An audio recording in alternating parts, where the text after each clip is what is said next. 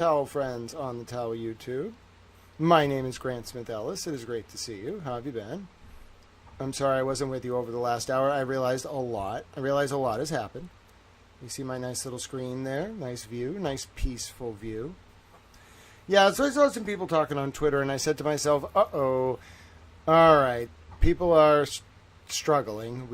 I should do a live sooner rather than later, and we should talk about this. So we're going to do that. Now, we don't have to roll the intro. I don't think this is a live that calls for an intro because there's no Funky Town. There will be no Funky Town. We won't be going to any kind of towns. No Impound Town, no Funky Town, no town of any kind. No, there will be no towns today. We have things to talk about. All right? We have things to talk about. We have to talk about them in context. We have some things we need to go over. My name is Grant Smith Ellis. I am a towel. All right, this is bothering me now. Oh, I see what the problem is. I wasn't zoomed in. So if you're just coming around, I'll catch up on what happened this afternoon. I'll take you through how we got there. I'll take you through how all of this has happened. Okay, I'll take you through why I was a little bit weirded out by everything that was going on. I'll take you through why I have concerns. I'll take you through what the revelation was. I'll take you through it's been about an hour. I think people are, putting it lightly, a little concerned. I think concerned is an understatement. So if you're just tuning in, if you haven't been reading the X feeds, if you haven't gotten a text from someone that you know, basically screaming, like running around in circles, unsure of what to do with their life. Someone was crying earlier. What happened was, I was reading through the Karen Read trial sidebars that were produced 2 days ago on Friday. It's a second tranche, okay, from the first and second Karen Read and John O'Keefe trial. And I was going through the cross of Brian Higgins from Alan Jackson. And I was reading some of the sidebars, and I had some concerns. Okay?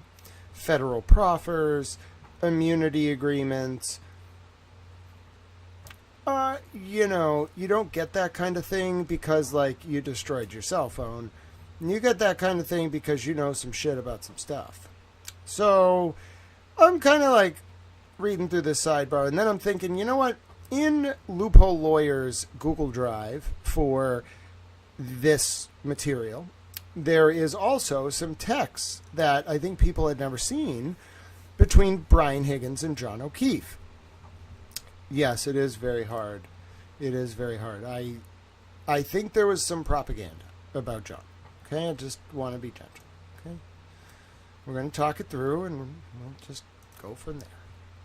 So, I want to show you a little bit about how this looked. Okay, I'm going to bring you up the full version. When I opened this file earlier today, okay, I'm a pretty technologically savvy person, reporter, etc. When I saw an extraction log, first of all, I had just read about the FBI program that was used to get these. When I saw them in this form, Higgins screenshots to John, I immediately had questions, okay? Why did I have questions? Well, because the conversation between John and Higgins in November of 2021 is not necessarily odd, okay? There is some odd sort of elements that come up, okay? John sends a picture, and there's a non-transcribed section of text. Everything else is transcribed, really, except for one of these speech bubbles and a few others. These ones talk about a very odd allegation, okay, about people being overcharged for beer.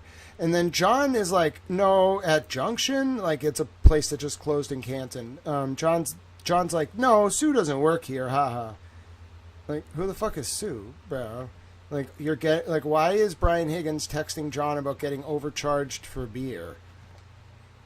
Beer costs $5. So I'm looking at this, right? And they keep talking. Then I find this thing about Chris and Kathy Curran, all right? Now, these people, it turns out, got accused of something pretty serious related to Tom Beattie's daughter. In particular, this is a court allegation. A document filed in court alleges that Chris Curran sent a video to like a 14-year-old of the 14-year-old drinking with Chris and Kathy Curran. Not Kathy Curran. Chris and Carrie Curran. Kathy Curran is unrelated. So that's weird. That like those allegations were rendered in 2020, yet John O'Keefe was hanging out with Chris and Carrie Curran in like 2021 and like talking about it with Higgins. Like it's just a little weird.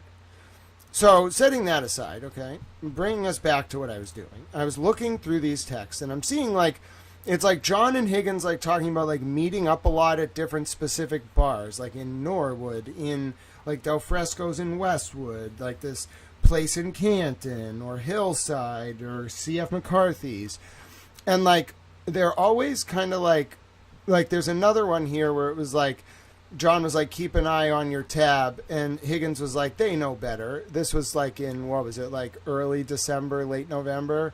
Yeah, November 28th, 2021. Okay, so about a month and a half before John died.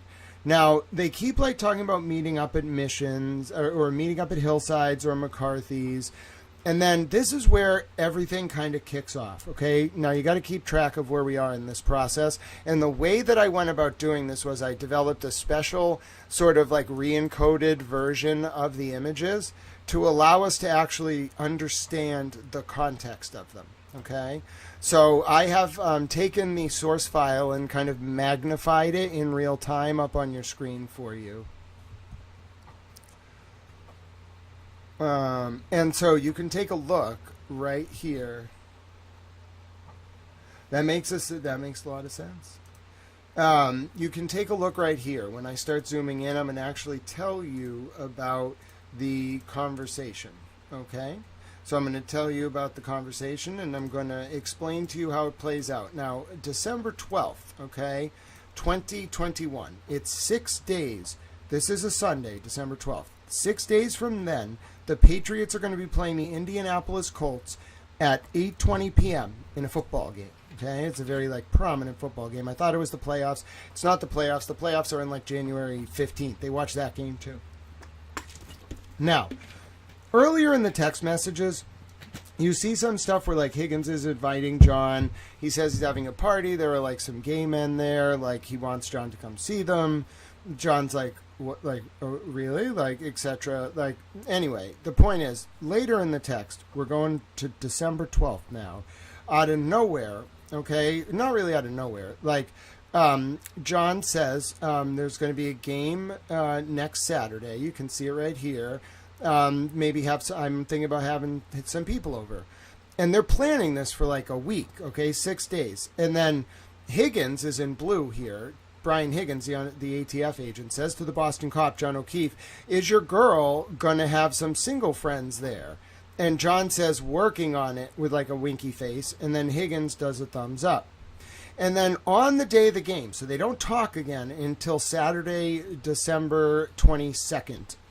Saturday, December 18th, okay, of 2021. 6 days later, okay, so we go from Sunday to Saturday, December 18th of 2021. This is the crucial day.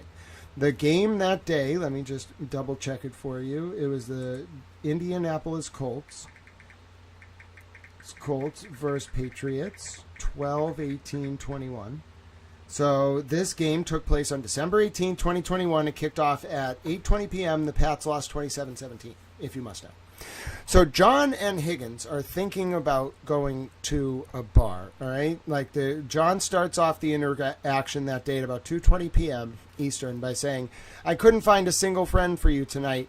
Plans for the game? And Higgins sort of laughs back and says, ha ha. Now, I want to scroll out for you here and show you what the transcribed text says, okay? Because some of the text in these was transcribed, even like embarrassing stuff, okay? So, starting on the 18th, John says, couldn't find a single friend for you tonight. Plans for the game? Ha ha, says Higgins. I will take a married one as a runner-up. And then John says, what about a lesbian? Try to convert her? And then Higgins says, that works if she is hot. And then, okay, here's like the preamble that's a little bit strange as like hell. Like, it's not just the one text we're going to see a little later. Okay, so they're just like talking about apparently like finding a lesbian woman and making her straight for Higgins. I'm not really sure.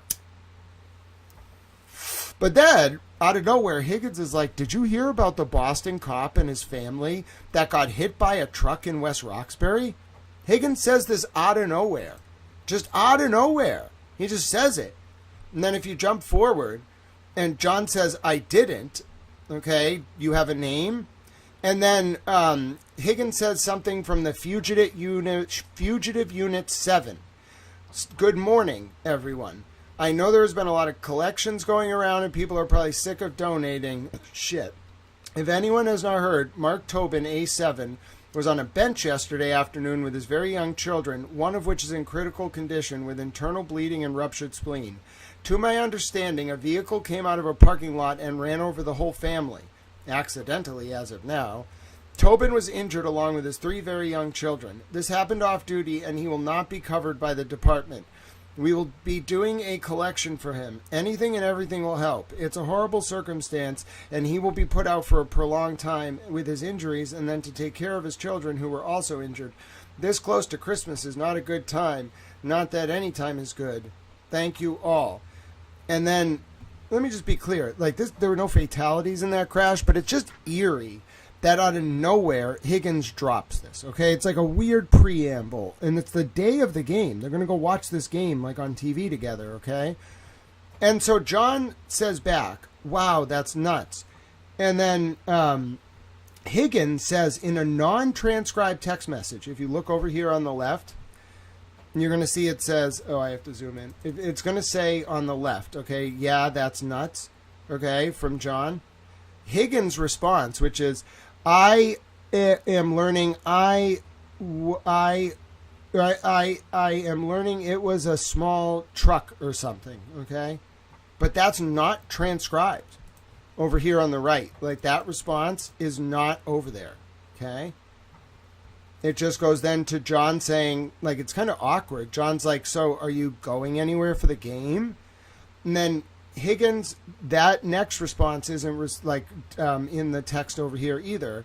Higgins says something like I've been working on my house today and something for a job, workout, and something, no plans as of right now. So it's just completely not transcribed, even though the person who took the screenshot easily could have sent it and intentionally put 5 screenshots on a page so you can't actually read anything, which is how I knew something was weird. So it's not just where we're going to get to in this conversation, it's the context. So they have that weird conversation, and then John, just after getting Higgins' answer, says, like, are you going anywhere for the game? Higgins ends it by saying no plans, and John says, okay, if we head out, I'll let you know.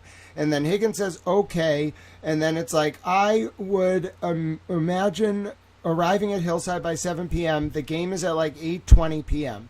So we know John and Higgins are together. Like they're going to go to this bar, Hillside. It's a cop bar in Canton.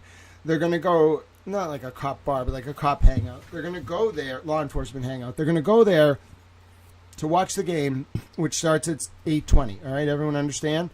Okay, so John says it is. It does start at 8:20, and then Higgins is like, okay, I'll hit you up at about 6 p.m.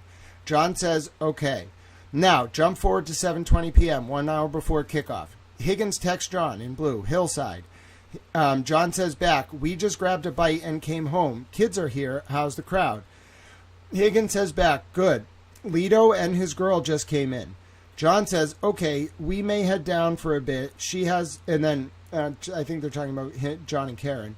And then Higgins says, cool, okay, and then John says back, she has a sweet mullet. So I think they're like texting each other in person. And then Higgins says, haha, easy fix. And then there's something we can't like tell what, like there's a text hidden here. Like it gets cut off below easy fix, okay? Like it gets cut off here, and then it's the bottom half of it's here. We tried to analyze it earlier. It's really hard to figure out what it says. Then these two are still at the bar, and John, so it was a text from John to Higgins that we can't read. Then John says to Higgins, the sound video difference is driving me nuts. And then Higgins says back, I know, WTF, they need to turn one off. John says, I told Steve and Mike. Then John says, come down here. Higgins says, that guy your girl is talking to used to be Boston, and it looks like it says like Huffa or like Haifa or something. And then John says, yeah, I worked with him at 1-8. And then Higgins says, okay. And then John says, gonna head out. You coming over? So remember, John's leaving the bar at like 9 or 10 p.m. The game started. John just doesn't like that the audio's off. And John says, gonna head out. You coming over? I can't deal with this audio. Higgins says, yeah, once I down this food, I will head that's at, like probably like that's way. I will head that's way. And then, but he made a typo. John says, okay. And then Higgins texts John, her mullet is tight. And John says, yes, it is. And then Higgins says, for real. And then John, right again, remember, this is late at night, 8 to 9, 10 p.m., sometime on the 18th, the Saturday night, in the middle of the Pats game. You coming by, ? I'm sending these 3 whores home 4 hour minimum. Ha, ha. And then to be clear, Higgins doesn't text back anything after ha, ha until Wednesday, December 22nd, which is 4 days later. Okay, not Sunday, not Monday, not Tuesday, but Wednesday. Text John a picture of 3 minions. Now do you understand?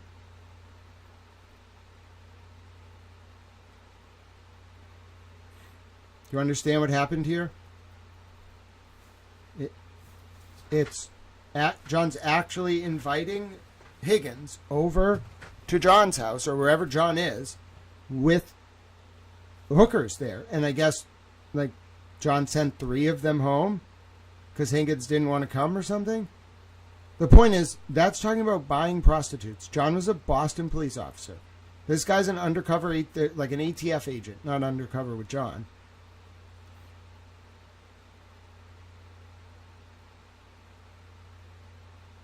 That there are multiple things that change the dynamic about the entire. If you haven't followed the John O'Keefe and Karen Read case since 2022, 2023, etc., you might think, okay, like he was a cop.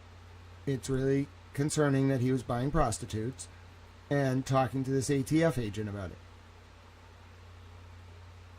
Yeah. It's 3 years later.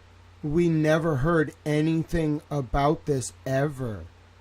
There are tens of thousands of people, maybe in the hundreds of thousands, who know everything about this case, who have watched all the motion hearings, who have watched the trial 7 times. I'm sure Trial Channel's watched like 750 times.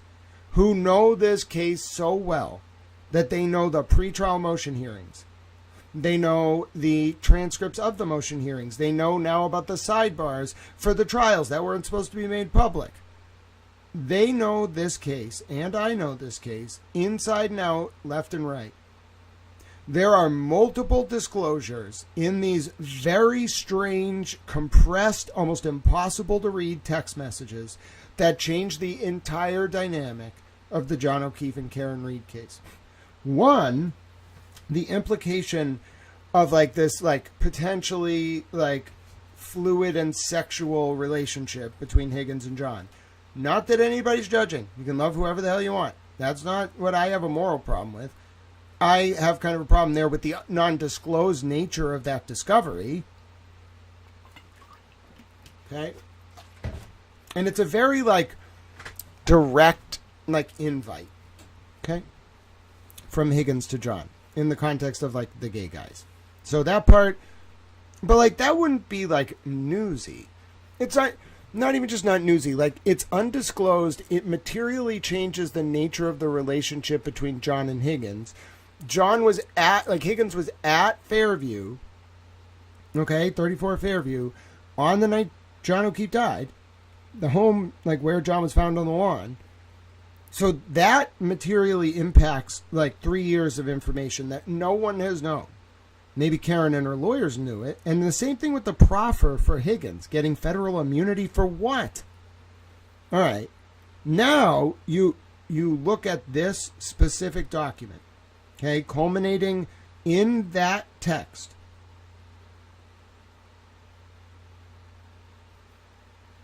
It's not about police details. They're not joking.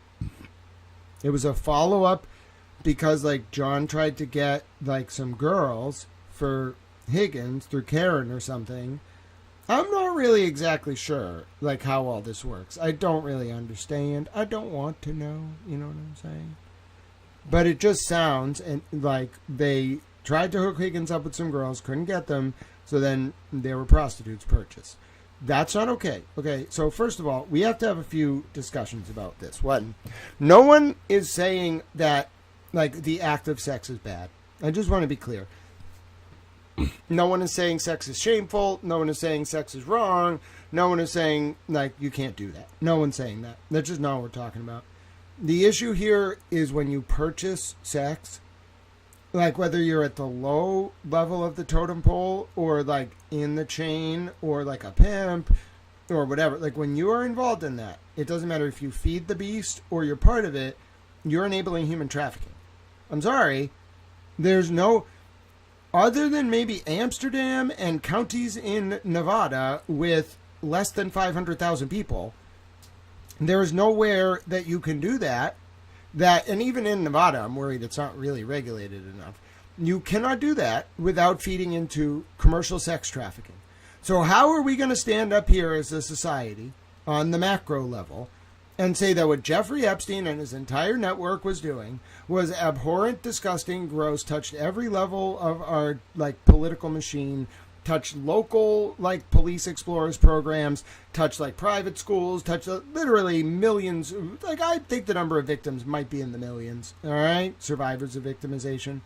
How are we going to stand up there and say that beast of child sex trafficking, of human sex trafficking, of just the most depraved behavior possible is a cultural reckoning requiring us to all fundamentally reshape our political system, but then look at the micro level and say, well, people buy prostitutes.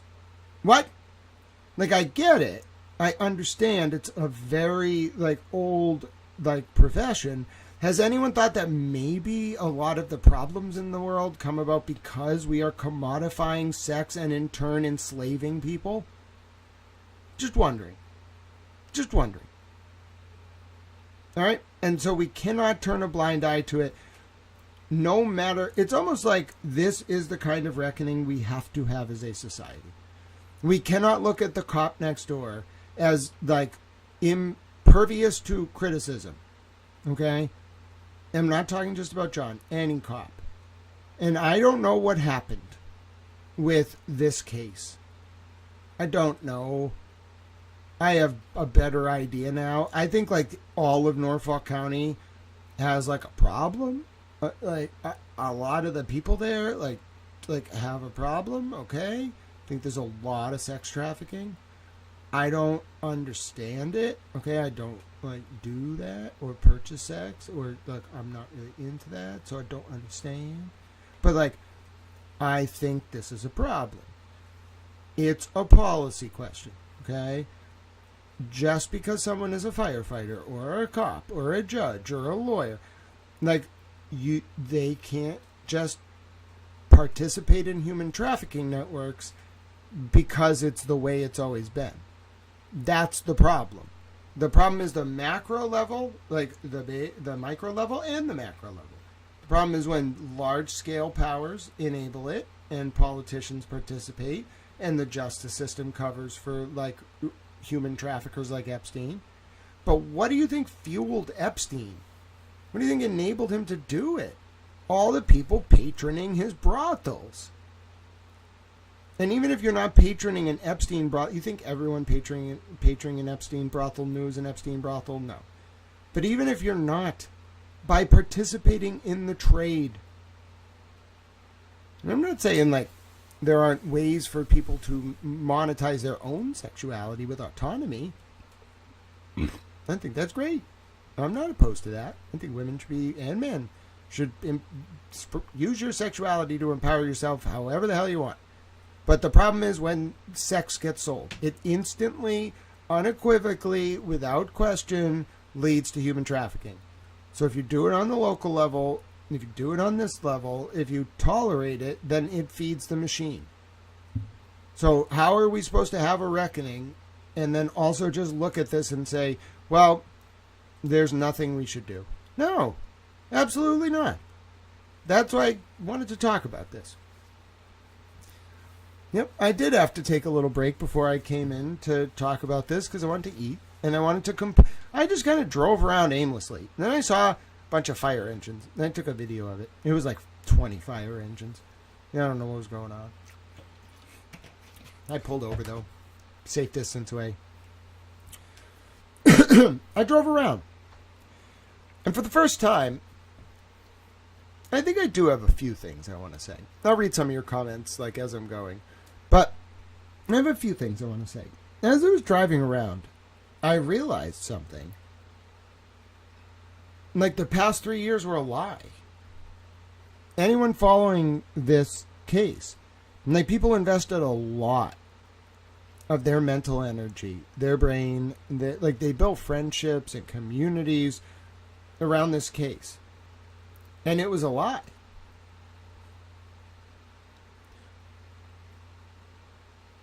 I don't know who had a reason or why they had a reason. I don't know if I'm ever... I think I'm kind of starting to understand.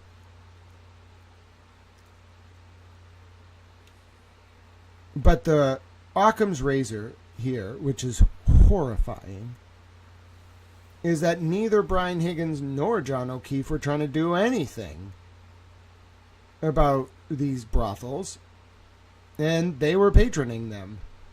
And it seems to me that, like, the network, the way it worked was, like, John and Higgins were hinting that, this part they never said outright, but it was like, you would go to a bar, and then, like, the girl would meet you at the bar, and then, like, the girl, you had to be careful how much the girl charged, because they had a tendency to overcharge.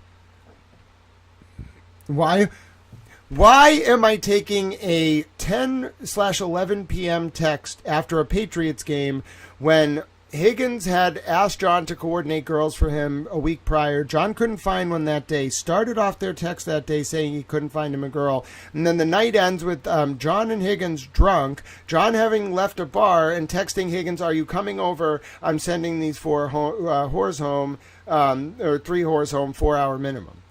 Why am I taking that so literal? Because that's what they were talking about. That's what was on their mind. Girls and drinking, and in context, it's late at night, and it's basically a culmination of their conversation. It's not out of left field. It's not making a pun. It's what it looks like. In fact, I think to take it other than what the words on the screen say, you would have to do some mental gymnastics. Okay? Like to take those words on the screen as anything but "I'm sending these 3 whores home, 4 hours minimum." You had, like, one person on Twitter thought John was talking about a traffic detail. It's 11 something at night on a Saturday. He's drunk. He's just been at a bar watching the Patriots. Someone else thought that it was about the Minions. No, the Minion text, as you can see, is not till Wednesday, December 22nd at 3:24. Okay? So, what are we doing here? What are we doing? That's what it made me realize. Like, there was, like Rachel said it right, there was this incentive to create a cult of heroism around John, because the actual reality was he was doing illegal things at a bare minimum.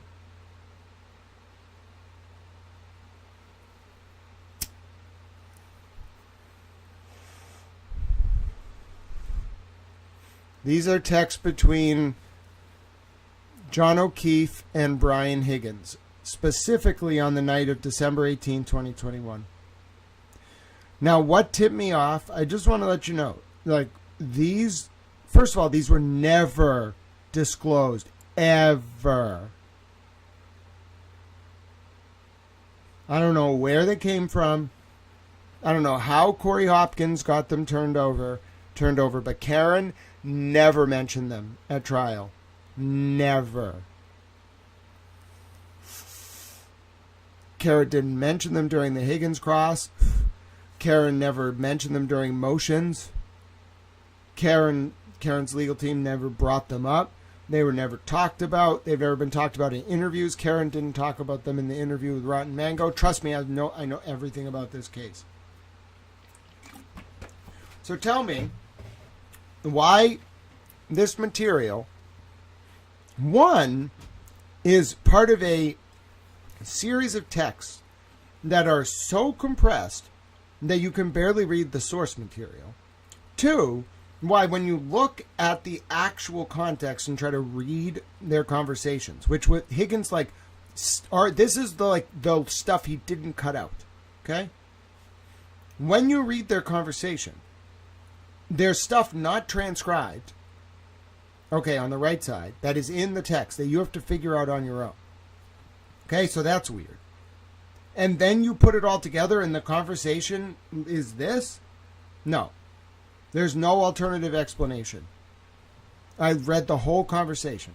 I studied it line by line. I know where every differentiation is between the transcription, which, by the way, is not correct. There are multiple lines from Higgins that are clear in the transcript, in the screenshots that he doesn't put in the transcript. By the way, this, I'm pretty sure, is the FBI software that, like, Higgins went in, like, to the FBI to use, okay? And that Judge Cannoni wouldn't let Alan Jackson ask about, if you missed that part of the sidebar read. Alan Jackson was like, do you know it's a federal crime? So actually, what we're looking at in these screenshots is actually evidence of two crimes. 3.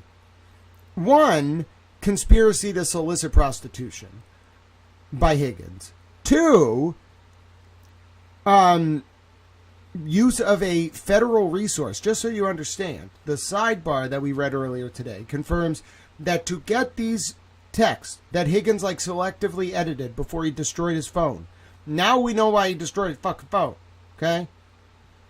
To get these texts, Higgins had to go into an FBI. He decided to go to an FBI office or a DEA office or something, an FBI terminal, walk in, and then just use it with his buddy's help, who was a DEA agent. Okay? Yet the images they produced are illegible and the transcript is inaccurate? Bullshit. And no one's ever seen these, ever?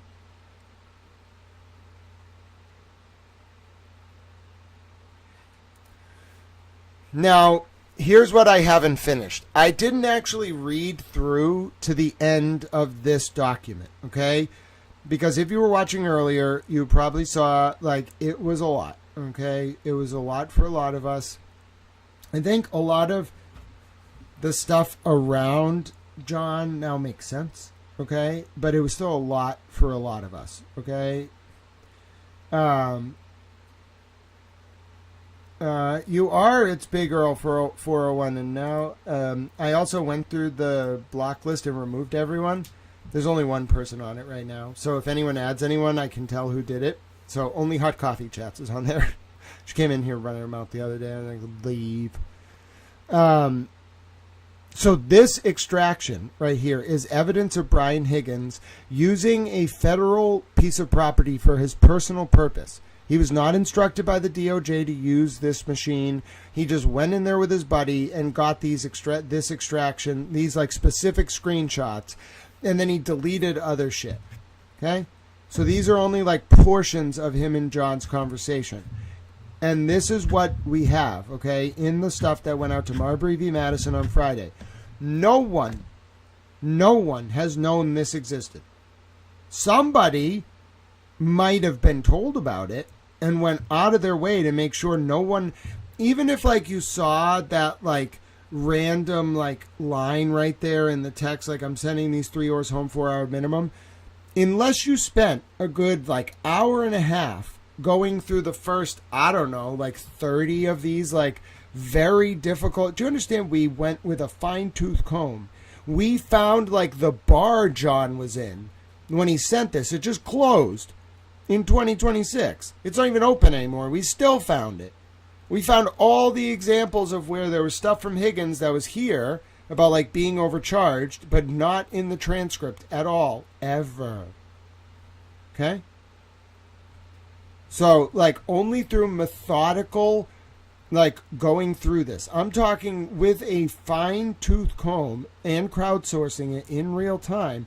I want to show you how we were doing it. Like, we were actually like this, okay? We were going through each one, zoomed in, and we were doing it together. I was reading every line. I was cross-referencing it. We were studying the pictures. We did this together. Okay, I did not jump ahead. I did not look for salacious material. I read this meticulously so that I could understand every reference. And I could understand who was speaking, where they were speaking, so I could understand the flow of their conversation. I kept like learning about like how they would interact, like tell each other where they were. There's some like weird thing in here where Higgins like, I got to go see another guy first, like almost like implying like John was a customer. Like, I don't know, bro. Like, it's hard to tell. Like, you know what I'm saying? Like, it's hard to tell. Like, there's one point where Higgins is like, I gotta see like another guy first or something. Not like in a sexual way, but more like I have a client I gotta see or something. All right, so it's like, it's in there. You'll see it. Is this one it? Let's see. Oh, and then there was like the Bruins game they went to. But there's just a lot of stuff. You will see in this conversation a lot of stuff. Now, you really have to actually like look at it. You have to open the PDF. If you need a copy of it, I'll give you the link. You shouldn't like take my word for it. Take a look at this, okay? So grab the link. Here's the file we are reading. Now you're going to notice when you go to open this, you're going to be like, Grant, I can barely read any of this shit. Yeah, I think that was on purpose. Okay?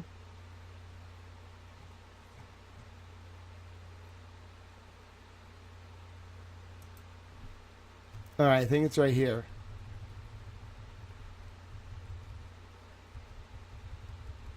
I forget where it is. Hold on.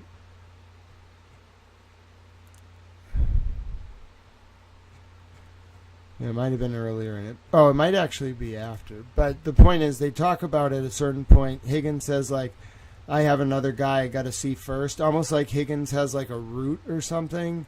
So that was a hint that something was weird. But again, it's in here in writing. Okay? Like, right there. And then they don't talk, like, yeah, Higgins says, like, ha ha, he. But, like, he's, like, more like, come on. Like, it's contextually very concerning. Okay? Every single bit of it.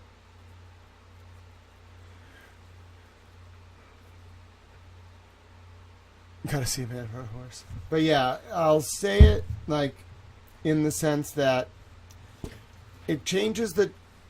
First of all, we can keep reading these, but it changed. My initial reaction was, do you want to see my initial reaction? Do you want to see what happened? Because I'll tell you, it's not like I just like was searching the Epstein emails where you find one email and you don't really know what the context is, like Kathy Rumler saying she got the CIA agency medal. Until you research like who Kathy Rumler is, what was going on, you don't really like understand it.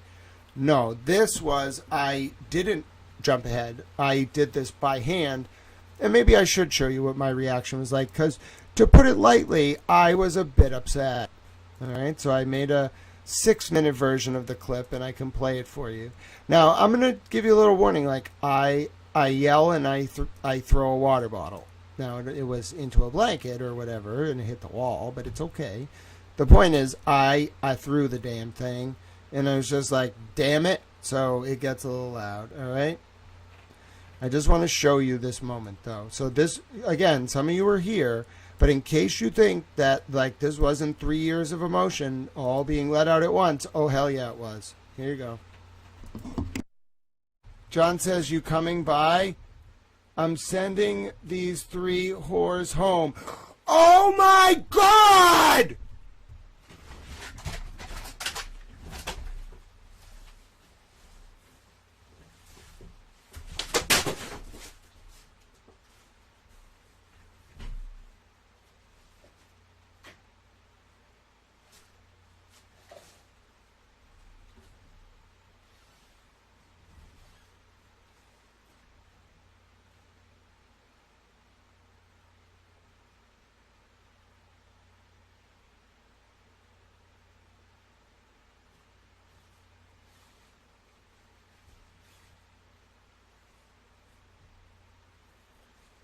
Fuck!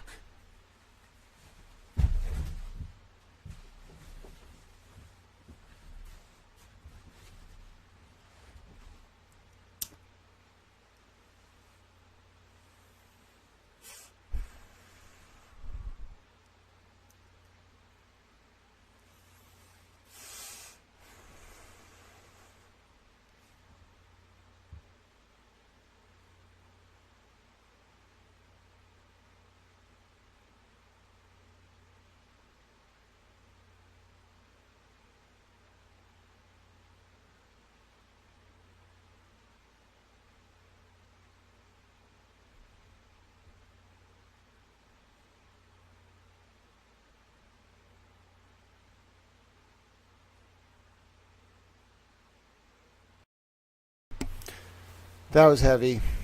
And that's all, like, I don't even compose myself to be able to talk for a few more minutes. Like, I'm still trying to compose myself. I don't even remember. Recorded that whole process. That's true. All right, let's listen. Oh, this is so sad. It is. I don't think people get it. Like, I really thought he... Okay. I get the Epstein files have been very disillusioning. Okay, I get it. But, like, I really thought he was a good guy. And I know everyone's going to say, like, yeah, but Grant, like, everybody does bad shit. No. Like, I really have this, like, belief that if, like, you're a cop or a fireman or a fucking, whatever, any position of public trust, you act perfectly all the time. No mistakes. Like, you can make mistakes, but you never do anything wrong. There's a difference between a mistake of the heart and a mistake of the mind. Mistakes of the mind are fine. I learned this from a police captain, I think I was watching on YouTube. He gave a lecture to his cadets down in Florida, and he said, everybody makes mistakes of the mind, because you're like thinking something through, maybe like put a screw on the wrong way, you send someone to the wrong location. Like, everybody makes mistakes of the mind. We learn from them, but they don't define us. It's just part of being human. Mistakes of the heart are different, though, where you like do something wrong and you know it's wrong and you do it anyway. And that's where I'm worried we're going down as a society. You know what I'm saying? We have this culture where it's just you hide behind the title. It doesn't just affect cops. It affects politicians and professors, as we can see, scientists, presidents, secretaries of state, secretaries of commerce. It doesn't matter. Prime ministers, foreign ministers, lords, the Rothschilds, the whatever. It doesn't matter. It knows no religious affiliation. It knows no political affiliation. It knows no social class. It is simply evil. Now, you might be saying to me, are you really condemning John O'Keefe as evil? Not really. We don't have enough to do that. But I'm telling you that it doesn't matter what level of the pyramid you're in. When you participate in that, not because you were a survivor of victimization, but because you are literally either paying for it or selling it, or protecting it, it creates a system that never will go away. And that's what broke my heart about it. Because I truly believed, like, at least on the sex offender unit, like, come on. Like, I really thought, like, at least there, like, the people would be just, like, so cognizant of the pain that can happen from human trafficking, which includes buying sex, even as a commercial consumer, that they wouldn't do that. I mean, you realize, like, John would, if that text came out, first of all, they would have done a way more in-depth review of John's phone, okay? Like, clearly, like, you can't, like, prostitutes don't just show up at places, okay? Second of all, we know there was multiple commercial sex rings in this area, one of which was tied to Jeffrey Epstein. 3, like, now we have to find out. It's not even a question. If John was patroning those places, along with the other cops, okay, first of all, it changes, like, the motive for his death, potentially. Second of all, like, none of this was disclosed, and Karen still was acquitted. Like, this was never supposed to come out. I just, like, I don't understand what has happened here. Okay, this, like, if this, think about this. Through the entire criminal discovery process, through 40 motions in limine, probably like 60, this never saw the light of day.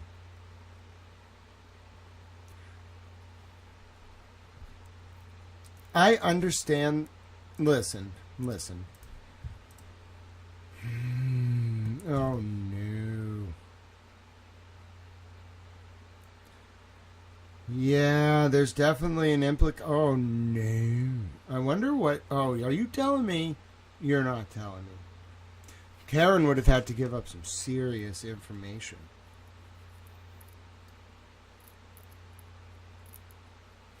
Bro, John... Okay, initially I thought maybe, like, John was working undercover, but, like, I don't know now. Like, it sounds more like he was participating with Higgins in this, like, ring, and then Higgins got mad at John. Like, when Higgins brought up that the Boston cop dying by getting hit by a car, like, within a month and a half of John dying, like, that's creepy as fuck.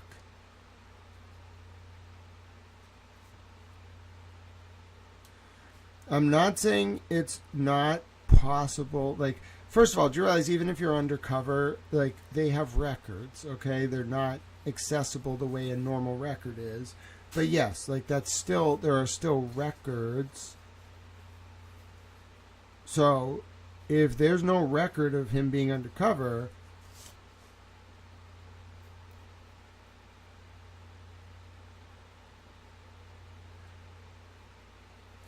who...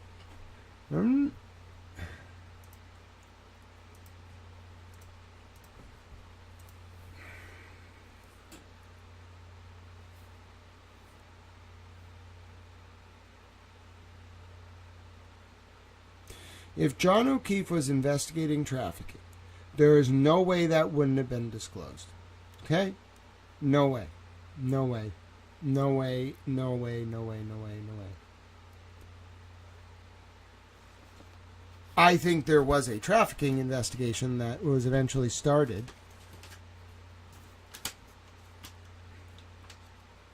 Do you understand?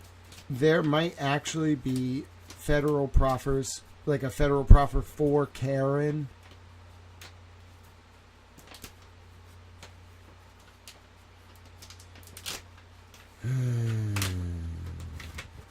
This is going to become a cluster F. I already know it. How are they supposed to have lawsuits about this? No. Yeah, I'm just telling you. Like, it it's highly unlikely. It's highly unlikely that they were doing an undercover operation to, like, get prostitutes after a Patriots game. Maybe. But no, it sounds more like they were perhaps patroning prostitutes on the regular and, like, talking to each other about where they were going to get them.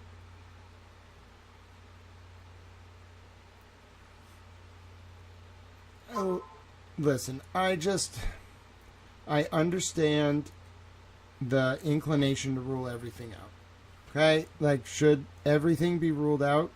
Yeah, absolutely. Like, various people, like, I'm sure, have the ability to rule out whether he was an undercover. That's not what this is. I'm sorry. I know it's really hard. Like, I've never seen people take something so hard. Like, some of the reactions online are, like, almost irrational on X. I've never seen anything impact, even the Epstein stuff. People were ready. They knew. They wanted to be able to confirm all that. This, like, it's almost like it shatters your understanding of the case. It doesn't matter what side you're on, what you believe. Like, this one thing, along with some of the other interactions between Higgins and John, just it completely undermines, completely, unequivocally, unconditionally undermines everything that has been said about specifically Higgins and his relationship with John. And it undermines everything we've been told about John. And the Occam's razor answer is there was no grand plot. It was not to take anyone down. They were just doing this. Higgins had to get a federal proffer. Why would he need a federal proffer if he was working?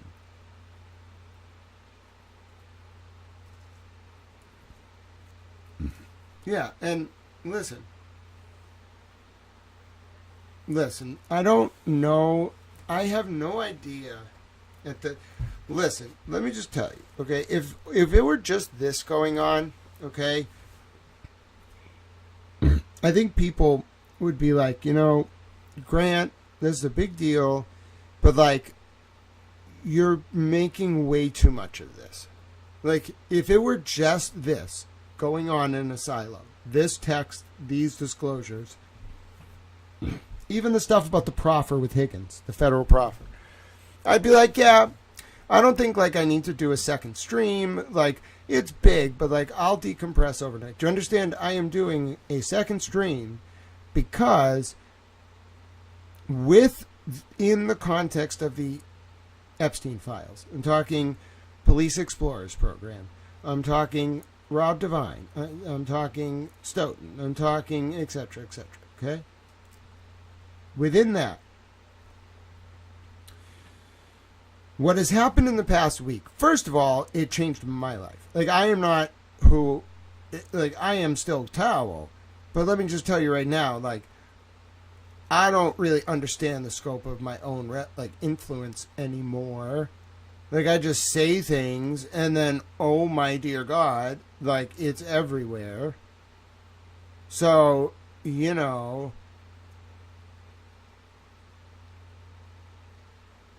in a very interesting position with, like, now that this is out there, like, yes, it's not just me in Little Towel in Massachusetts. Like, I can get the answers to this probably. Do you all want them? I don't know. Like, I don't know if I want them. But I certainly don't want any more lies. I don't want any more fake hearings and fake trials and, like, oh, don't talk about too much about this. Then they might figure it out. Oh, okay, all right. Well, our side won't talk about this, and then you don't talk about this. No, I just want to know what happened. At this point, it's not even about just John O'Keefe.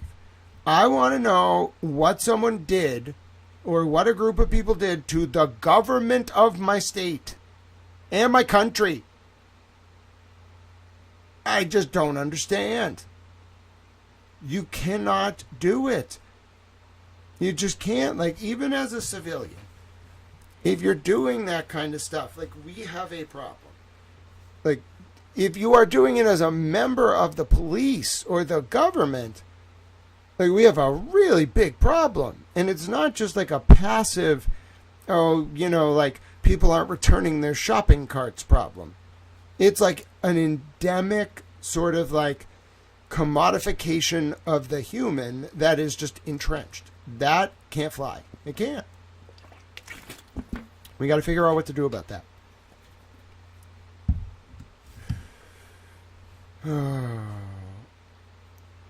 What is the post about John's phone? Let's see. What has Boozy Beauty posted? Let me see. What did Boozy Beauty post? Is it relevant to this? Probably is. Okay. Oh, interesting. So, are we thinking that some of this stuff might have been on John O'Keefe's phone, but then someone manipulated it? Because Boozy Beauty wrote this post. Let's have it played while I roll this again. No. Hold on. Conversation. And there it is, folks. The handoff of John O'Keefe's cell phone from Kerry Roberts to Officer Mullany. The issue. Mullany never testified that he had John's phone. Good never testified that Mullany got the phone. Neither did Lank or Sraff. Kerry seemingly couldn't remember who she gave it to or when. From Good's dash cam footage, all 3 front angles, we now know that Kerry was on the phone at this time and heard mentioning a house party via Sraff's dash cam. She is seen on Good's dash cam literally taking a walk all the way past 32 Fairview Road. She apparently did not want her conversation to be heard. For time reference, the ambulance and CFD vehicles had already driven off. In the footage, we see Lank, who had recently arrived, Sraff, Good and Mullany huddled together in front of Sraff's cruiser, behind Kerry's SUV. Then Good and Mullany start to walk towards Kerry's vehicle. Good opens the door where Karen is, asks her something, and then shuts the door. The two walk up to Mullany's vehicle but then quickly turn around. This is where I believe Mullany remembered seeing Kerry pick up the blanket and John's phone from where John was laying. From there, Mullany walks to Kerry and she immediately gives him the phone. Without hesitation. Where the phone goes from there? Who knows? But it was not in Kerry's possession when her and Karen drove off roughly 5 minutes later. Oh yay, so she'll make a video with her Canton crew and discuss in detail. So, let's look at the video itself. From Boozy Beauty, starring role in tonight's show. Well, she's not actually in footage. Good job, Boozy Beauty. Hello, Jersey Girl, over at Now. Hello, Freeze Frame Pan Out. Terry and Petty and Mary P and Aaron. Mama D, hello. Stacy Q, FBI DOJ. You behave yourself now. Alright, this is very interesting. Because you realize, like, the implications would be if they just got to John's phone before they did the extraction. Yes, also the mystery of how Matt McCabe got to Fairview Road by 6:38 a.m. when he claims he left his house at 6:35 because of a call from Jen McCabe. That part doesn't make sense. Yes, Boozy Beauty is great. We all agree. So it looks like that's when he goes over and gets the phone from Kerry right there. Great video editing here. Great zoom in. Efficient. Effective, helpful. We don't need to be using no red bars. Just cut, zoom. Perfect cut, zoom.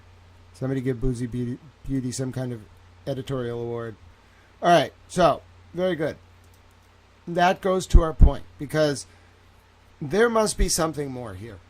Okay, there must be something more that we don't know about John O'Keefe's phone and how it was handled. Like whatever it is. Listen. I'm starting to just wonder a little bit if maybe like no one expected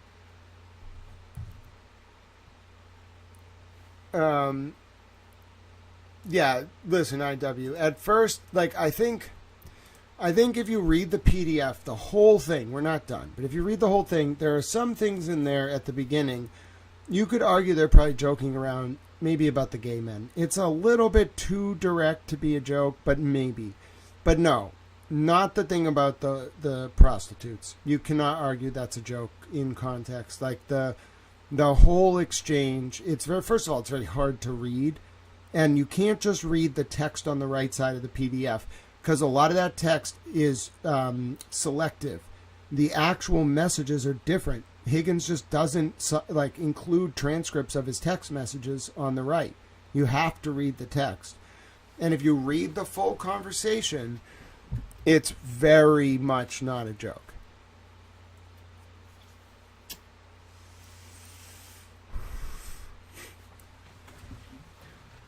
I think the only person who's undercover, quote unquote, is Laura McLaughlin. Like, I don't think Karen even was like undercover. It was pretty obvious that like Karen was more than meets the eye. Okay, I don't know. I thought she was an intelligence asset. Which, I mean, I guess you could be both. I'm starting to wonder more if she just like knew information, so the feds were willing to work with her. Yeah. I think the feds...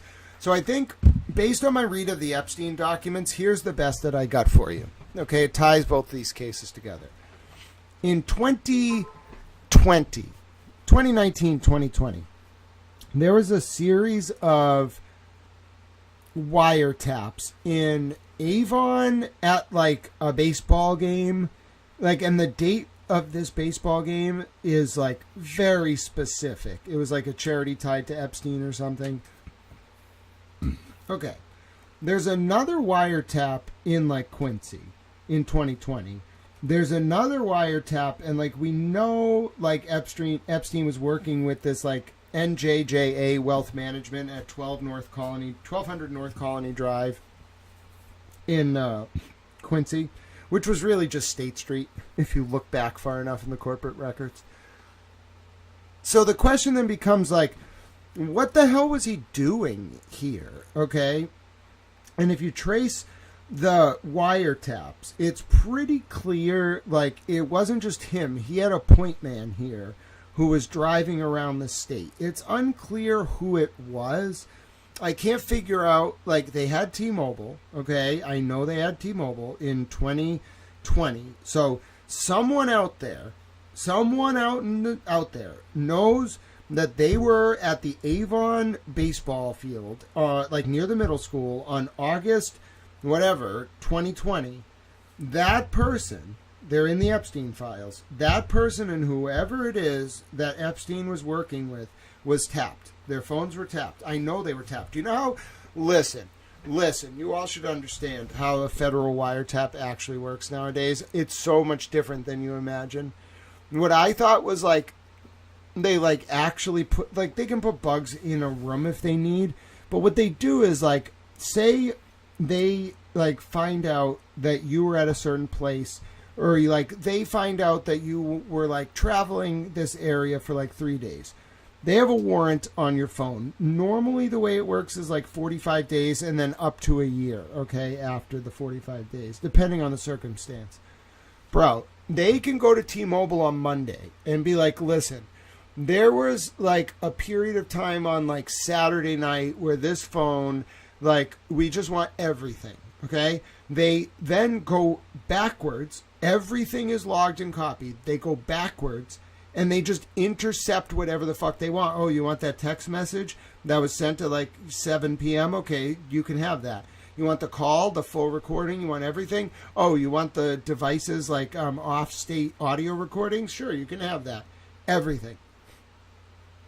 That's all a wiretap is. I'm sure there are more complex versions, but they literally like packet inject the phone. They tell you the port they use. They packet inject it, and they just take the data. It's crazy. I've never seen anything like it. Barros was also hit by a car. I did not know that.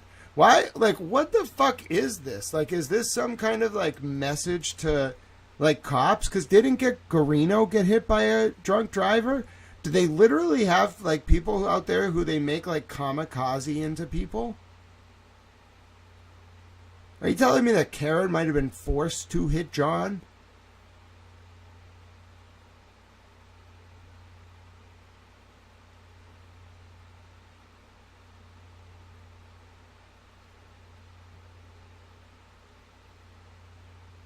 Wait a minute. I mean, doesn't it just strike you as so odd that Higgins brings up to John like a month and a half before like John's death, on the same day, by the way, that John talks about the whores. Higgins brings up the cop in Boston who got hit and specifically mentions that like his family got hit too and the young kids. Like, doesn't that sound like a threat?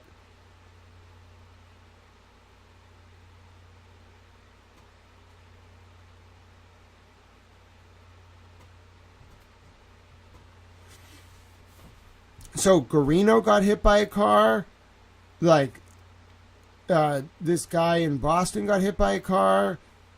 I think somebody else got hit by a car. Yes, freeze frame pan out. Robert Devine. So doesn't it just strike you as a little odd? More than a little odd. So it's not just the prostitutes. It's not just the gay men thing, like conversations. It's not just the like, can Karen bring me some single girls? This is the part that makes me think maybe Karen had information, because Higgins says, is your girl gonna bring some single friends? Like, what does that mean?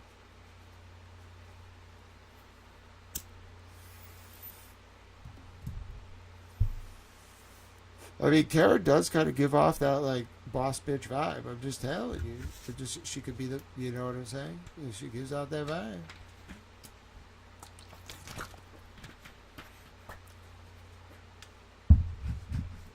All right, because then it all starts to make a little bit more sense. Is this all a movie? Asks Aaron. I don't know if it's a movie. Yeah. So here's the problem. A lot of people were going to make movies about this, and I think they're in a lot of trouble now, because whatever film you thought you were going to make out there, whoever you are as a director, like, that's not the film you're making, Brett. I'm sorry, that's not the story. The story, like, first of all, before, what was going to happen is, like, inevitably Sandra Birchmore was going to become the story. Now, anybody's guess. Like, the story seems to be,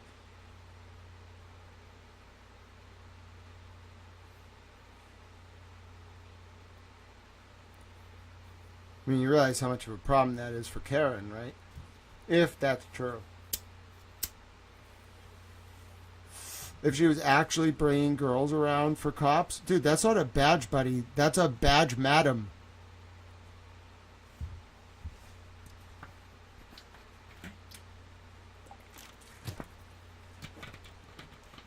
What's it called when you're the boss of the badge bunnies? You aren't a badge bunny anymore. Okay, what is everyone gonna do now?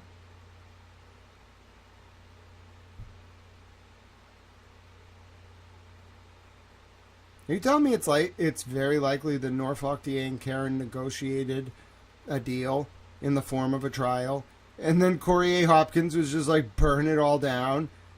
And no, she didn't really, like, realize what burn it all down meant. And then she burned it all down. Because she certainly burned it all down. Because that makes the most sense, you realize that, right?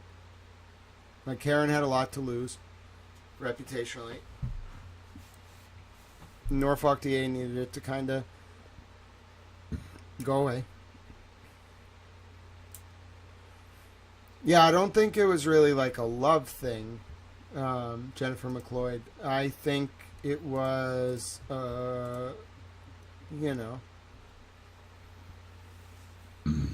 it sounds like they may have been running women. That's like my best. First of all, I can't believe I'm saying this. Let's just all take a pause here. My name's Grant Smith Elvis. Thank you for tuning in. We've had a long day. Do you understand what I'm saying right now about a case where I am probably one of like the 10 foremost experts outside of the various legal teams? Do you understand I never thought I would be saying the sentence, it's possible that these three were running women?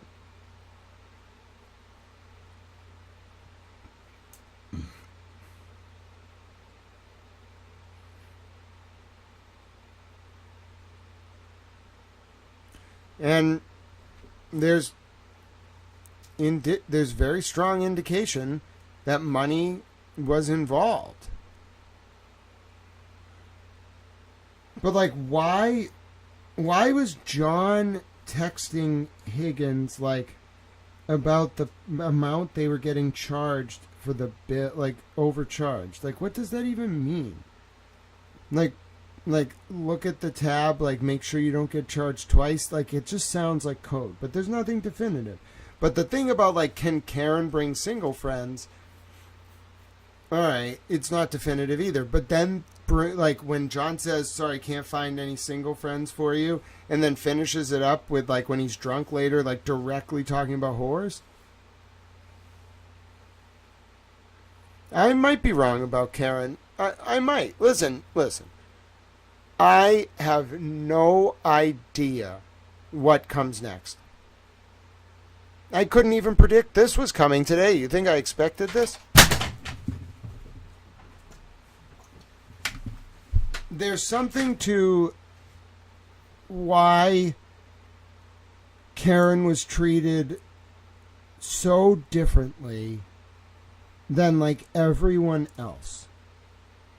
Like, Karen must be, like, I always thought it was cooperation, but it must be like, it really must be related to this, because Karen just knew like too much about like Birchmore from the jump. And if you know about Birchmore, like, you probably could have figured out about Tiffany Overstreet. You probably could have figured out like about Amelia's. You probably could have figured out about like Divine. So therefore, like, if you put all that together, you either like are the smartest person on the face of the planet to do that, like between like February of 2022 and like June of 2022. You're either like the smartest person on the face of the planet, or you were in it and you wanted out. There's only two options. You know what the price of getting out of that world is? Your life.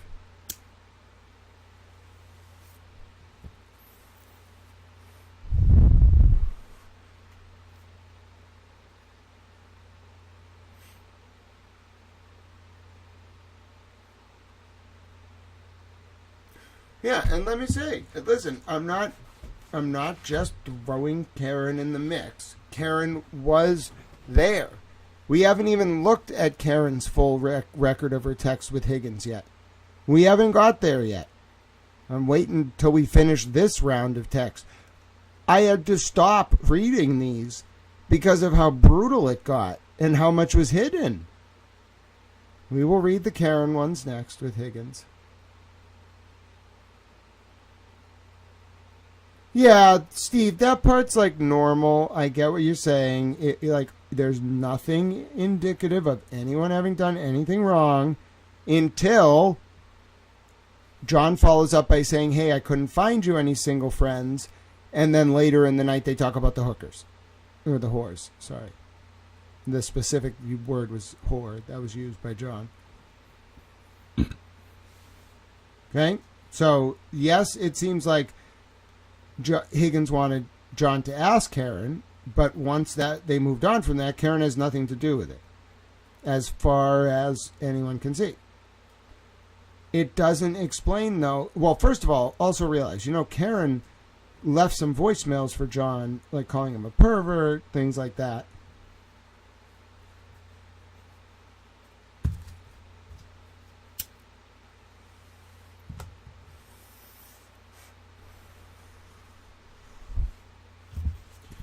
And there was something off with that couple. Chris and Carrie, whatever their name is. Just something off with them and Tom Beatty.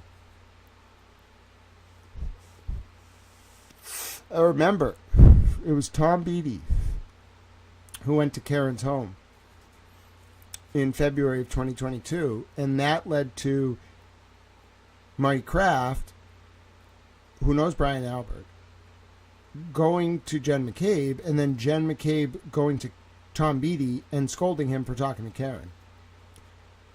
So who's protecting who here? Like, why, if Karen, like, no one would need to do that to Karen if she was in on it. Do you see what I'm saying? In on and whatever was going on with John and Tom Beatty and that weird couple. What if Karen just saw too much?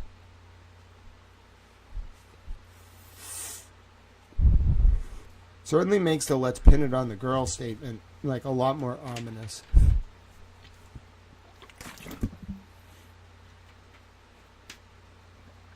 But like, why did they say, like, why did Higgins say specifically the Boston cop got hit by a car? And like, why did Garino get hit by a car? And why did Barros get hit by a car? Like, what is it with people like, and the cops and getting hit by cars in this case? Like, what? Like, no. Once, okay, twice, 3 times, and in the text out of nowhere, and John like kind of took it ominously and just like moved Higgins on.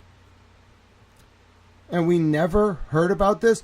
Bro, Alan Jackson on cross can and should have been able to be like, so why did you text John like on December 18th, 2020, or December, 18th, 2021, about, what was it? Let's see, a month and 13 days. So roughly 6 weeks before John died. Why did you text John that a Boston police officer and his family, just out of the blue, why did you text him that the guy had been hit by a car and his young kids? Don't you think that would be an important question that Alan Jackson would like want to ask? Listen, Alan Jackson is kind of one, and Karen and David Yannetti are the only people who can answer these questions. Like, we are guessing at this, but like, if you asked Alan, right, straight up, Alan, did you know about like this exchange between December 12th and December 18th of 2021 between Higgins and John? If he was like, no, well, what the fuck? They just kept it from you? Based on how Lally was fucking acting, I'm sure Lally would be like, I didn't think any of this was relevant under Rule 14. I don't know what fucking Rule 14 is, Judge. You might have to remind me. Is Rule 14 the one that says I have to wear a suit to court every day? I thought I was complying with that, Your Honor. I'm so sorry. Judge, give me some advice here. Give me some cover. Did I have to turn over the harassing email Higgins gave me at the witness prep interview? I had no idea. You know, I guess that part of the ethics exam, you know, they just don't do enough continuing legal education on it, Judge. Rule 14 is so complicated. No wonder they updated Rule 14. Prosecutors were being flagrant. Looking back, I haven't gotten to the Hank Brennan sidebars, but looking back at the Adam Lally sidebars, Adam Lally is hopeless. He's a good lawyer, but he was hopeless as a corrupt official. Judge Cannoni had to do all the work. Lally was just like, Judge would be like, Mr. Lally, don't you mean this? Or wasn't the lawyer sick? And Lally would be like, yeah. Oh, yeah. But no, so you might say Jackson knows all, right? But say, like, first of all, Alan Jackson's word carries a lot of weight. So say, like, you went to Alan Jackson, right? And some host asked him, Mr. Jackson, did you know about these exchanges, like these specific texts? If the answer is yes, okay, he could be like, yeah, but based on like the totality of it, we didn't want to like use that as part of our defense. That's fine. Like it does. Like Alan Jackson's not the relevant party to that. That's just an explanation that isn't concerning. If Alan says no, then where were these texts? We know they were produced as part of the Higgins material to Marbury v. Madison. So where did they come from if Alan didn't have them? You see why that's such an important question? We know that there were discovery violations throughout Karen's trials. How do we know? David Yannetti reposted my post about how Kate Peters' September 29th, 2023, I want to say, but don't quote me on that, email to Yuri Buchanan providing a report about the John O'Keefe MV homicide. Listen. That was hidden from Karen for both trials. How do I know? Because I made a post about it, David Yannetti retweeted it, where I specifically said it was hidden from Karen for both trials. So we can't just assume they turned this over with this prosecutor's office. But do you see why that question is so key to the why, or to all of this? If the Reed defense had this, but didn't use it for tactical purposes, it's not that big of a deal. They have the right to choose to present whatever defense they want and play it however they want. But if they didn't have this,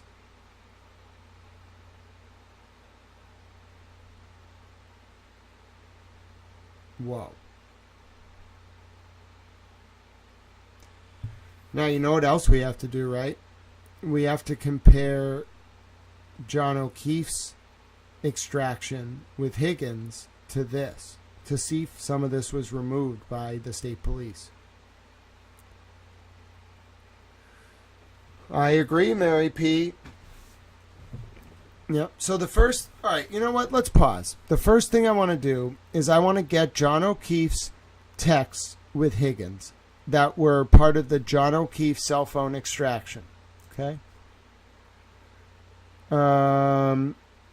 Let's see. I don't want to do the Higgins and Reed text yet. I want specifically John O'Keefe's messages with Higgins. Let me get them. Does anyone have them offhand?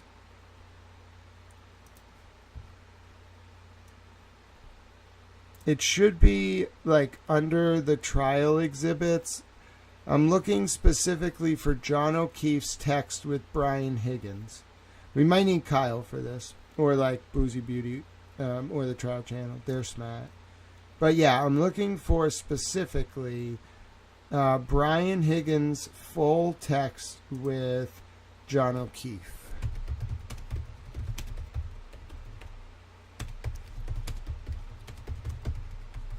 And it should be a PDF.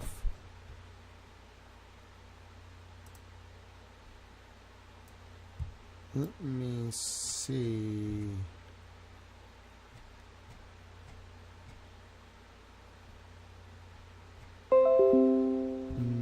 No, I don't want to do that. I'm looking for... No, I don't want the text from Karen to Higgins. I want the text from Higgins to John. From John's phone. Let me see.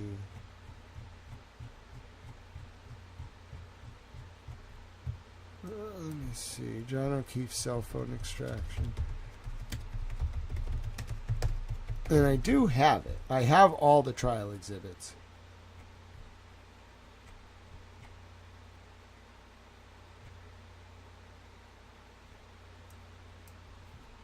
Wow, we might have to actually... Of course, there's no like easy repository for this. You have to actually go and do it by hand. This is actually incredibly important though, so we're going to do it.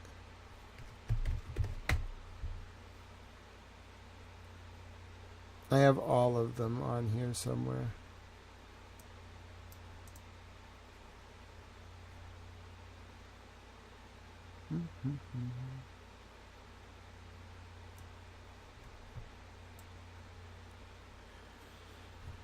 I'm looking. Yep. I got the exhibits, but it's not that I need. What I need is all the exhibits as one like post. Trial exhibit. Yeah, I have it. Okay, I have it. Well, I don't have it, but I have like some exhibits. Who's this from? Karen Reed and John O'Keefe chats. Nope. I need John O'Keefe and Higgins. Who's this? John O'Keefe and Jen McCabe chats. Okay, I have some stuff, but I don't want that. I want John O'Keefe. Oh, dear God. No, I don't want that. Why is that got to be the first thing in the PDF? Alright. Gray key. Who did you gray key? Is this... Yeah, this is John's phone. This is the gray key. How much is this? Okay, that's the gray key, but that's not what I want.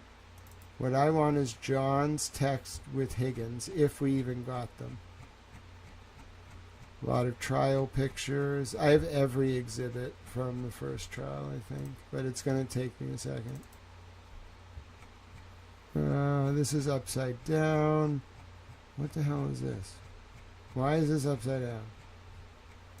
It's not what I want.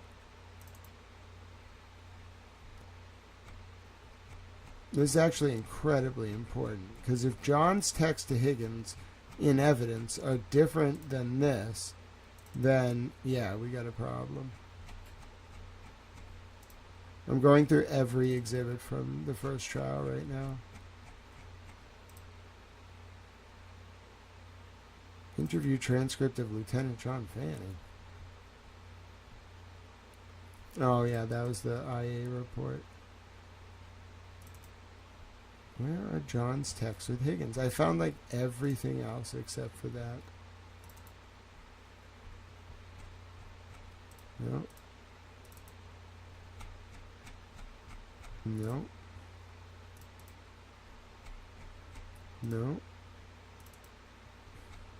What's this? History DB.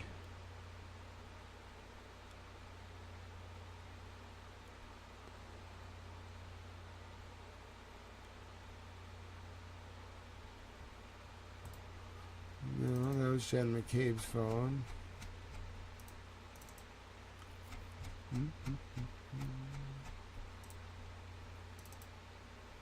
Alright. Nope. Taillight pieces. I don't know if we ever saw Higgins to John O'Keefe text. Kind of remember they got read out during Higgins' testimony. What's this? What's this? Brian's phone. Got him. No, this is Higgins to Karen. So I got the stuff that was produced from... Let's see if Higgins to John is in here.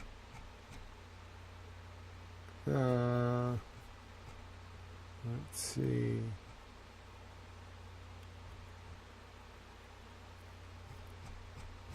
So I got Higgins' texts here. I think these ones are with Karen. Alright. I got what I wanted. I found the trial exhibits of the text from Higgins to Karen. Yeah, I don't ever remember...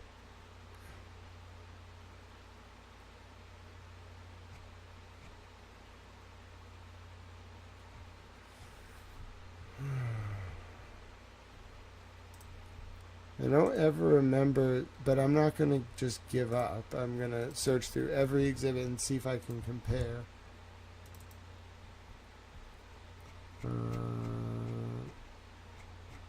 No. What's this?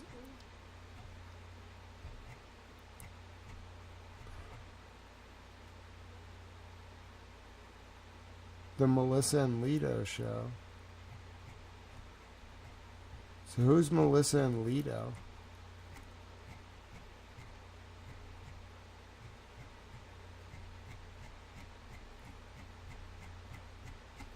This is so weird because then here you get the actual screenshots of the text between Higgins and Karen.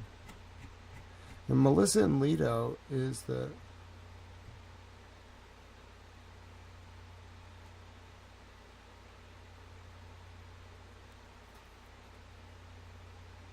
The Kerns went after it again at noon today.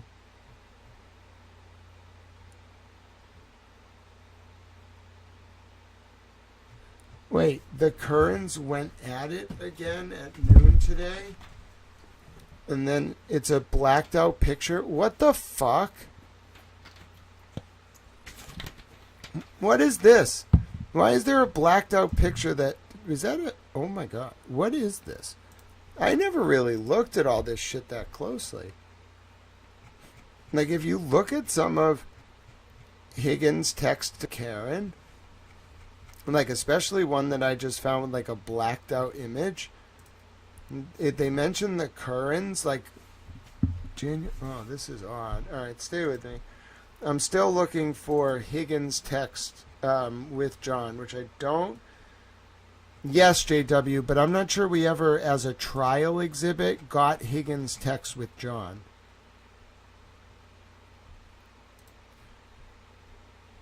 That is what John's headstone reads. Apparently that was like one of his sayings. Life is just a movie.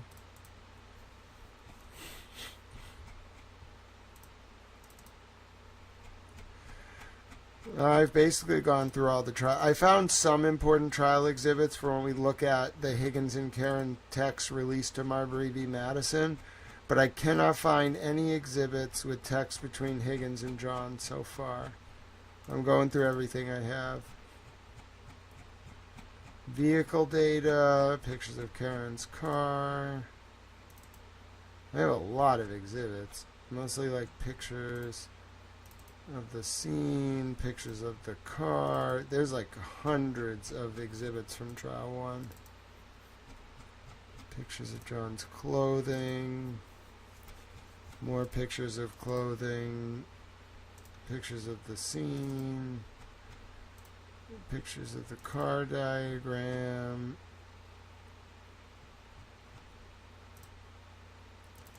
Is Life is Just a Movie a QAnon saying? I don't know. I've never heard of that.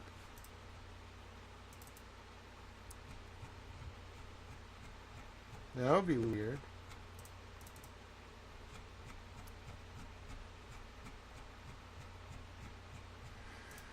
Nope.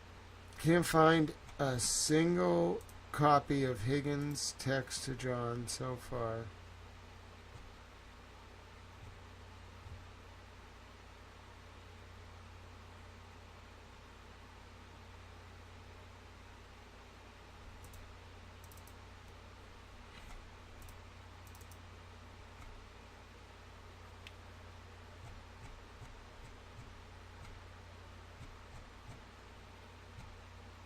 It shows her like vehicle records.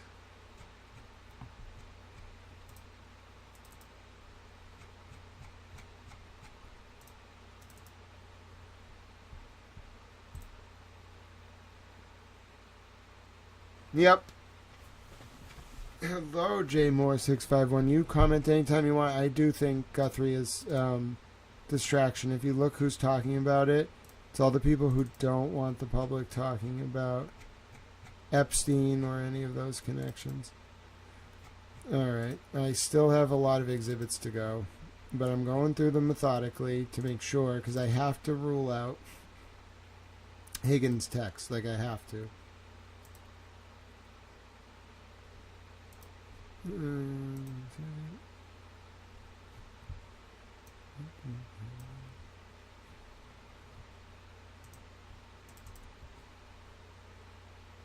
But what I do have that are good are Higgins' personal phone. I have text read from that. It looks like it was extracted on February 3rd.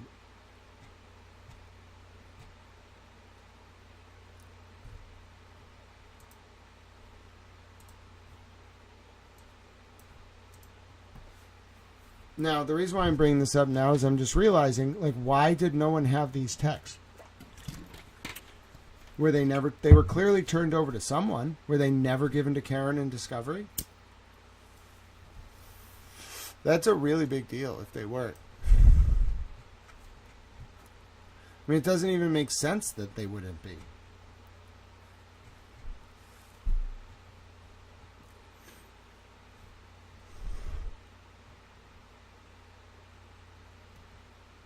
It really doesn't.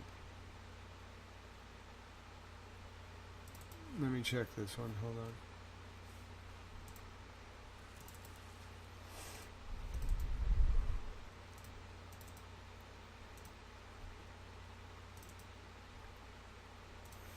There were just so many exhibits. And I can't find a single one with text from Higgins to John. What is the nature of the relationship? I think John and Higgins were friends. There's implicit evidence that they would talk about getting overcharged for drinks. That doesn't really mean anything. And then there's explicit evidence that John said that after not being able to find a friend for Higgins on the Saturday, December 18, 2021, there is evidence that at like 10 p.m., John sends Higgins a text saying, after they were at a bar together and John left early, John says to Higgins, "You coming by at the end of the night? I'm sending back 3 whores. I'm sending. Hold on, I'll show you the exact text. I'm sending these 3 whores home, 4-hour minimum." And then Higgins says, he. And then they don't talk again until December 22nd, 2021. So I don't know what the nature of the relationship was. They also talked about like gay men at a certain point. I'll show you that text if you want. And then we'll finish reading these. Then we'll go to the Karen and Higgins text.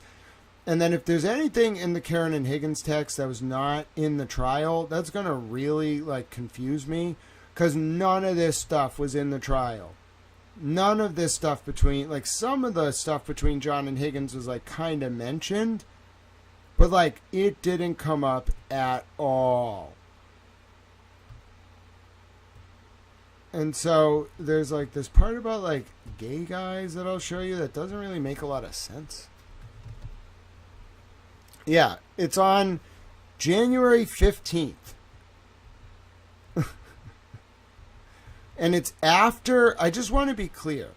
They're like, what's weird about this interaction, again, I know a lot about this. So John and Higgins and Karen are together. Wait, what the fuck is that? What the fuck is that?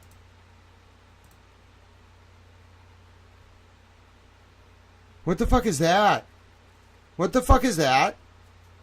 Excuse me. What the fuck is that?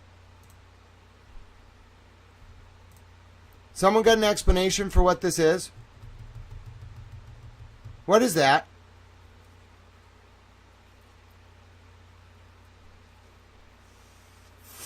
What is that? Does anyone can we figure out what that news article is, please? John laughed at it. What is that? Anyone recognize those 2 women?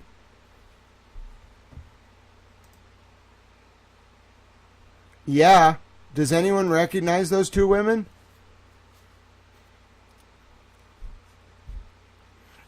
All right. I missed this the first time. Do you understand I read through this with a fine-tooth fucking comb? Oh, it's because it's later in the conversation. Excuse me.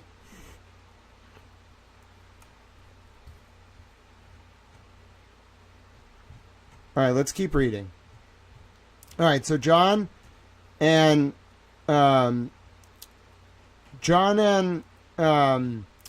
Higgins keep talking, okay? Like the minion picture gets sent on the 22nd. Now look at this. I haven't started reading this. There's a text that's not transcribed between Higgins and John, okay? and then it says, it's like something about like COVID restrictions to limiting gatherings to like 3 people, and John like winks. And then this is now Friday, January 7th. Okay, they don't talk for like 2 weeks because remember, John's in Aruba. John's in Aruba with Karen from like over New Year's of 2021 into 2022. The next time they talk, it looks like Higgins texts John, "You home?" But that's not on the transcribe. Okay, that's one of those examples where it's not over here, but it is over here. Higgins texts John, "You home?" John says, "I just walked in." Higgins says, What? What does that say? Can anyone tell what that says? Want me to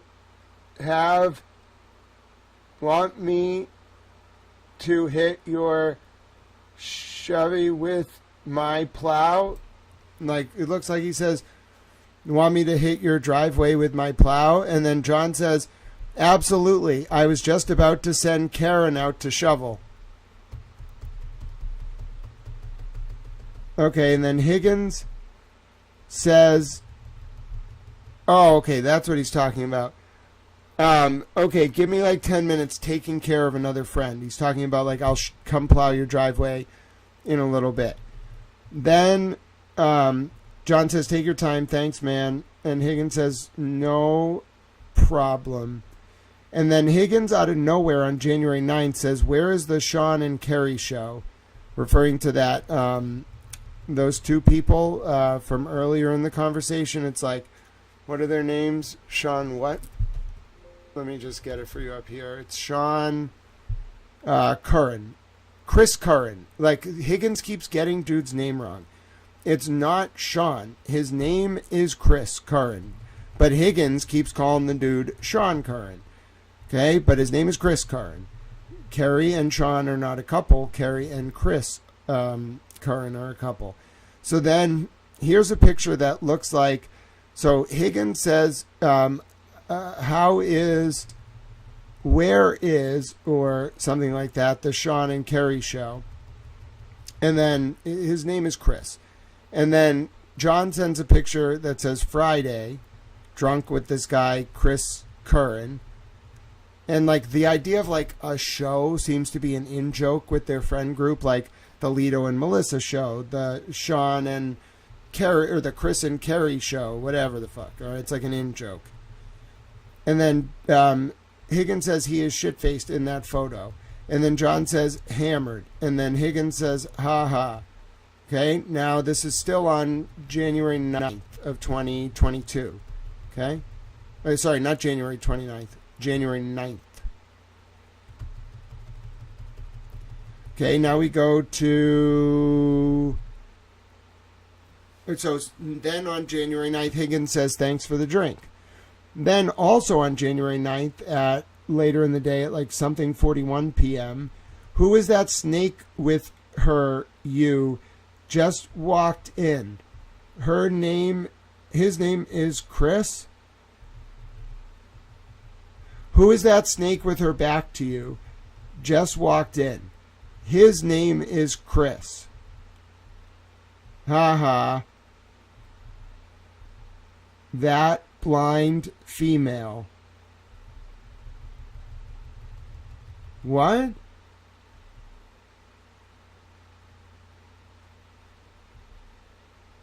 Who is that snake with her back to you? Just walked in. His name is Chris. Ha ha, that blind female. So John says his name is Chris. Higgins says, ha ha, that blind female. Then Higgins sends a picture of Smirnoff Ice. And then Higgins says, show your girl. Canasta starts at 8 p.m. Roll Tide. And then John, who is an Alabama's fan, says, Roll Tide.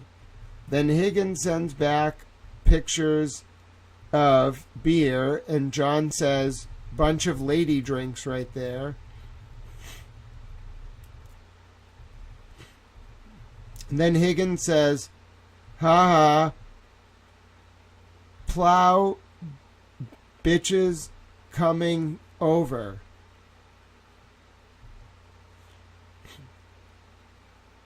And John says, I hope so.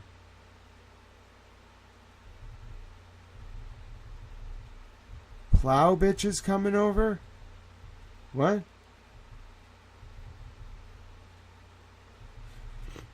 Alright, so Higgins says plow bitches coming over. And John says, haha, I hope so. And then Higgins says 7 to 9% alcohol, bedtime drinks. Should give those to my 11-year-old.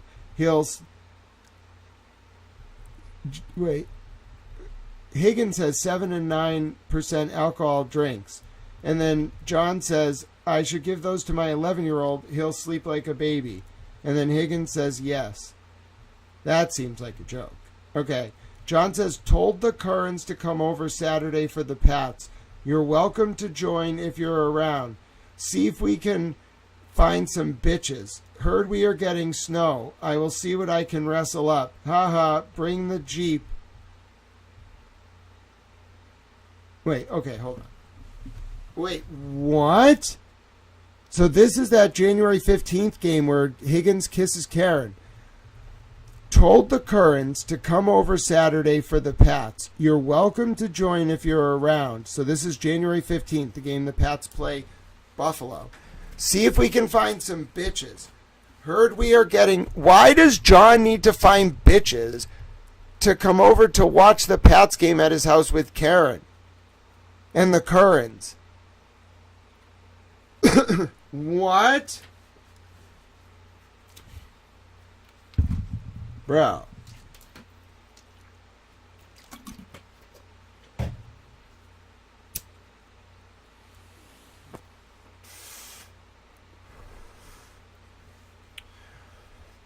Okay.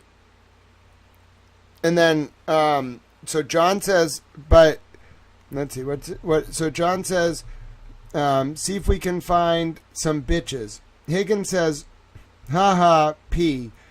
Heard we are getting snow. I will see what I can wrestle up. Ha ha. And then John says, bring the Jeep then. And he says, ha ha. You're what? Ha ha. You're anytime something.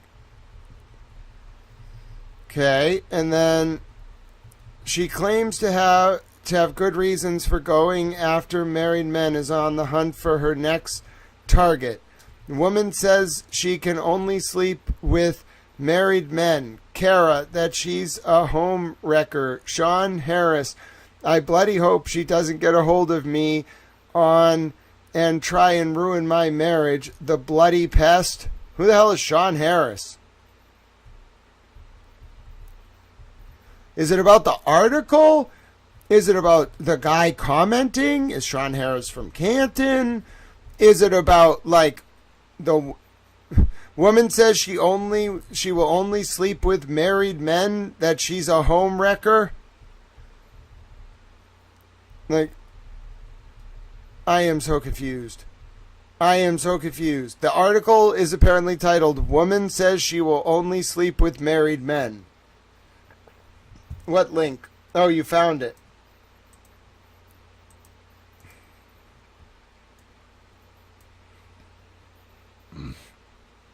Okay. All right, here's the article. Is this the article?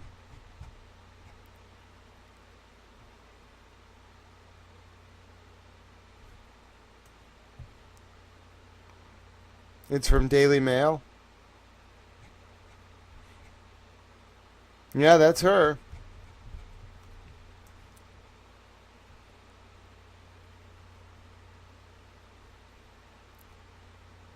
And then John reacted, ha ha, to that.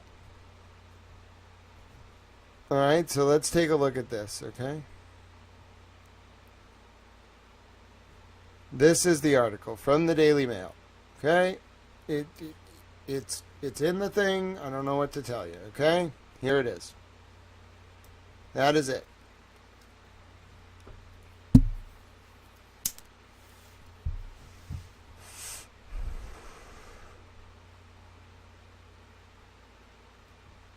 Oh, dear God. All right, let's see what they had to say.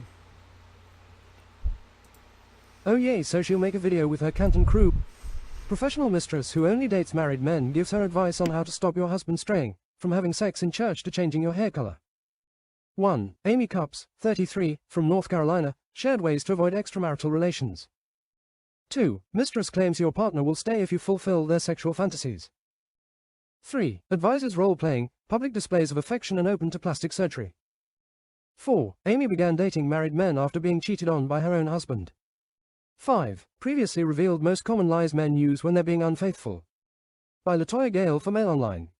Published, 6:01 Eastern Standard Time, the 7th of April 2022, updated, 12:57 Eastern Standard Time, the 7th of April 2022. Email. That is the same woman, but it's not possible that this was the article that was sent. It is her, but it's not the article that was originally sent. The Daily Mail wrote an article about something they saw earlier because this article was not written until April of 2022. But the point is, like, that's the girl.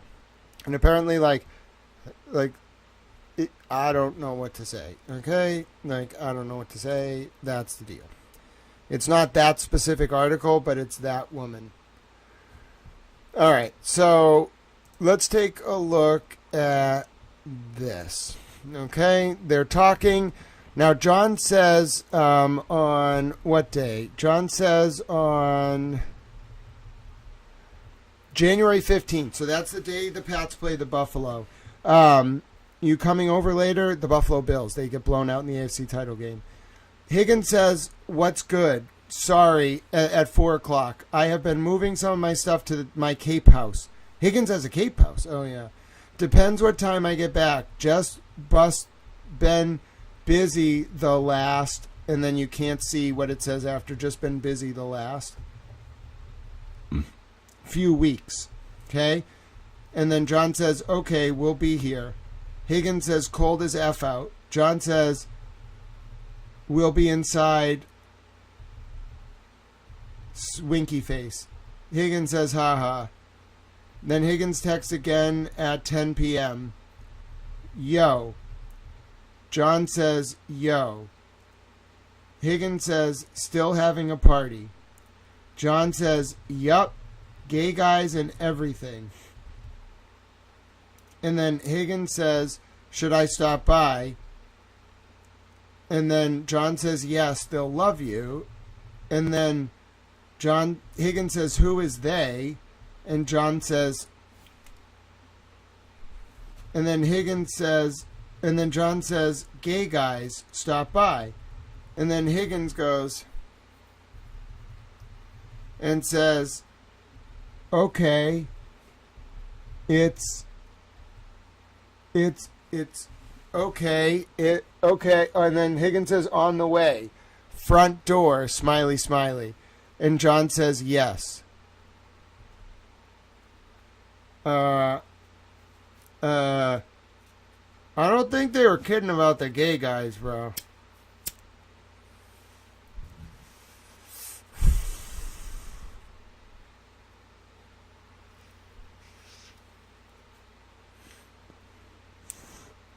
Like, I'm confused.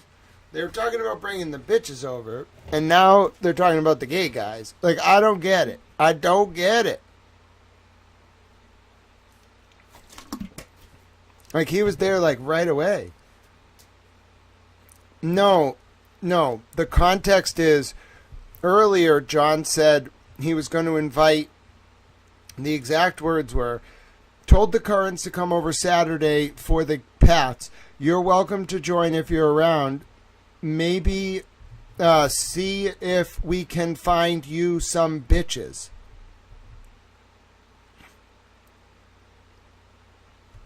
So, like, I get he's kind of, like, joking about the gay guy thing. That thing I thought was a joke from the beginning. I thought it was, even when I was reporting on the prostitute thing, like the gay guy thing seemed a little bit like weird, but like it seemed like John was like implying it wasn't gay guys. Like maybe he called them on the phone.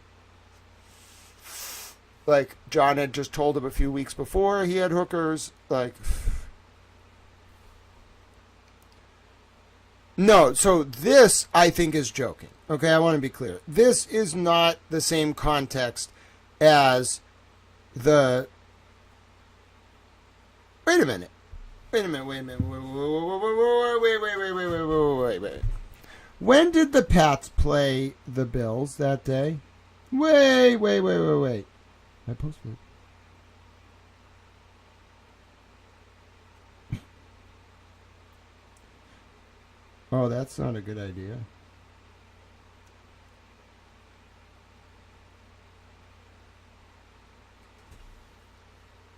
Oh, they are so mad that this text message got released. Good thing I have a way to automatically appeal that kind of thing because of my status, but don't do that to my post.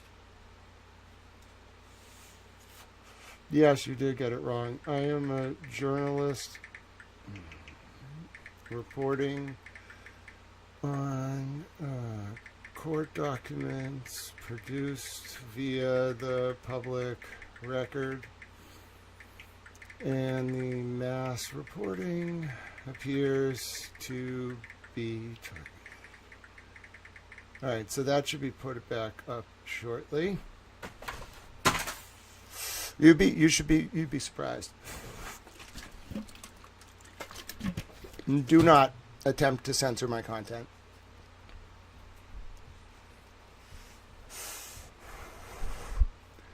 The appeal should go pretty quickly.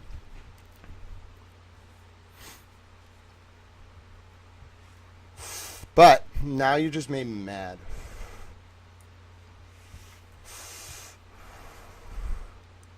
So, you know what we're going to do?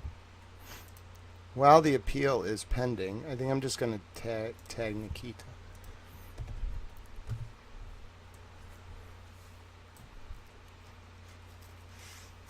So here's what we're going to do.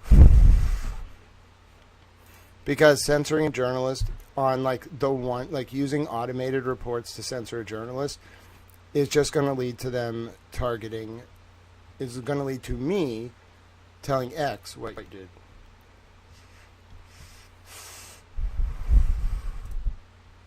All right, so watch this.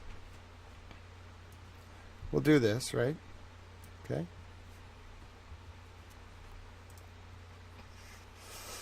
Wow. Someone is attempting to censor my reporting on X using bad faith spammed censor my journalism on X by using bad faith spam reports about a massive new revelation regarding John O'Keefe texting Brian Higgins about asking, I'm going to use the exact words in the quote just to fuck with them. All right, where is it? About John O'Keefe asking, sending these three whores home. Actually, let's do this. Whores, WHORES, home, 4-hour minimum.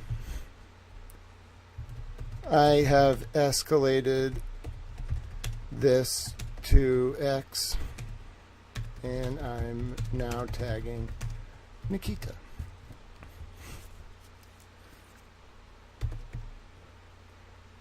All right. Escalated. Do not censor my reporting under no circumstances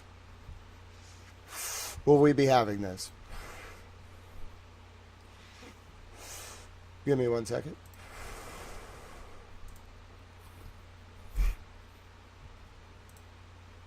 All right. Now, I'm going to go make a nice image here with the full censored post.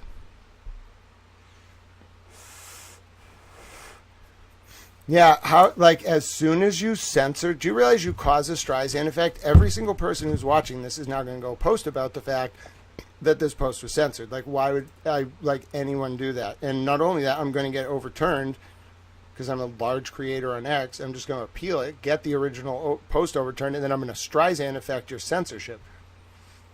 Like, X does not play that way. Like, first of all, I was quoting a primary source court document. Second of all, this is America.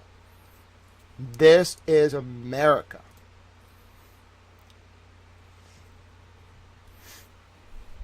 That might work with, like, people who don't have the ability to call Congress people. It does not work with me. It does not fly. And now I'm just going to repost it.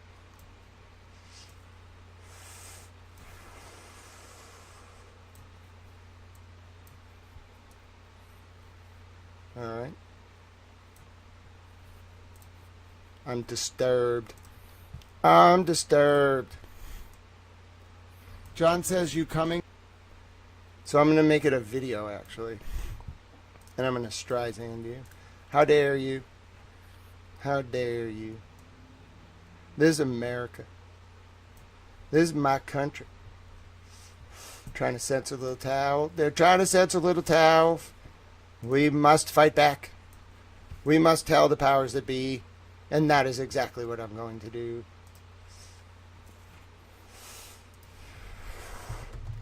The reporting that is being censored by those bad faith reports is as follows. Oh, what a shame. I bet that's going to get even more traction than the original reporting. And since I already appealed the initial removal, they're going to be very concerned.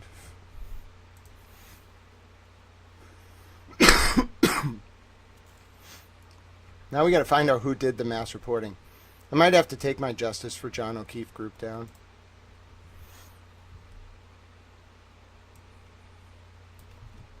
I'm going to change the wording a little bit.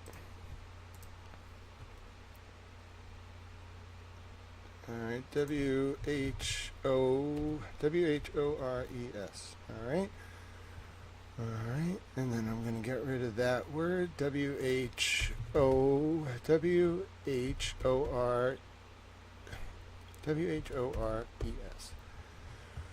W-H-O-R-E-S, W-H-O-R-E-S, okay, W-H-O-R, W-H-O-R-E-S, W-H-O-R-E-S.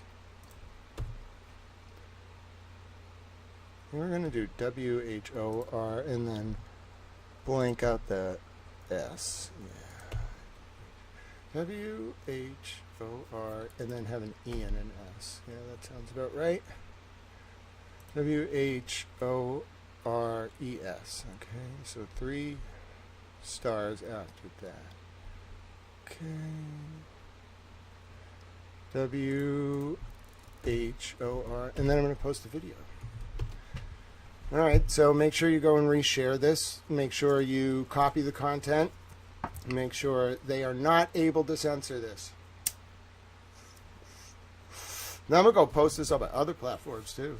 I'm going to make sure you censor out the word W-H-O-R-E, as that is what they appear to be using to trigger the bad faith reports. I think the people who are spamming the bad faith reports will probably get their accounts banned if I tag Nikita, so let's try that too. W-H... Like, you really can't do that, especially not to an American journalist. They'll get mad.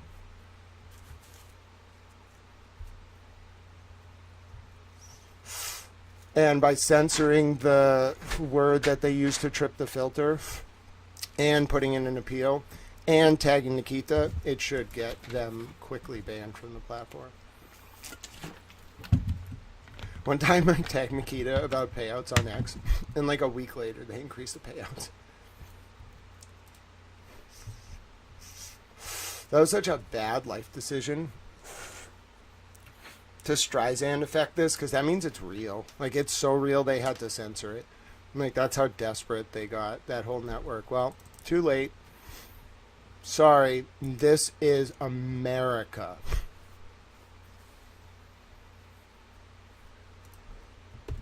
And because I tagged Nikita, he can just escalate it to the safety team directly. Uh-oh. I knew they were desperate when they started spamming the replies like, it's a traffic detail. No, it's not. It's a joke. No, it's not. Uh-oh.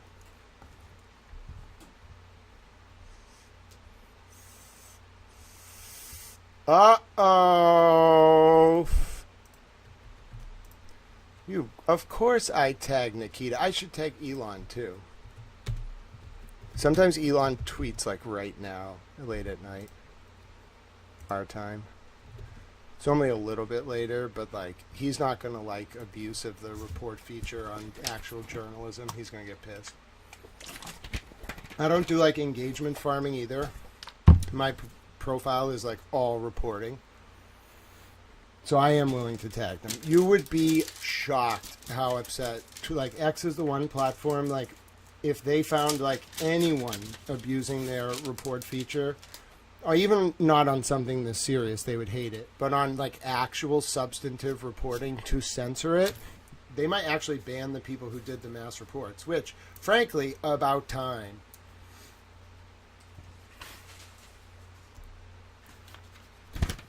I'm so incredulous about censorship. Should only take them like, I don't know, maybe 15 minutes to overturn it. But still, like, the fact that I have to tag Nikita and like make a post about the censorship to Streisand, it's an abuse of the platform. It's a violation of the platform's rules for them to do that.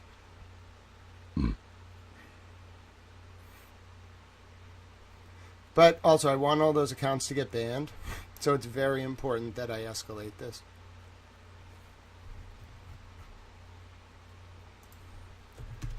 And I hope the accounts attempting to engage in that censorship can be tracked down and removed from this wonderful platform.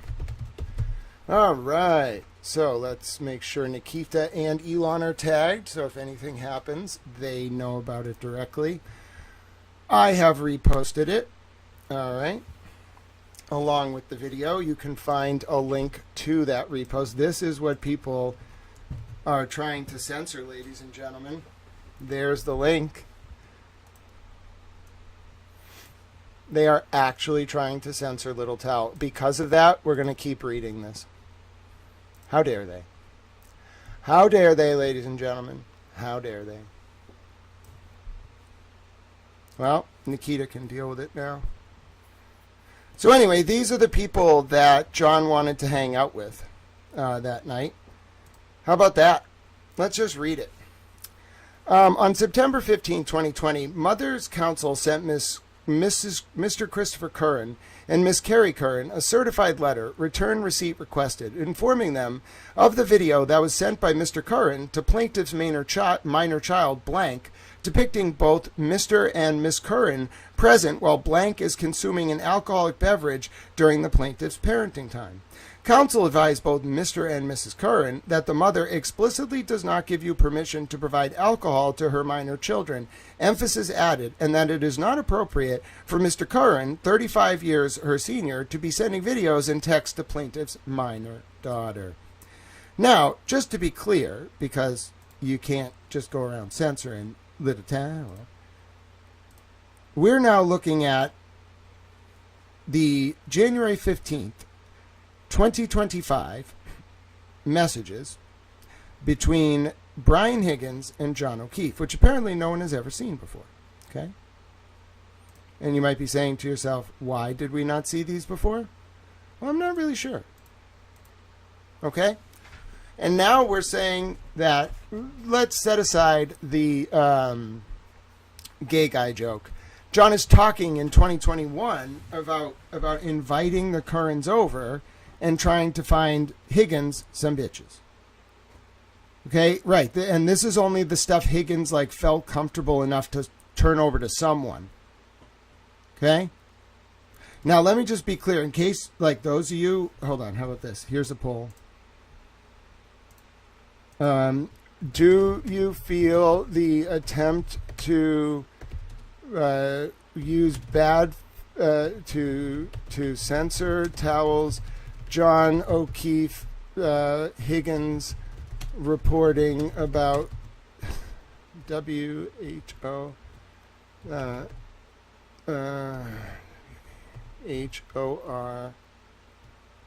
HORES is scare is hold on. Is the attempt to censor Towels reporting Towels confirmation it's real? Confirmation is the attempt to censor my, I don't have to say towel, my confirmation it's real? Yes, 100%. No, very, hold on. Yes, no, this is all normal. All right, here we go. What is your vote, ladies and gentlemen? Is the attempt to censor Towels reporting an indication that this is real? That this is the real deal, that it's time, that this is 100% confirmed. And by the way, so the text messages start in November of 2021. Okay, the messages about the prostitutes, the message about the prostitutes on the Patriots game in December was December 18th, 2021, which is 1 month and 2 weeks, about 6 weeks, 5 weeks, and like 12 to 13 days before John O'Keefe's death. Now we're on January 15th, 2022, which is just 13 days before John O'Keefe's death, and John is inviting Higgins over. Now we have to find out what time this game started. Okay, give me 1 second. Buffalo Bills Pats, January 15th, 2021. Let me find out what time it started. I mean, we did get blown out, 47-21, but when was kickoff, Brad? Was it a night game? 8:15. Okay, so this makes sense. Here's why it makes sense. We know from Karen's description and from Higgins that Karen and Higgins see each other after halftime of this game. This game starts at 8:15 p.m. Okay, so there's two different games. There's the December 18, 2021 game, which starts at 8:20. It's versus the Colts. They watch that game on the TV, okay, at a bar. John leaves early. That's the night of the prostitute message after that game. This is different. This is a message from January 15th, 2022. Karen and Higgins kiss on that night in the hallway of John's house. But what we're looking at is like the invitation to Higgins. Now, a few days before, let me give you the exact timing. A few days before the 15th. So I would say, let me give you the exact day. It was on the 13th. Okay, on Thursday, John says, I told the Currans, who I just told you about, to come over Saturday for the Pats. You're welcome to join if you're around. See if we can find you some bitches. And then Higgins says, haha, I heard we are getting snow. I'll see what I can wrestle up. Haha. And then he says, bring the Jeep then. So like I'm starting to wonder, like, what are plow bitches? Like, what is all of this? What is all of this? Yeah, I think, so the problem is there is no full dump because Brian Higgins was allowed to extract only certain messages and then he obliterated the entire phone. And like the fact that they just tried to abuse Twitter to censor reporting about this, do you understand that's never happened about my Epstein reporting? That's never happened about my CCC reporting. It's never happened about anything I've ever reported on, ever. To actually abuse the reporting feature and put your accounts at risk of getting banned to censor something that you know is just going to get Streisand. It's real. This is real. This is the real deal.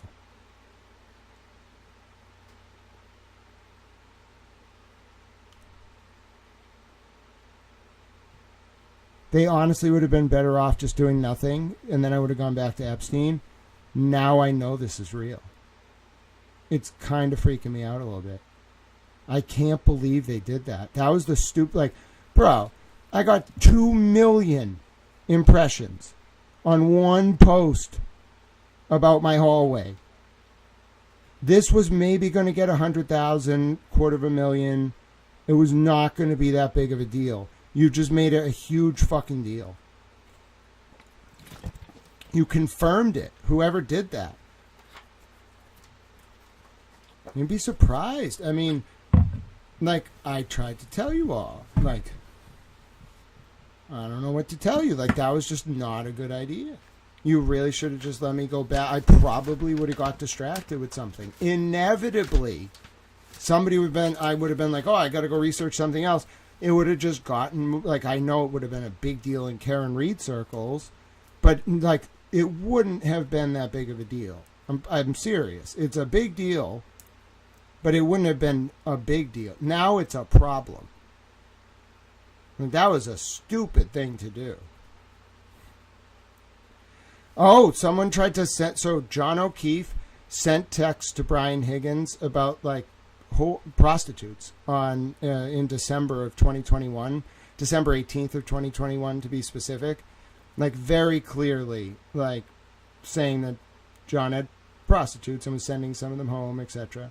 John had like tried to find Higgins a girl for that day, like leading up to December 18th of 2021, couldn't find him, one. And then after John left a bar that he was at with Higgins, texted Higgins and was like, I'm sending 4 of these prostitutes, or 3 of these prostitutes home, 4-hour minimum. I made a post about it on Twitter. It got, you know, it was not going to be like on a 1 million view post, but it was probably like 10,000 views in an hour. Somebody freaked out so hard, they abused the Twitter reporting system, put their accounts at risk of a ban to try to censor the content, which only led to me reposting it and tagging the head of products at Twitter,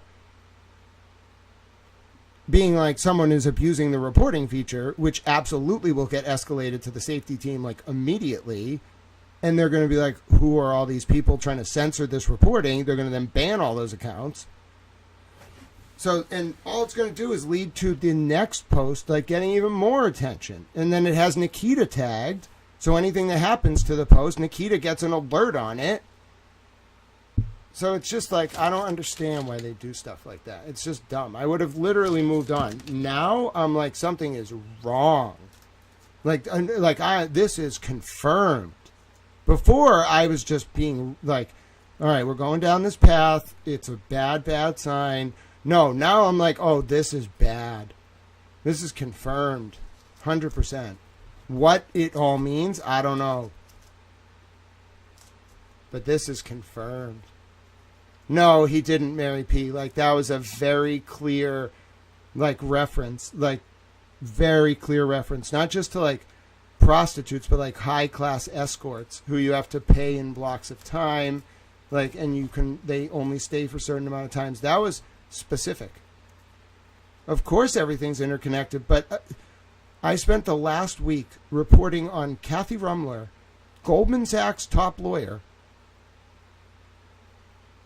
being in the CIA and talking about Jeffrey Epstein about doing CSA, NSA, CIA, and boy stuff until she resigned.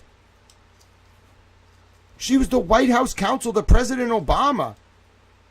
The federal Congress started retweeting me.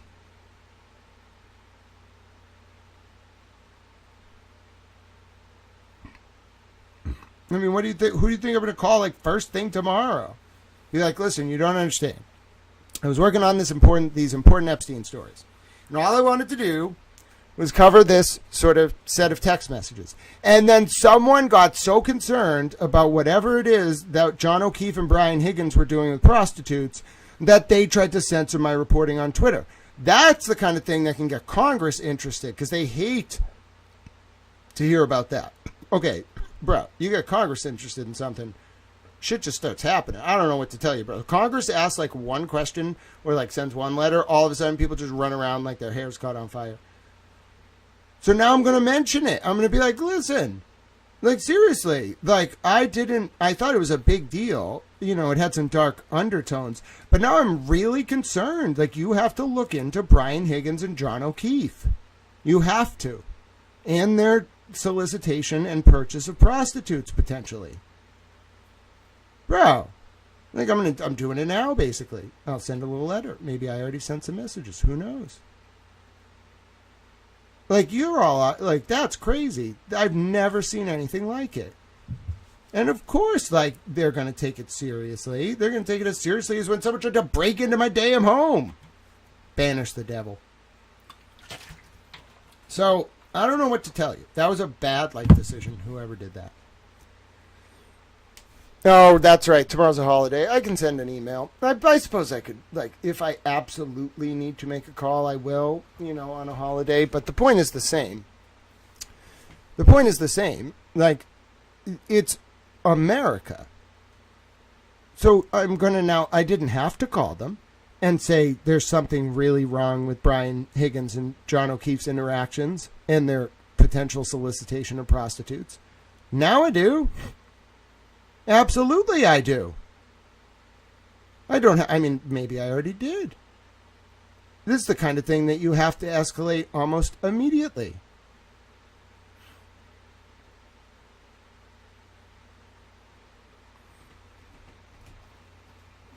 Oh, they meant cocaine? Wait a minute. No way.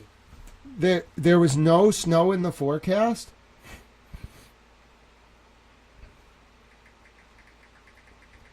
Weather forecast, January 12th through 15th, 2021. Canton. No. I'm going to do Canton. Hold on. Canton, Massachusetts. It's so easy to find these records because they keep them really well.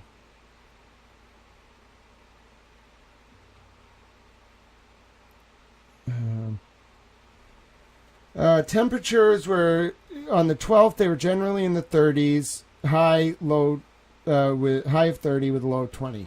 January 13th, similar to the 12th with cool mixtures, potential for mix.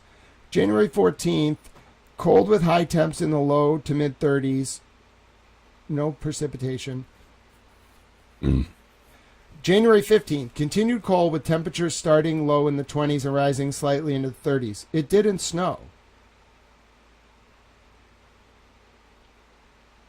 What? Oh, dude. They were doing drugs, too. Oh, it was John? Oh.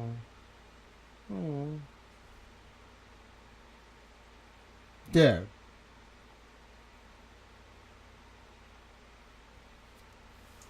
We can pull the records. Yeah, I'm well aware that when you go skiing and you hit the rails or whatever and it's snowing, it means coke. I'm aware. I just thought it was actually going to be snowing. Oh, dude. All right. And I want to see the records. No, I want to see the records. I want to see them. Yeah, Catherine Rumler got in a lot of trouble because of my reporting and other outlets, but I pushed it. And then someone sent the demon to my house, and I banished. Yeah, but it's different if it were actually snowing. All right.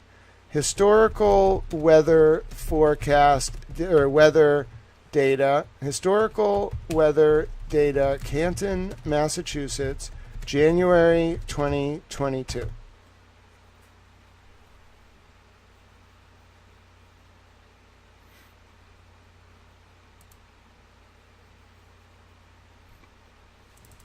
Okay, I got it.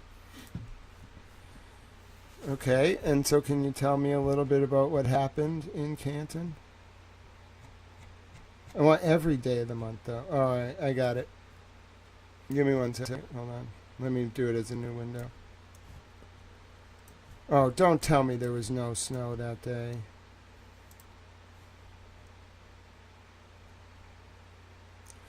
Oh, no. All right, here you go.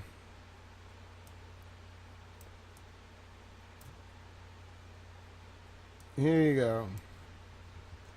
January 12th. This is Canton, right? Let me just make sure.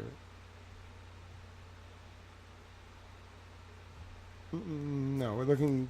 Is this Canton, Massachusetts? Yep. Okay, Canton, Massachusetts. January 2022. January 12th. It was 10 degrees at midnight. It was cloudy all day. Broken clouds. It got up to 40 that day. All right. Then it got a little colder. What about January 13th? Cloudy, overcast, cloudy, sunny, cloudy. Bro, it was like 45 degrees. Okay. That was January. We had a mild January. What about January 14th? Mostly cloudy, mostly cloudy, mostly cloudy. More. Oh, bro, it did not snow. Did it snow January 15th? Bro, it did not snow. It did not fucking snow. Oh, no. Oh, it's all real. Oh, it's all real. Oh, this is so bad for them. Oh, no.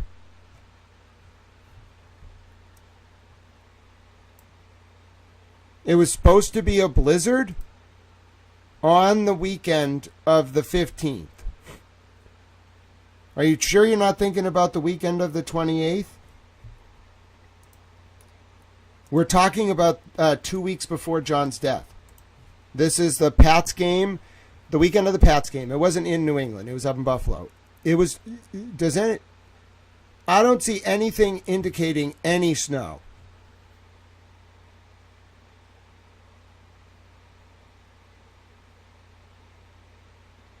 Mary B, I got that reference to Tracking a Bunny. Okay, I got it. Oh my goodness. Oh no. Oh no. Oh no.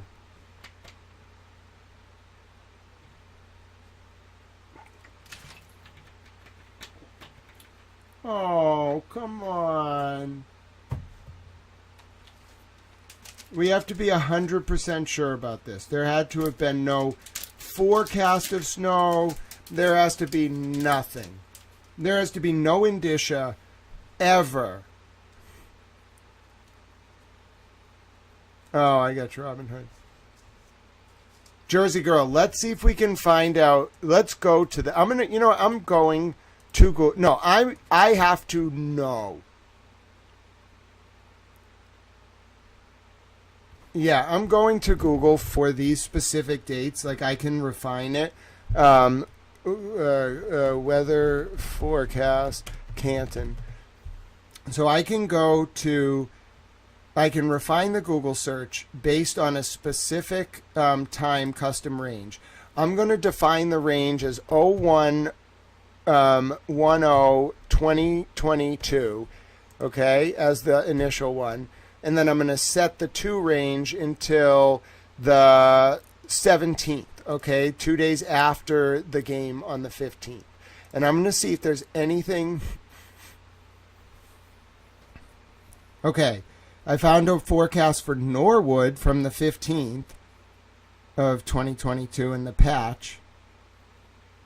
I found something in Connecticut. I found something in Ohio, Vermont.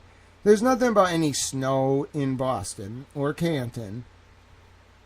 And then I found a forecast from the patch from Norwood on that day, and it just says partly sunny, bro. Bro, I found the forecast from that day. There was no snow.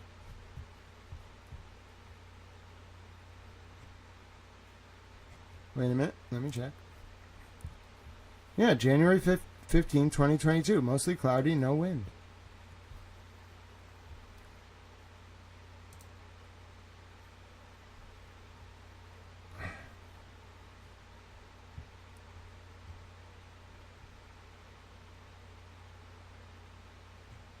This is not good. This is not good. So Weather Underground has like a slightly better version. Look, you can check the 12th. It says like precipitation in the last 12 hours, 24 hours, none. You can check the 13th. Precipitation in the last 12 hours, none. You can check the 14th. Precipitation in the last 24 hours, none. You can check the 15th.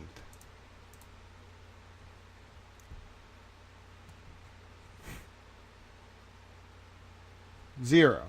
And let's reload each one just to make sure.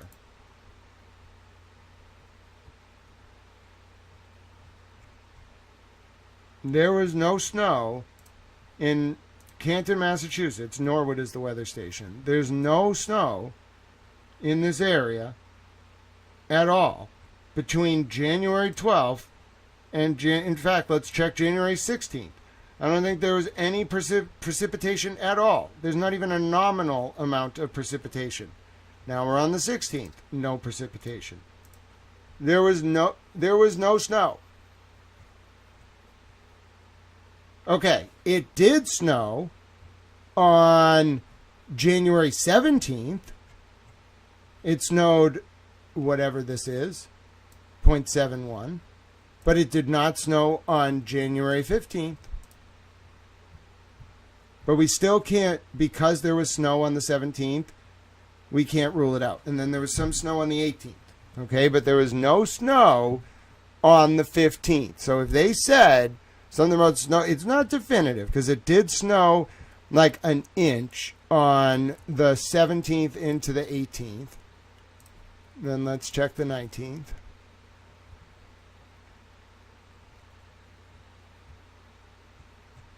And then it didn't snow again. So it snowed like an inch the 17th, the 18th into the 19th of that month. And then it did not snow again the next day. So it did not snow on the 15th. Okay, I have looked into this. It did not. So let me just see what they actually said. All right. Heard we are getting snow. All right. See, I heard we are getting snow. I will see what I can wrestle up. Heard we are getting snow. I will see what I can wrestle up. Okay, so bring the Jeep then with a smiley face. Dude, no, he didn't. Dude, no, they're talking about the 15th. There's no need to. It wasn't snowing on the 15th.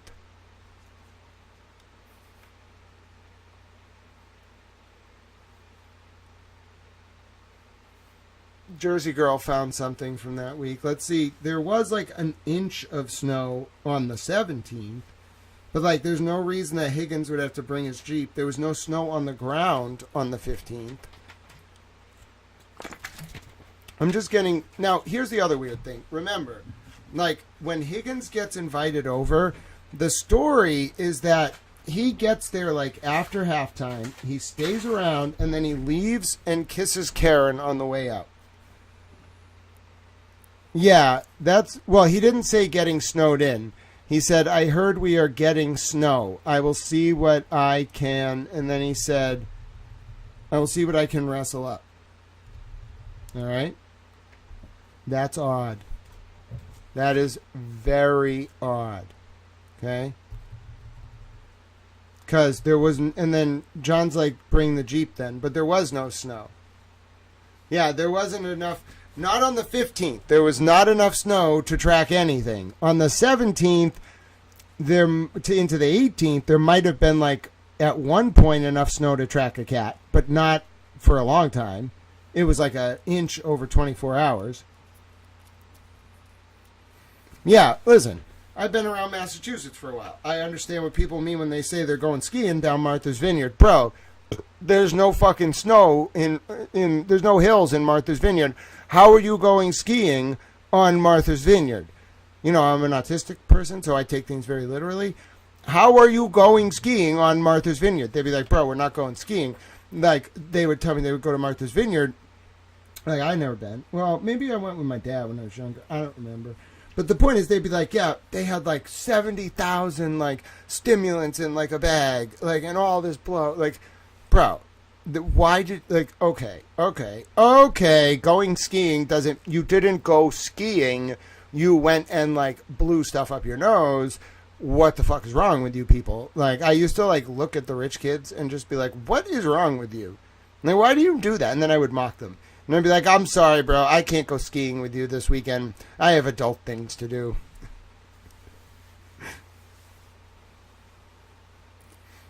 No, that's what makes it so weird.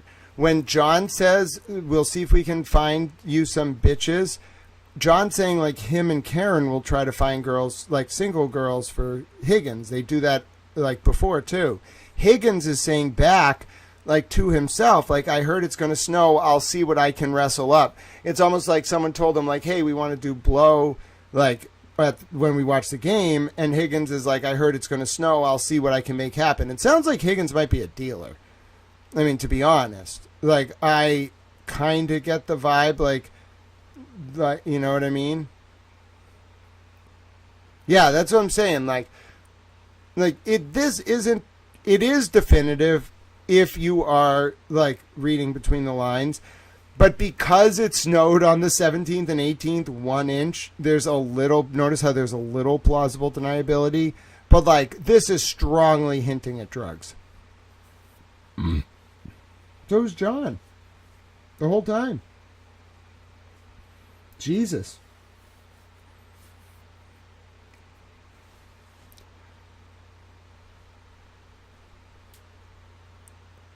Oh, yeah. 100% Jersey Girl. Canton did get a snowstorm, obviously, on the 28th into the 29th. But yeah, there was no indicia of what I've looked at all the historical weather reports across 2 different sites from January 10th to January 17th. There was no snow January 10th, 11th, 12th, 13th, 14th, 15th, 16th of 2022. There was snow on the 17th, 1 inch in Norwood, 1 inch. But why would John be mentioning that if there was no snow on Saturday? Do you see what I'm saying? It makes no sense.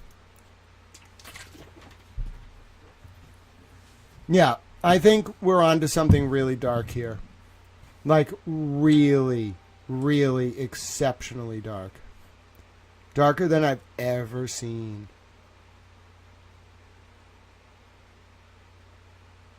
And I've seen some stuff in my day. This is some of the darkest.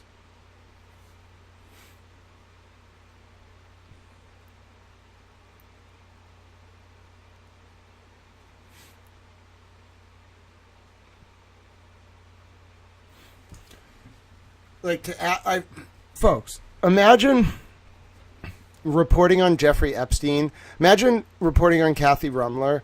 Imagine reporting on all of that and never running into that level of attempt to censor your reporting until you cover John O'Keefe and Brian Higgins and the prostitutes.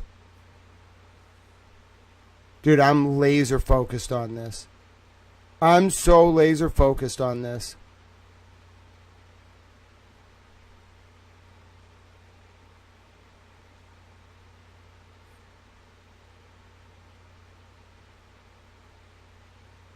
We have a lot to talk about. Somebody doesn't want me talking about this, so I'm going to talk about it a lot. A lot. And then I'm going to call Congress, and you know what I'm going to say? I might just, maybe I already talked to them. Maybe I texted them. I'm going to call them. You know what I'm going to say? Look into Brian Higgins and John O'Keefe's behavior prior to January of 2022. Maybe I already said it. Maybe it's too late.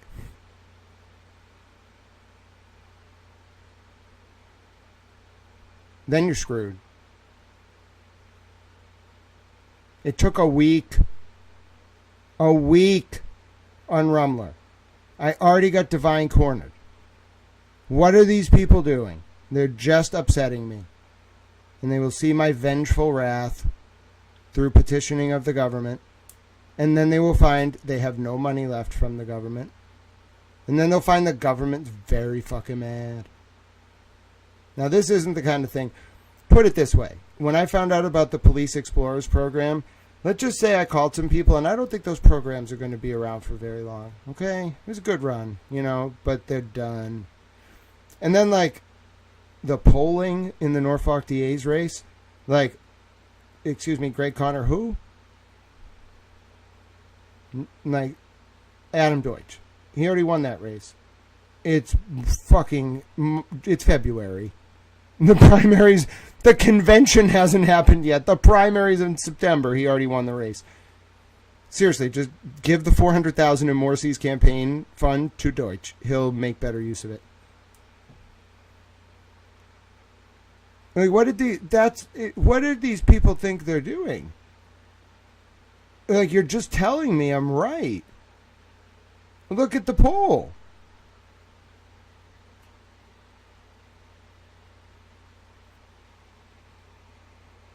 Was John O telling Higgins he arrested someone dealing recently? He kept some for himself? Or maybe just he made a controlled buy? Or maybe... No, it sounds like Higgins...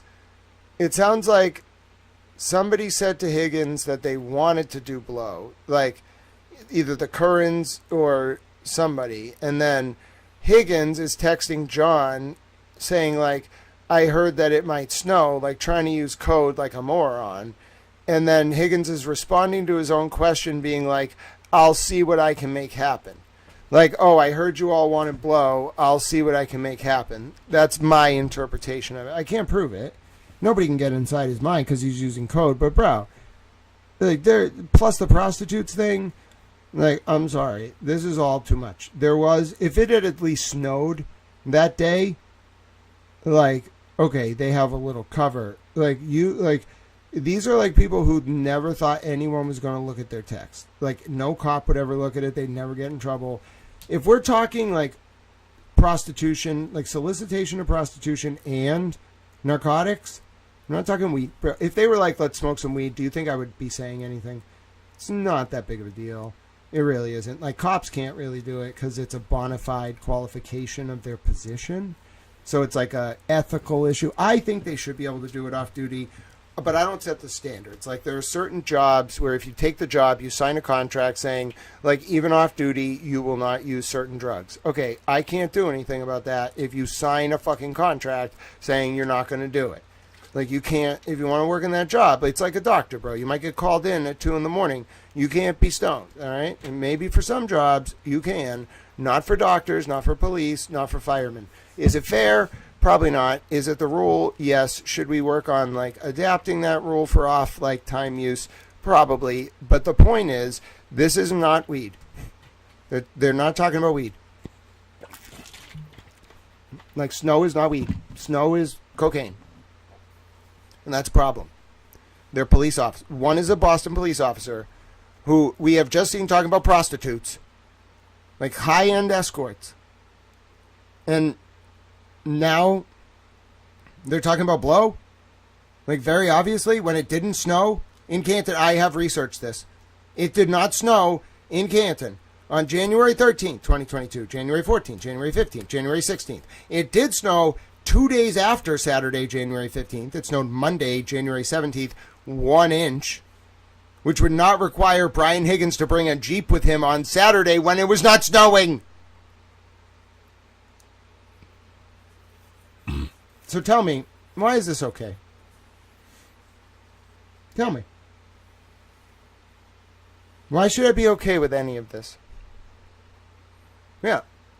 Why should I be, why are you okay with it? Maybe I should run a poll. Let's run a poll. You want to see a towel poll? Let's run a towel poll.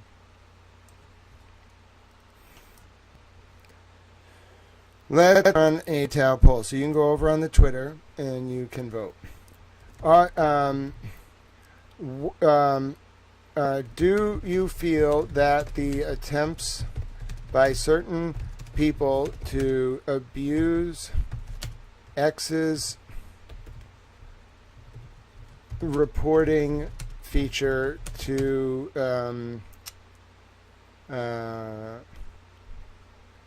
attempt to censor my reporting from earlier today about John O'Keefe and Brian Higgins, talking about John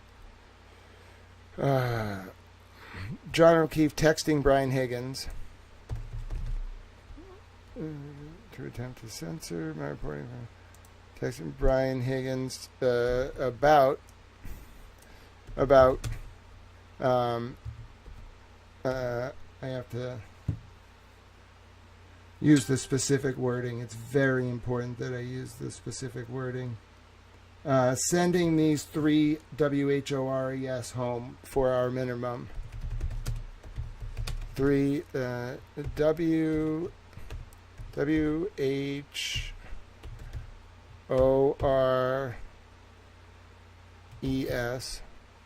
3 horse for our minimum is confirmation the story is real and explosive. How's that for a message?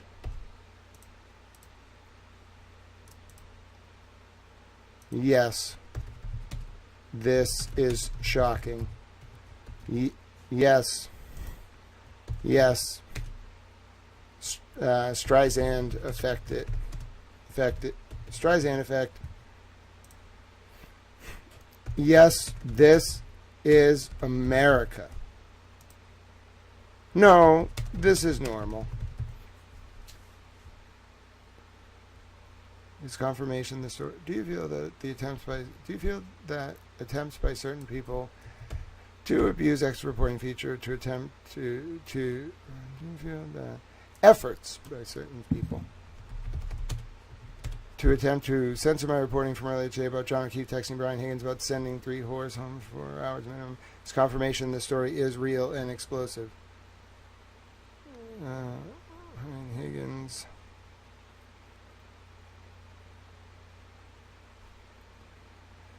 All right.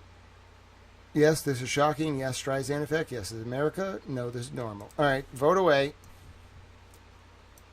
Yeah, and I've always wondered, can you believe charges were brought against the police officers related to Enrique Delgado Garcia's death? Do you know where he worked before he was a police officer?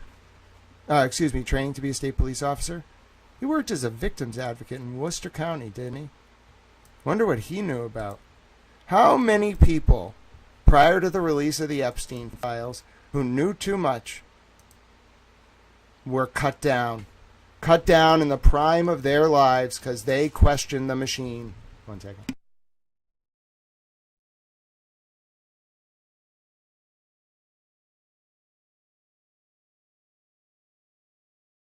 How many Tiffany Overstreets were there out there?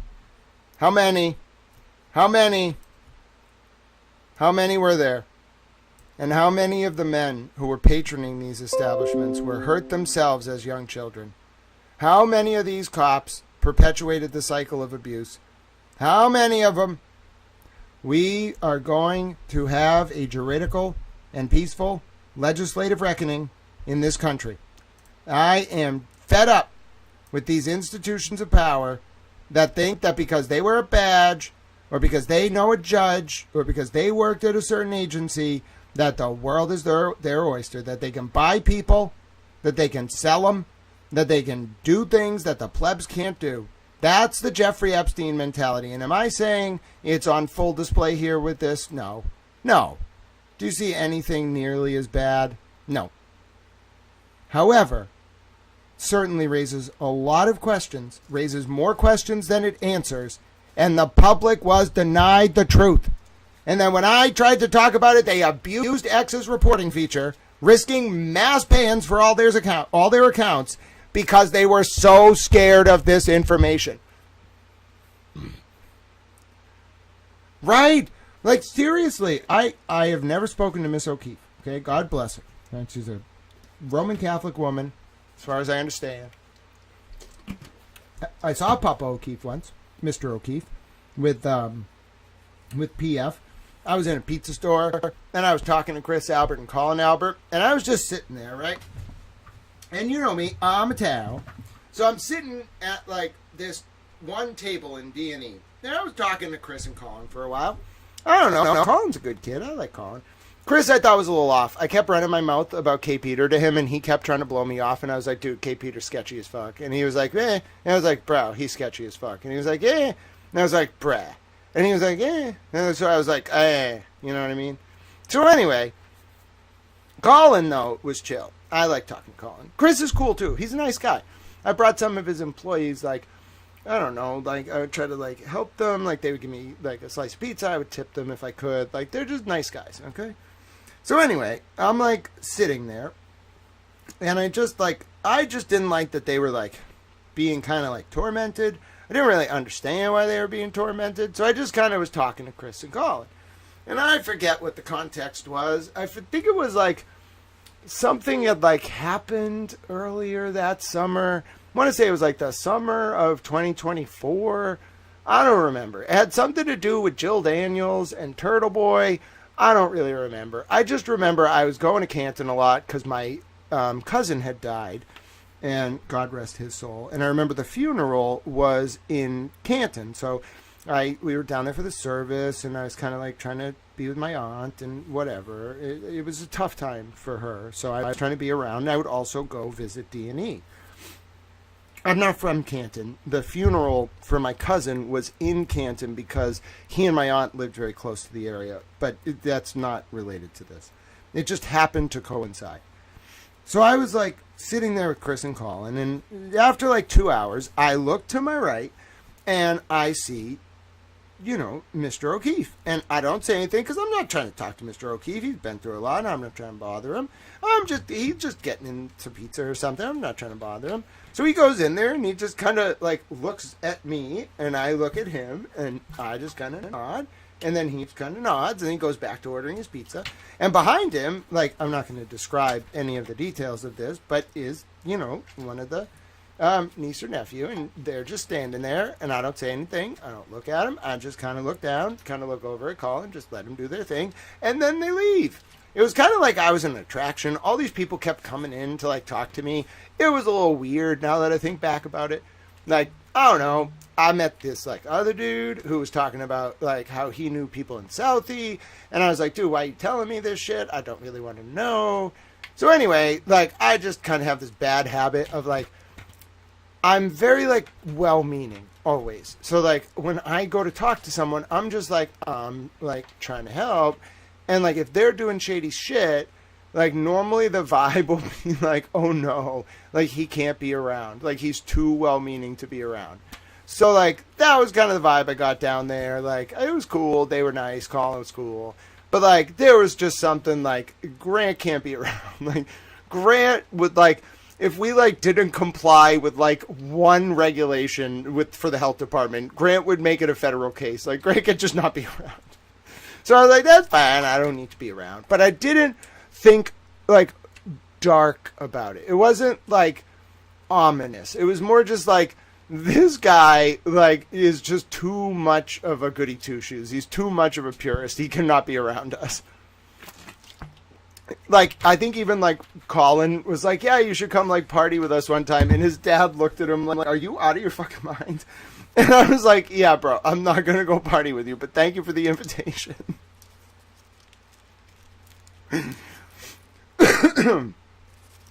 So, my point is, like, if you knew me at all right, you would know, like, I have this, like, kind of intuition when I'm, like, looking at something. And I don't normally need, like, 3 years to figure something out. By the way, I also grew as a person, like, very authentically. I met a lot of people I really care about. I met some, like, really good people. I met some really bad people. Like, I learned a lot about myself, like, covering this case. Like, it wasn't just finding it out. I ended up, like, growing as a human covering the Karen Read case. But don't think for 1 second that I did not drive through Canton and immediately compare it to the book Midnight in the Garden of Good and Evil. Because I could, which is about, like, Savannah, Georgia in the 80s and this, like, socialite murder. Bro, I could feel the evil. I could feel it. Like, not in, like, the gas stations, not in, like, not in the stores, really. But, like, when you drive around that town, I don't know what it is. Maybe some of you who live there will identify with this. But when you drive around Canton, there's, like, the actual, like, center of town, okay? And it has, like, 1, 2, 3, like maybe 4 roads into it. Maybe, okay? There's like 2 roads from the highway to get to Canton. And then like 2 roads that kind of like bisect Canton, like, but don't have anything to do with the highway, okay? The highways to the east and west, and then like north and south out of Canton is just like other fucking towns. All right.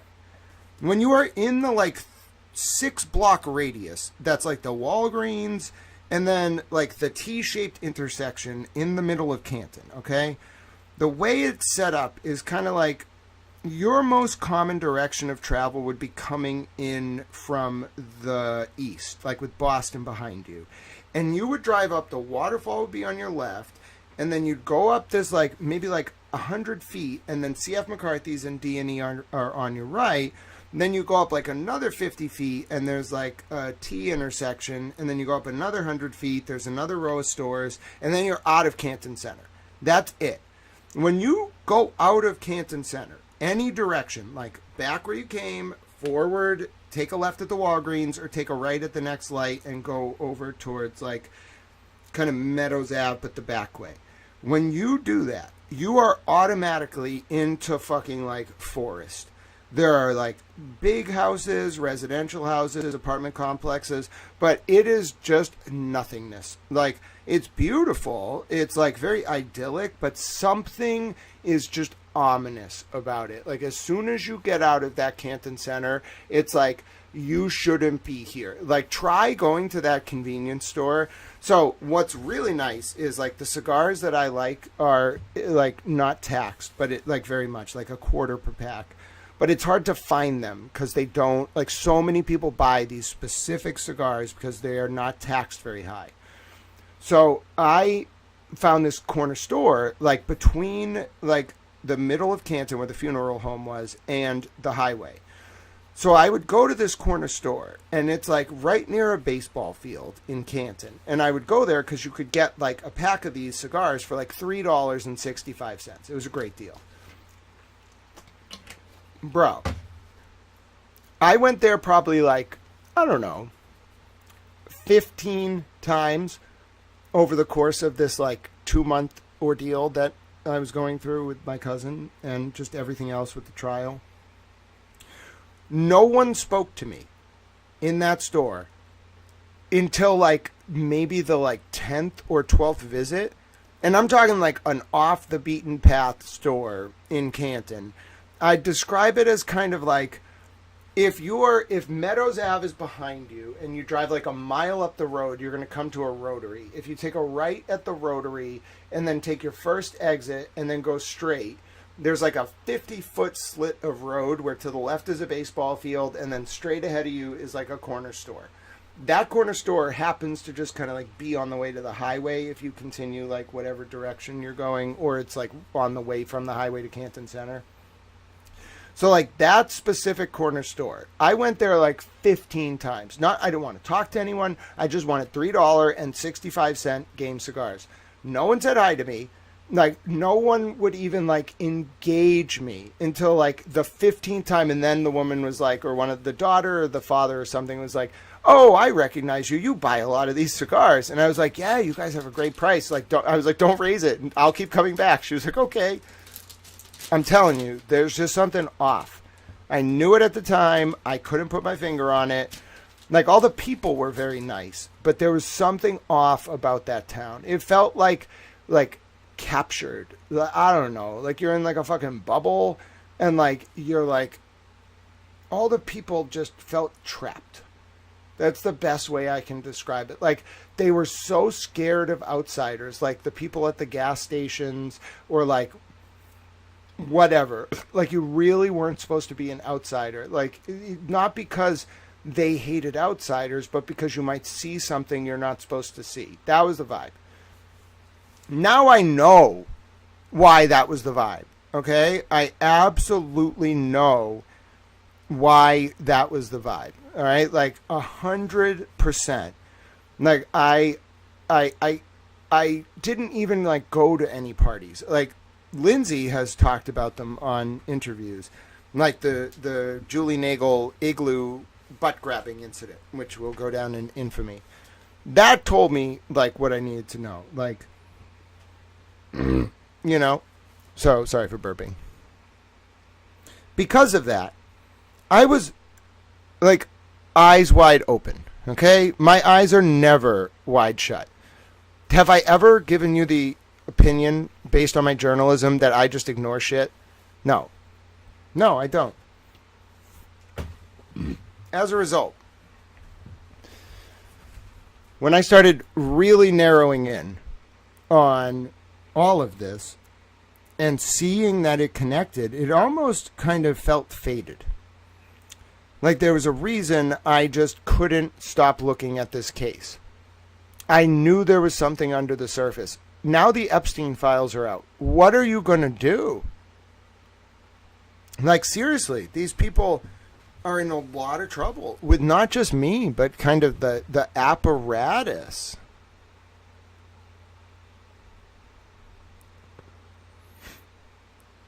No. So someone asked if Higgins and John were messing around. We've talked about it. They were messing around about the gay thing. We're pretty sure they were not messing around about the prostitute comment. They weren't. It was a straight up legit comment. Like, John just got sloppy, I think, because he was drunk that day. I don't know why Higgins turned this over. By the same token, why would this not ever be brought up at trial? Sorry, I burped.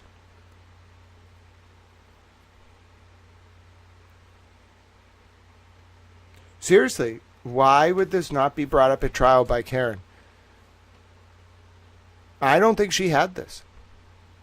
I think they withheld this from her. I'm almost positive, in fact. I mean, we'll keep going until the end. We're getting close to the end. But there's just something so wrong.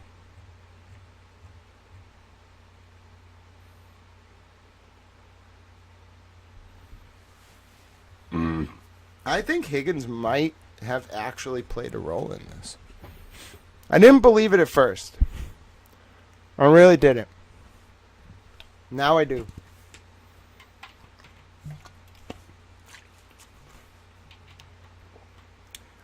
Like, I couldn't wrap my mind around why anyone would want to hurt John. Like, the only thing that made sense to me was just like an accident.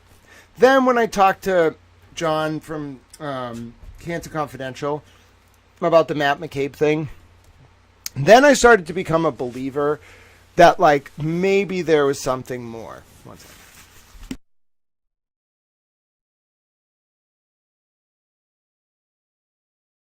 But even then, I didn't really believe it.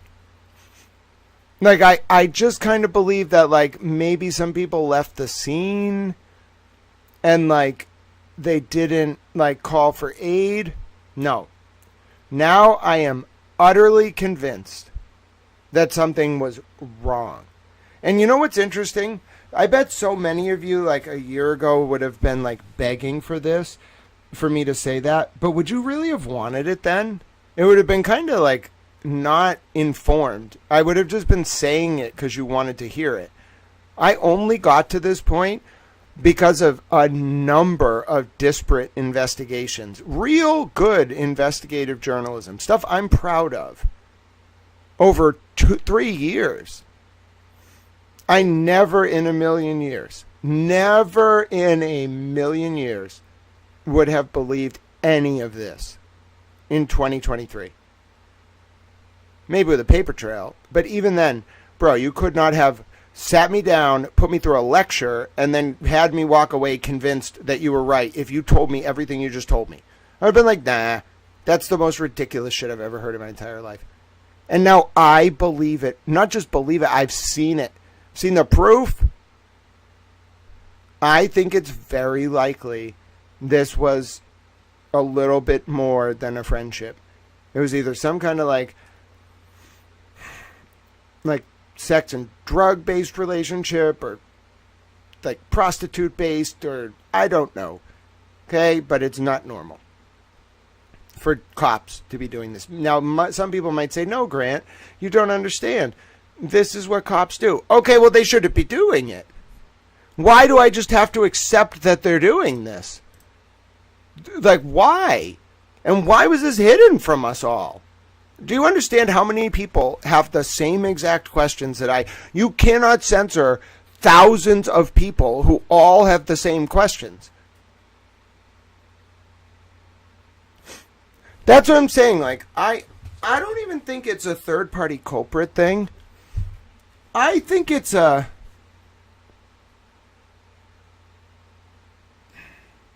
think they used it as leverage. I really think Hank tanked the, no pun intended, that was a rhyme, internal couplet. I think Hank tanked the second trial on purpose. I think it was a deal to avoid embarrassing all these people and John. Which means Karen did know about this. She used it as leverage. Did that second trial seem real to you? Be honest. Hank didn't put on a rebuttal case. Hank let Paula Prado on the jury. Paula Prado's father-in-law was represented by Kevin Reddington in Attleboro District Court, Jen McCabe's lawyer. The four-person, like very obviously anti-cop. All of them rep by Reagan Communication, where David Traub, the Norfolk DA spokesperson, went in December 2024. Reagan Communication that did something else in right before that I know about that makes it very obvious what they were doing. The only people who weren't okay with that were the O'Keefe family. The only people who I think don't know all of this information are the O'Keefe family. And I think some people are very mad at me right now because the O'Keefe family are probably realizing a lot of shit was kept from them. And that's my best understanding.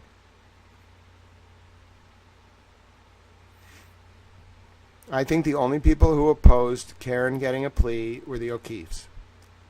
And maybe some of the law enforcement that knew how dirty this case was underneath. And so I think to placate the O'Keefes, they did a trial that was fake. That second trial was designed to not embarrass the witnesses. And in exchange, Karen got her freedom. It was a plea deal in the form of a trial. It's incredibly weird, but that's what happened.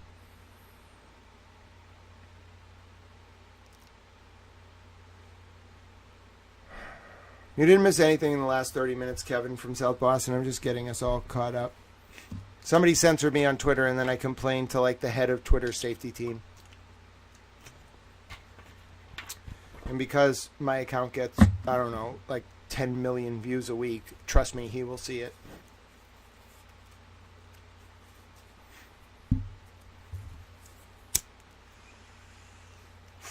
There's a certain point when you get more views a day than the population of the state you live in, where you're like, wow, like I'm not even like I'm on a different level now. I really got to think about what I'm doing. And then you're like, oh yeah, but then if people fuck with me, I can really like rain the hell down on them, you know, in a benevolent, like juridical way, petitioning the government and all that. I know Higgins was working in the police building, but it was more like he had a friendship with Berkowitz, so Berkowitz gave him an office there. Yeah, I think the second trial was for show. I think it was like an inverted show trial. Like, imagine a show trial instead of like a communist style, like Star Chamber, like I guess that's French. But instead of like a Stalinist trial, like Stalinist style show trial, imagine like a defendant, a show trial by the prosecution to help the defendant so the defendant doesn't embarrass the prosecution. You ever heard of that? No, me neither.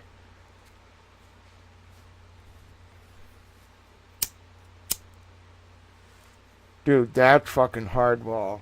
I've never heard of that as a legal strategy. That's genius. I want to go to dinner with David Yannetti. You think he smokes blunts? He'd probably be offended if I was like, you want to smoke a cigar? He'd be like, I'll smoke a Cuban. I'd be like, aren't those illegal? He'd be like, no, Obama lifted the ban. I'd be like, all right, Mr. Kennedy. All right. Where's Khrushchev? Is he hiding here too? The point is, imagine me and David Yannetti at a dinner, smoking cigars. I feel like we'd have a very fucking interesting conversation. Bob Alessi could come too. But he has to just randomly argue with me based solely on logical syllogisms. Like, me and him are only allowed to talk in complete logical syllogisms. And we have to define our terms too. And then I get to mock Jeffrey Epstein, and he has to go along with it. I got to screen him out. I got to vibe check Yannetti and Alessi. I got to be like, did you have anything to do with Epstein? And they're going to be like, no. And then I'll know. I believe they didn't. They seem like ballers, you know. But I got to vibe check them, you know, right off the jump. Right from the jump. Alan, I don't know how to vibe check Alan. Alan's kind of scary. But I could vibe check him. I feel like if Alan and I met, we did meet in a bathroom one time. I smelled like weed. And he just looked at me, and I kind of looked at him, and I think I said, welcome to Massachusetts, and then I walked out of the bathroom.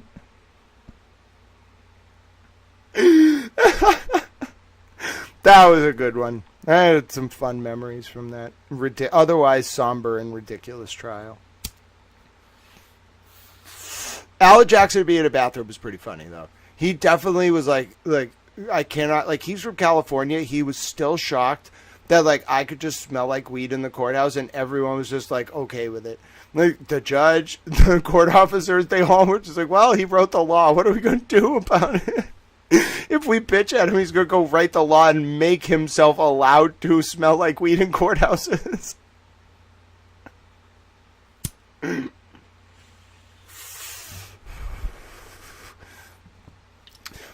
Oh, I know I don't have to vibe check them. I just want to for the hell of it. I think it would be hilarious. I think they're going to pass, but you still got to vibe check them, you know? If you're right, everyone wins except the public gets sold out. Well, okay.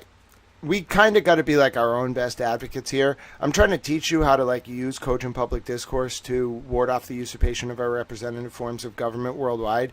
Like, the whole problem is like there is no leader that is going to come and do the job for you of being an informed civic citizen.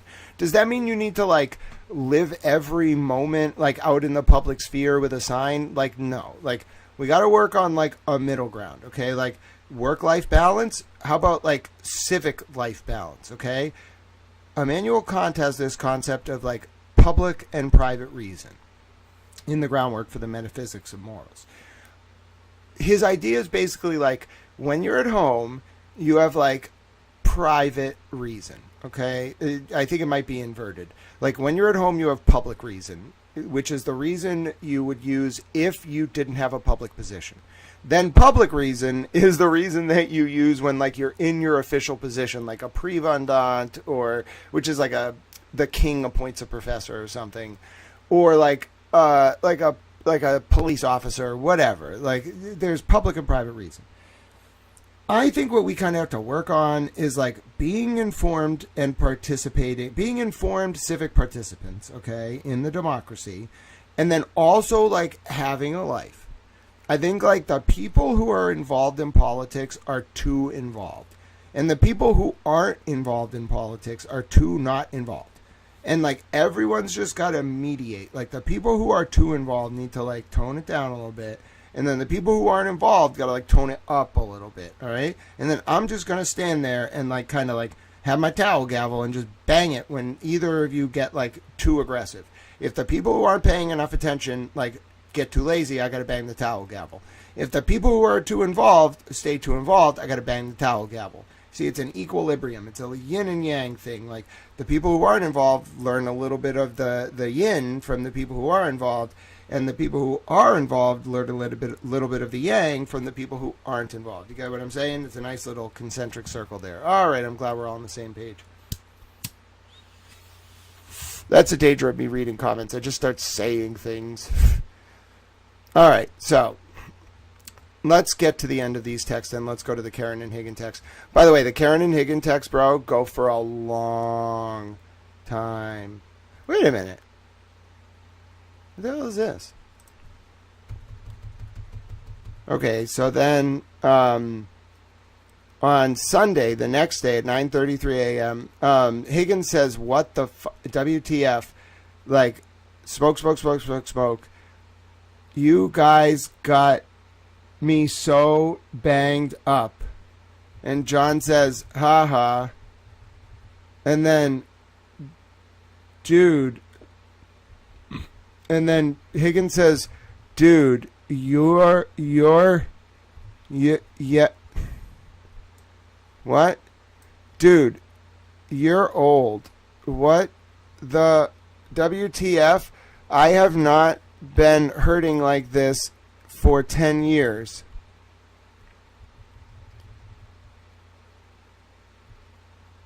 Okay. And then Higgins says, was it necessary to introduce Hennessy XO? And then John says, I blame Karen. And then Higgins says, this one's kind of hard to read. Was I really playing video games? John says, yep. Higgins says JFC, so Jesus effing C. Please tell me I didn't break your nephew's video game. If I did, I will replace it. Did I throw a controller or some shit? John says, I don't think so.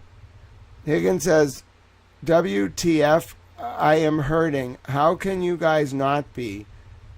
And then John says, still in bed. And then Higgins says, you coming here?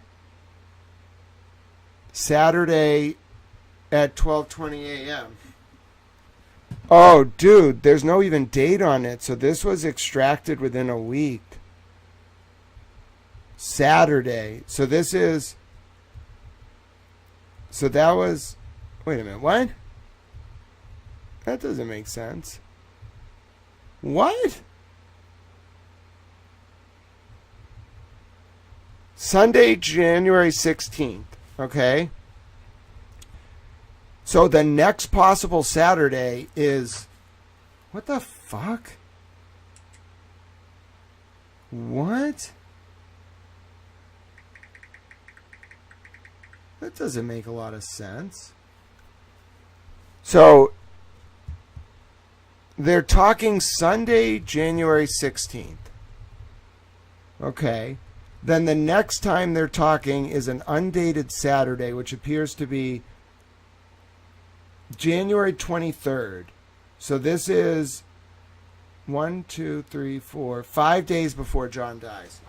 So the best I can discern, this undated Saturday message from Higgins to John that says, you coming here, is Saturday, January 23rd at 12:20 in the morning.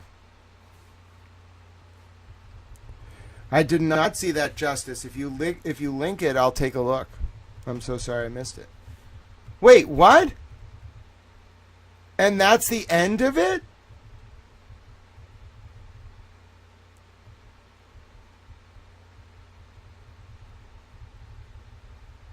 Dude, I don't believe that for a second.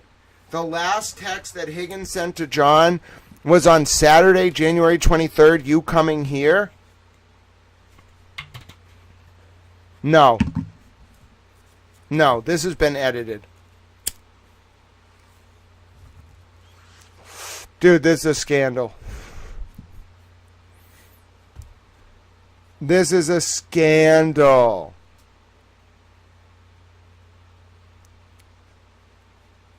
The 29th wasn't a Saturday. The 29th of January 2021 was a Friday. The only day this can possibly be is Saturday, January 23rd, 2021. You coming here at 12:20 a.m. No, this is Saturday. It can't. No, January 28th, 2021 was a Thursday. January 29th was a Friday. The next Saturday was January 30th. Oh, I'm in 2021. Pause. It's because they were in December before. Pause.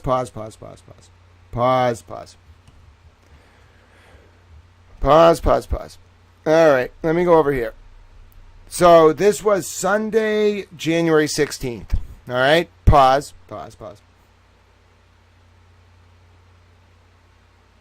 Oh, it could have been. You were right. I was off by a year because they went from December 2021 to January of 2022. So I was on the December 2021 calendar before I got confused. Okay, so this is January 16th, which is a Sunday.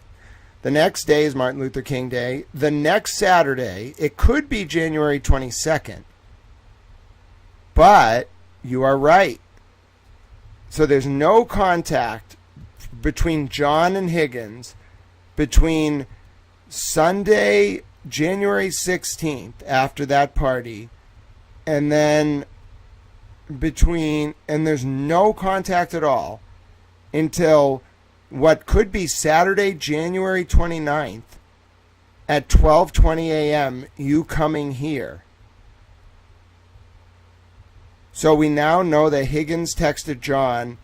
Listen, I'm so frustrated that there's no date, but this might actually be a text from Higgins to John saying you coming here to the Alberts at 12:20. Yeah. Oh my God.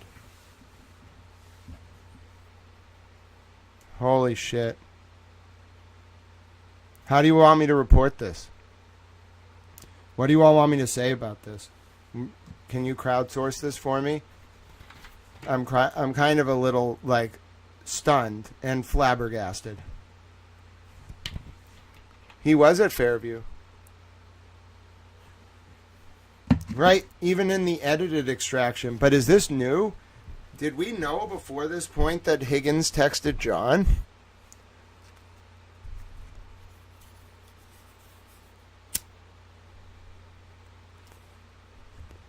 Yeah, this was the text brought up in court. I remember that. But I didn't know it was at 12:20.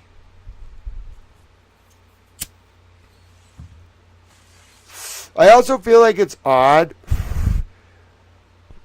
that, like, they didn't talk at all for 2 weeks. After, like, talking a lot, except for when John was in Aruba. All right. So we knew the exact time of the text was 12:20. I don't remember Higgins' exact testimony about if he texted Karen or John when coming over, but that all checks out if he testified about it. But wait a minute. So Higgins provided enough to the Commonwealth where Lally asked him about that text, but no one asked Higgins about any of these other texts with John.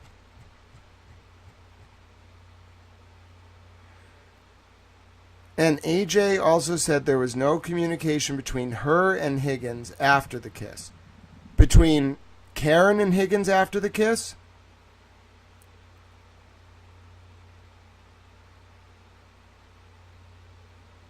So this is from Higgins' phone. I'm telling you, this is from Higgins' phone. How do I know? Because Higgins is in blue. And we've gone, and the contact name, look at the contact name, is John O'Keefe. So John wouldn't have himself stored as John O'Keefe. This is from Higgins' phone.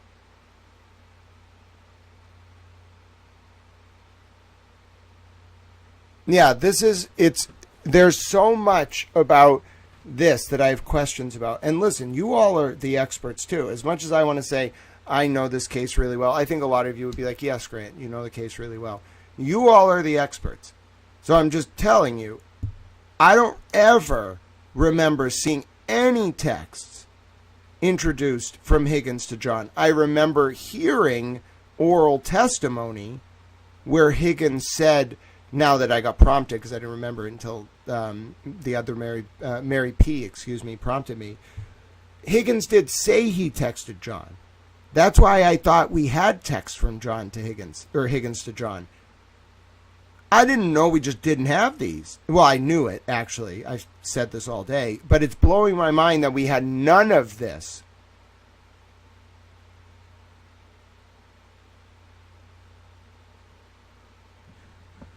Yeah, I think some shit went down. I think Higgins did not like John. He was threatening him, kinda, the month before. Dude, that was more than an affair with Karen. Dude.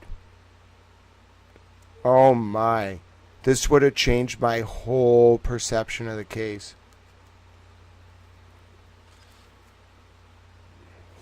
AJ said Karen ghosted Higgins after the kiss. I kind of remember testimony about like she went over to his house once when like they didn't sleep together and then it ended. You know what we're about to read next, right? I know you're not going to love it, but it's the Higgins text to Karen from the new release. All right. Now you might be saying to yourself, Grant, do you have this all, like, are you ready to like compare this with the Karen and Higgins text from Discovery, the exhibits? Yeah. I hope someone did their job, because if I find anything in here that is not in the Discovery, that's obstruction of justice. And I'm hunting right now. I'm in a mood. You should not have censored me. You don't understand. Like, first of all, I have a lot of friends, especially in Silicon Valley. Like, my friends created the internet. Like, I'm not kidding you. They literally created the internet. So, like, it's not very hard for me to call someone and be like, why are you fucking around? Why are you censoring me as a reporter? And they're like, we're not, Grant. We would never do that. Oh, someone mass reported you? Oh, that's a problem. Yeah, I'm a Tao reporter. You know what I mean? I'm in the Tao. I got a lot of friends. They're very protective of Little Tao. Little Tao's been around forever. I paid my dues. I was talking to some dude about Dig the other day. It's like, remember Mr. Baby Man? He was like, holy shit, dude, you've been around forever. I was like, yeah, dude, my friends invented the internet. I'm a Tao. And he was like, what do you mean? I was like, my friends invented the internet. And he was like, I don't know if I want to know what you mean. I was like, you probably don't. I'm a Tao. I'm just a Tao.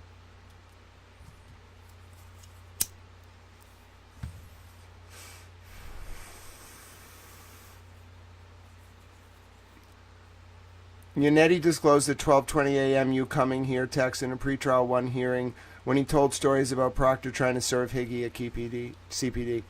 Yeah. Sounds about right. So did Yannetti have all these? Are these from the Fed? Like, how did these show up?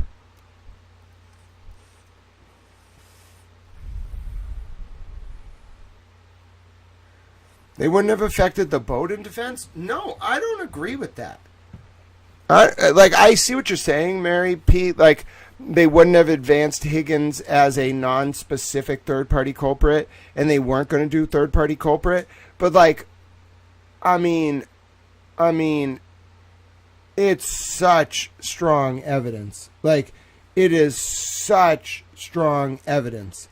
Like, it's even if you're not using it to like make Higgins out to be the person who did it, and that's a defense like strategy. Even if you're doing it just to show Higgins' state of mind on cross, like, you can ask a witness questions about out of court statements like this. I'm not a lawyer. This is not legal advice. You can just ask them, like, you were like, like excited about the prostitutes, weren't you? Now, you're going to get a vociferous objection from the Commonwealth, but your argument at sidebar is going to be, Your Honor, I'm not asking to bring these texts in or lay this foundation because I want to bring it in for the truth. I'm not trying to have a trial about whether he had a prostitute or John called a prostitute. I'm using this to ask about his state of mind when talking about the prostitute. That's how you get around it. So I don't really understand, unless there was a deal struck, why this wasn't used. This is incredibly, like, a jury doesn't really understand the law. So you show this to a jury, they're like, the only reason you wouldn't show this to a jury is maybe they got it between the first and second trial. The only reason you wouldn't show that. Wait, you said he brought it up pre-trial, trial 1? Something's off. This is like the strongest evidence I've seen in this entire case for either side. It's the strongest. Yeah, I agree that like in trial 2, like they had it in the bag in trial 2 anyway. Like they won before it started, in my opinion. They had it in the bag with the foreperson, who is always the person in the first chair in Judge Cannoni's courtroom. She always picks the juror in the first chair, like farthest to the left in the front row, closest to the window near her. She always does. I was told that.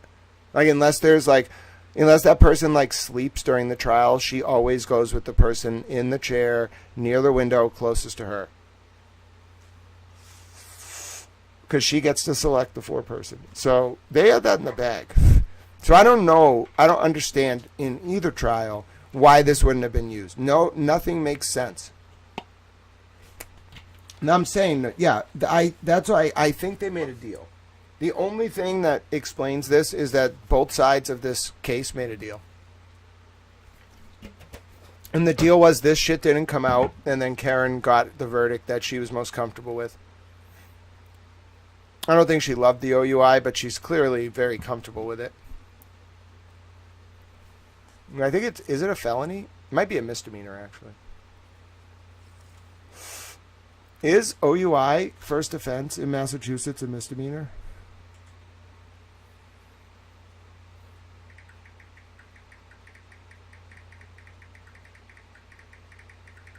It's a huge deal if it is. Yeah. So she doesn't have a felony on her record. She got exactly what she wanted. A felony is a huge deal. If you got a felony on your, like, if you got a guilty on a felony, like, you can't like vote. It has serious impact on you. She got a misdemeanor, OUI. It was a deal. But then it makes you wonder, like, did someone go to Corey Hopkins? Like, because Corey Hopkins seems kind of like a boss. Like, you really can't fuck with Corey Hopkins. Like, I've watched her approach all this. I've read all of her filings. You can't tell her what to do. Like, even if Karen's team went to her and told her, like, hey, like, I don't know about this, I kind of feel like she'd be like, screw off. Same thing with the state. Like, they told her, we're not going to give you this. She was like, oh, you're not? All right, I'm going to sue. She sued pro se. She didn't even, they tried to fuck with her law license by saying that, like, she was, like, misrepresenting her standing, like, as a pro se litigant in Massachusetts. And it's like, just because she's a lawyer doesn't mean she has to enter an appearance. She's just a lawyer who's pro se. She railed them. Corey Hopkins taught the Norfolk County District Attorney's Office more about the law in 2 months, than they had learned in like 10 years under Michael Morrissey. She put a clinic, like, she's not even from this state. She put on a clinic for them.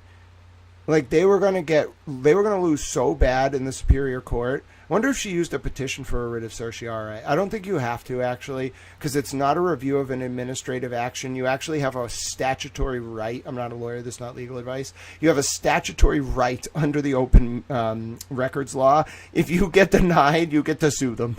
You don't even have to petition for a writ of certiorari, like if you're trying to challenge an administrative action from an agency. You're entitled by right to sue. Like, it's in the statute. It's like a right of law as opposed to like a power of equity. It's hilarious. So my point is, this was not supposed to come out. All right? Procedure of it all aside, this was never supposed to be public. Whoever made this public, whoever facilitated this, we know it's Corey Hopkins. None of this was supposed to be public. So that's the big question. Now let's look at the next group of texts. All right?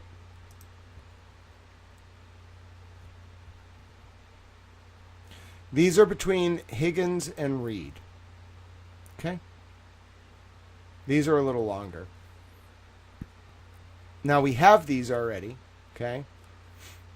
We have these already in a different form. from the first trial. Okay, I have them all somewhere, and we will compare them. Okay. When I say I have them all, I mean like I went through the exhibit list and I found the exhibit where Higgins and Karen's texts were submitted for the first trial. Okay, I have that somewhere. I'm not sure exactly where it is. I'll find it. Don't worry about that. I have it somewhere. Yeah, I have it right here. I got it. So take a look at this. You want to see something cool? Look at this. I also found some shit in there I did not know, like about Karen and Higgins. Like, so reading this, like, I hope you're ready for this because I'm going to be up for a little bit. You all were very kind to help Little Towel. I'm now also mad about being censored, so I'm just going to, like, make a point. Even though I'm easily going to win that battle, I'm still going to make a point. Why don't you ever want to go to war with someone who, like, thrives on exactly this? Like, my favorite thing in the world is to deal with, like, entrenched interest and mess around with the internet. Don't mess around with the damn internet. Alright, so here's what I got for you. So this is the actual exhibit. It's exhibit number 132 for those of you tracking. This, if you want to follow along, you might get a little confused. This is the actual trial 1 exhibit. Okay, so I'm going to link this. Yes, we're making our way through the sidebars slowly. Okay, right now we're looking at Karen and Higgins' texts. So if you want to look at the trial 1 exhibit, they're right there. Okay, now this is the O'Keefe and Reed redacted cell phone. Nope, so we don't want that. This is what we want. This is the cell phone extraction that was given to Corey Hopkins. Okay? This is the one that was submitted during the first trial. It is the exact same. So we don't even have to do this. It's the exact same. One with an evidence sticker, one without. Did they edit anything for what they gave to Corey? Huh? This is ridiculous. Look at this. This is the exhibit file that I got from the clerk. They gave us flash drives when they would hand out the exhibits, and they told us to just pool our resources and just copy them after we got it from one person. So I was the point person on a lot of the exhibit coordination. Because, like, I don't know, like, they just all kind of looked to me, like, all the, like, stations, and were just like, great, you figured it out. So I kind of, like, dealt with a lot of indexing of these files. And I'm telling you, like, Corey, look at Miss Hopkins, Attorney Hopkins. They redacted stuff from your thing that is not redacted in the trial exhibit. Let's see if they did that at other points, too. I'm going to go page for page here. Corey Hopkins will love this. She'll be like, he's a fucking boss. I know I'm a boss. Thank you, Miss Hopkins. All right, let's look. I can do this pretty quickly. I'm just looking to see if they altered anything. It all looks the same. The trial exhibits are harder to read. And then it's unclear if everything was transcribed or not, or if it was like an AI transcription. I can't really tell. It's some kind of like FBI software. I've never seen it before. I've seen a lot of like FBI extractions. This one's like not normal. It's some like selective extraction software. I guess you get cleaner pictures. And then there's one weird thing where like Higgins texts Karen and it's blacked out.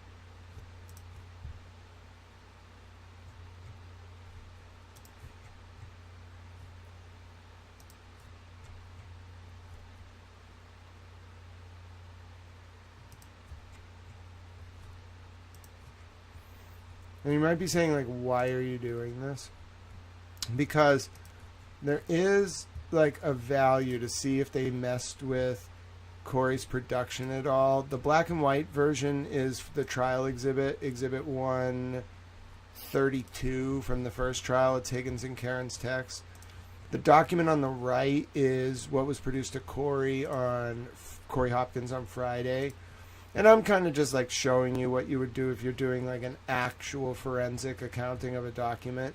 I'm looking at the production and comparing page by page to see, like, I do kind of want to read these, but nothing's new. So anything I would get from this, I would only be gleaning it from my contextual understanding, and that's like important, but it's not what I want to do right now. Sidebars are what I really want to do, and this was just kind of going to be a project. But there is something that I want.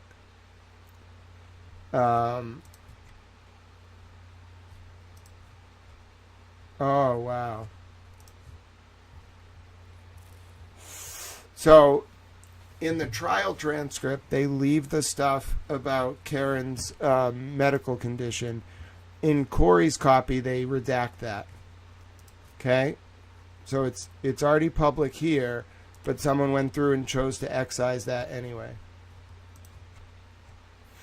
All right, that's the exact kind of thing I'm looking for. What did they edit out of Corey's copy that's in the public record from the trial? It will tell me like what they were thinking about for like what were they trying to hide, if anything. Excising Karen's medical stuff is not that big of a deal. It's pretty pro forma. I would actually expect them to do that. Even though it's in the trial record, it's because the rules of evidence are a little different than the public records law. And so you can see it's pretty easy to track. You go number by number, and we're looking at messages between John O'Keefe and, between Brian Higgins and Karen Reed now. And we're comparing the production that Corey Hopkins got, which is in color, to the production that came out during the trial. And we're just seeing if there's anything that was excised or removed from the production given to Corey that is different than the production from the state. All right. Now, overall, there doesn't seem to be anything. There's one specific thing I'm looking for in this file, which is Karen sends Higgins a picture that's blacked out. And I think it's going to be blacked out in both versions, but I don't understand, like, did Higgins talks about like how that couple we were talking about, Carrie and Chris, had been around.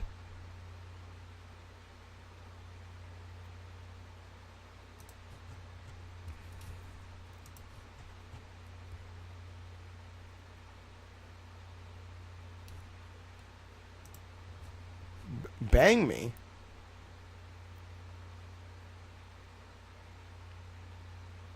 Wait a minute. We may actually have to read this. Because I now know who all these people are now. But I want to see the blacked out picture. I'm a little confused by that. I think it's coming up. If not, I'll just scroll through. Like, they're talking about that couple, and then Higgins, like, sends them a picture. Like, Karen a picture of, like, something sexual that happened before, like, she arrived. So I think it was like, I'm pretty sure it was sexual, but I just want to get the context. And you really have to do each page like this. I have only seen one difference. I've only seen one difference in the files, and it was Karen's medical information. We're pretty much done anyway.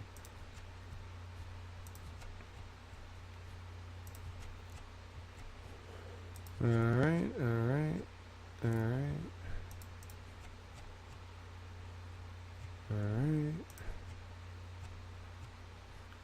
Okay.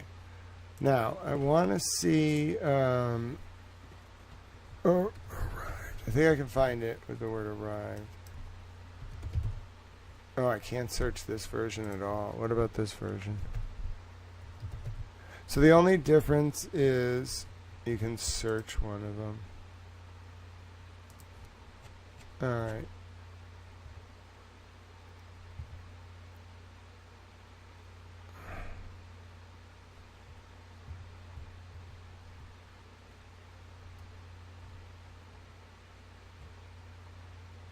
Wait.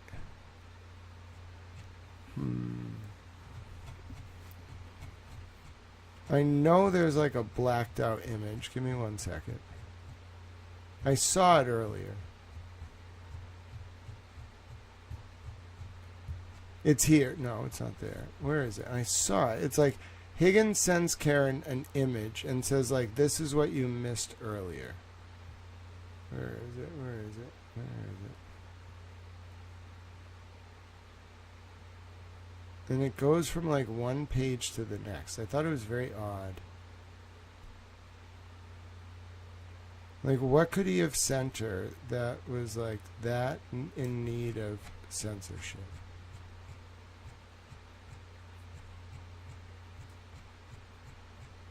Where is it now? I'm going to find it. I'm going to find it. I have a very acute memory. And I'm cute, you know what I'm saying? Alright, let me use my backup plan. Where is this file? I know I saw it.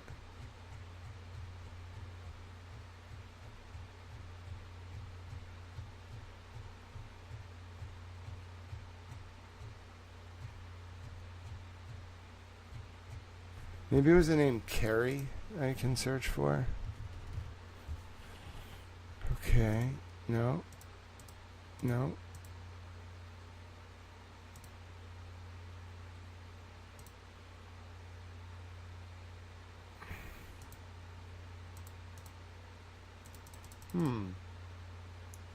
Where is it? Hold on one second.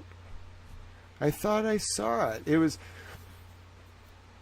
Higgins saying something like, Carrie and Chris are still going or something. I gotta find this. Two a cube by half. Yeah. Alright, where are we going? I have to. I saw this earlier. It's a very specific, like, text from Higgins to Karen.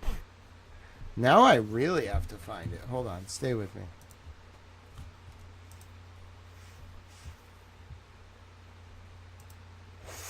Where did I see it? Was it going through the exhibits? This is fascinating because I saw it was like a very weird text from Higgins to Karen. I'm going to go through the exhibits again just to see if I can find it for you. Like, it was an incredibly odd text.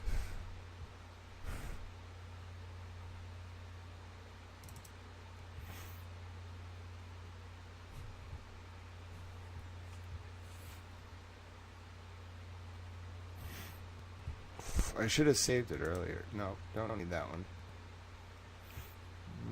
No, no.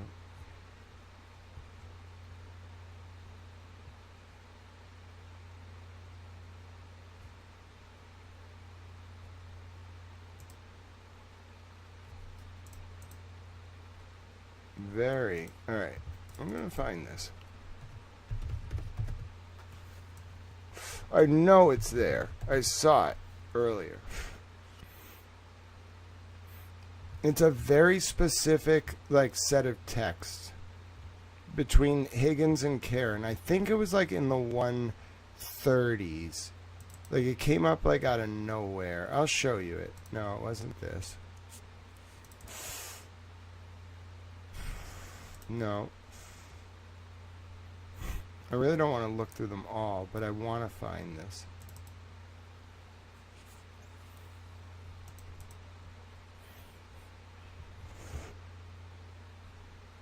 It was 132 that was his text. So let me see if I can look for things around there.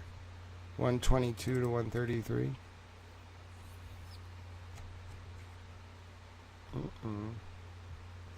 Nope.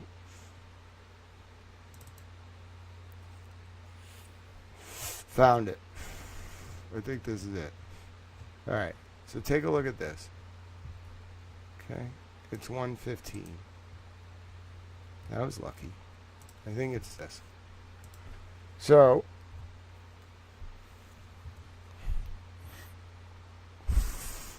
you also get all these texts from Higgins to Karen like this, okay?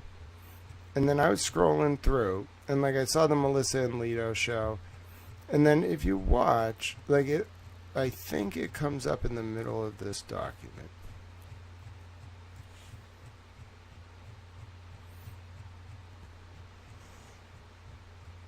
Like I'm like looking at their text, right?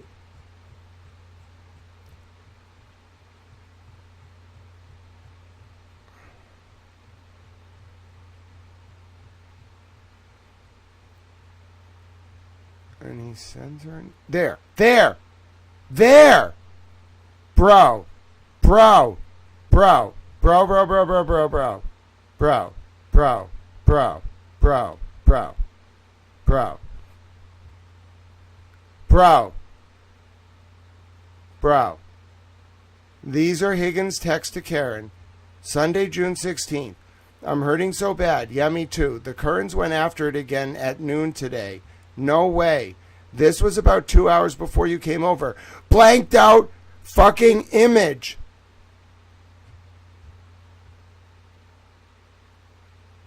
Karen sent it to Higgins. Where is this? This isn't in there. Oh my God. I told you. Folks, listen, I have a really fucking good memory. Like, almost, like, it depends on what I'm doing. Like, I filter stuff, but I'm telling you, I was just, like, scrolling through shit earlier, looking for files for you, and I saw that blacked out image. That is on Sunday, January 16th.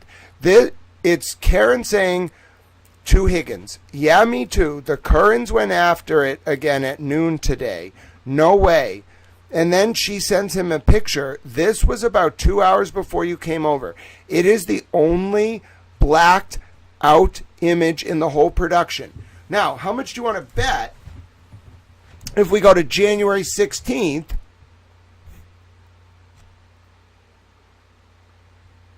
Where is it?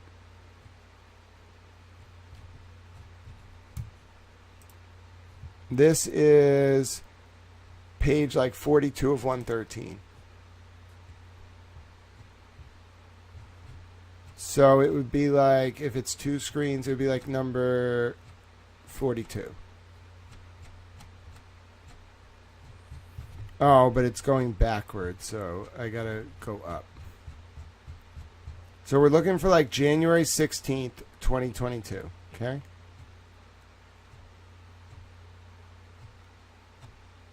It was the kiss in the hallway day. Dude, they hid this. They hid it.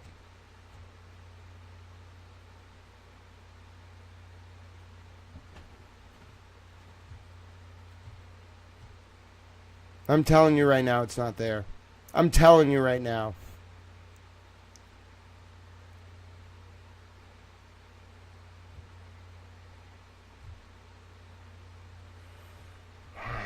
No. What day? Hold on, I'm zooming in. We need the dates.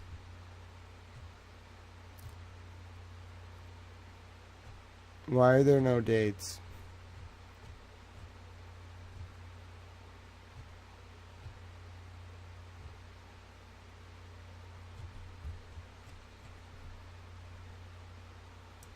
Does it start on their first text? Alright, so let's just do it this way then. Alright, so this is, remember that this is page 42 of 113, okay?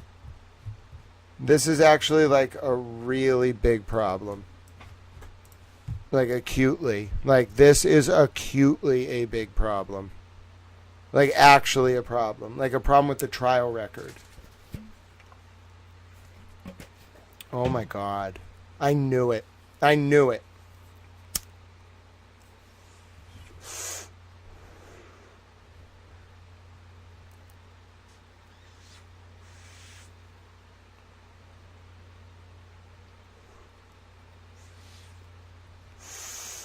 All right, so we're going to go to the top. These are the actual texts, okay? What you're seeing here is what's called a readout of the text. This is the production to Corey, okay? To Corey Hopkins. Now, what I have 3 files, okay? They're all important. This is Exhibit 132, okay, from the first trial, okay? It is a black and white copy, verbatim, of what Corey Hopkins got, okay? Verbatim. Except some of Corey's documents are, some of the lines on Corey's documents are blacked out at the top, and one thing about Karen's health is blacked out in Corey's version. Otherwise, those are the same versions, okay? It is Exhibit 132 from the first Karen Read trial. And then, yeah, this is a wild day. So this is I'm going to give you all the files, okay? This is Karen Read Trial 1, Exhibit 132. All right, I'm going to help you all follow along. It is C-Star. Okay, Karen Read Trial 1, Exhibit 132, Higgins text to Karen indexed. Okay? Then, I'm going to give you Higgins text to Karen as provided to Corey Hopkins. Okay? Last Friday. These are the same. Those documents are the same except for one redaction about Karen's health. Now, I'm going to give you Karen Read Trial Exhibit 115.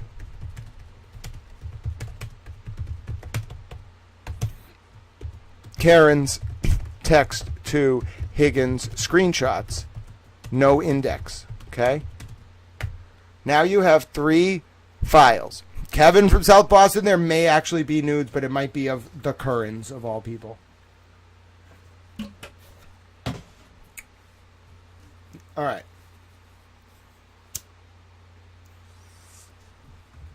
Here's how we're going to do this.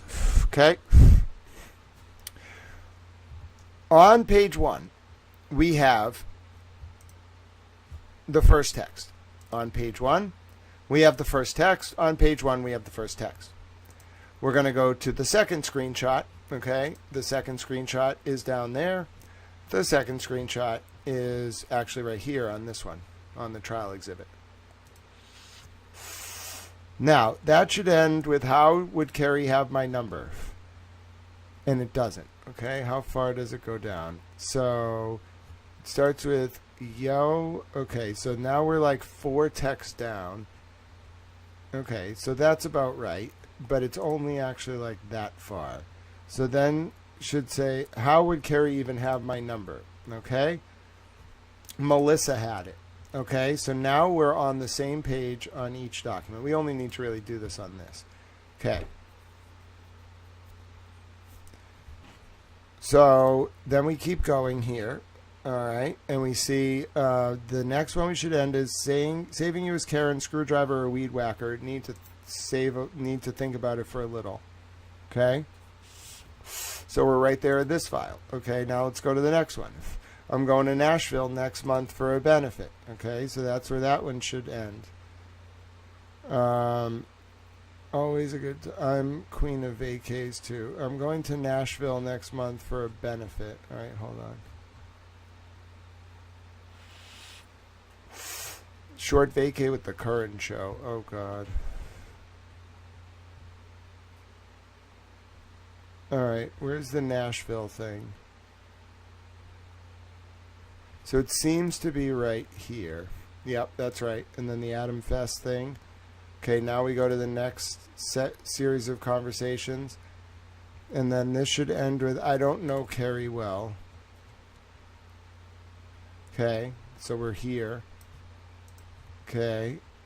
Next one should end with, I'm a college professor. Where does she say that?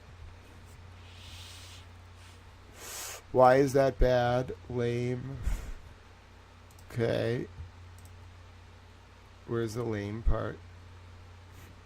Lame. Why is that bad? I'm a college professor. Okay, so now we're at this one. All right, now the next one should end with, I'm not making fun of BHCC. Okay, so that you see how we're doing this? We're just tracking page to page to find the missing one. Nope, never. It was a one-time thing. All right.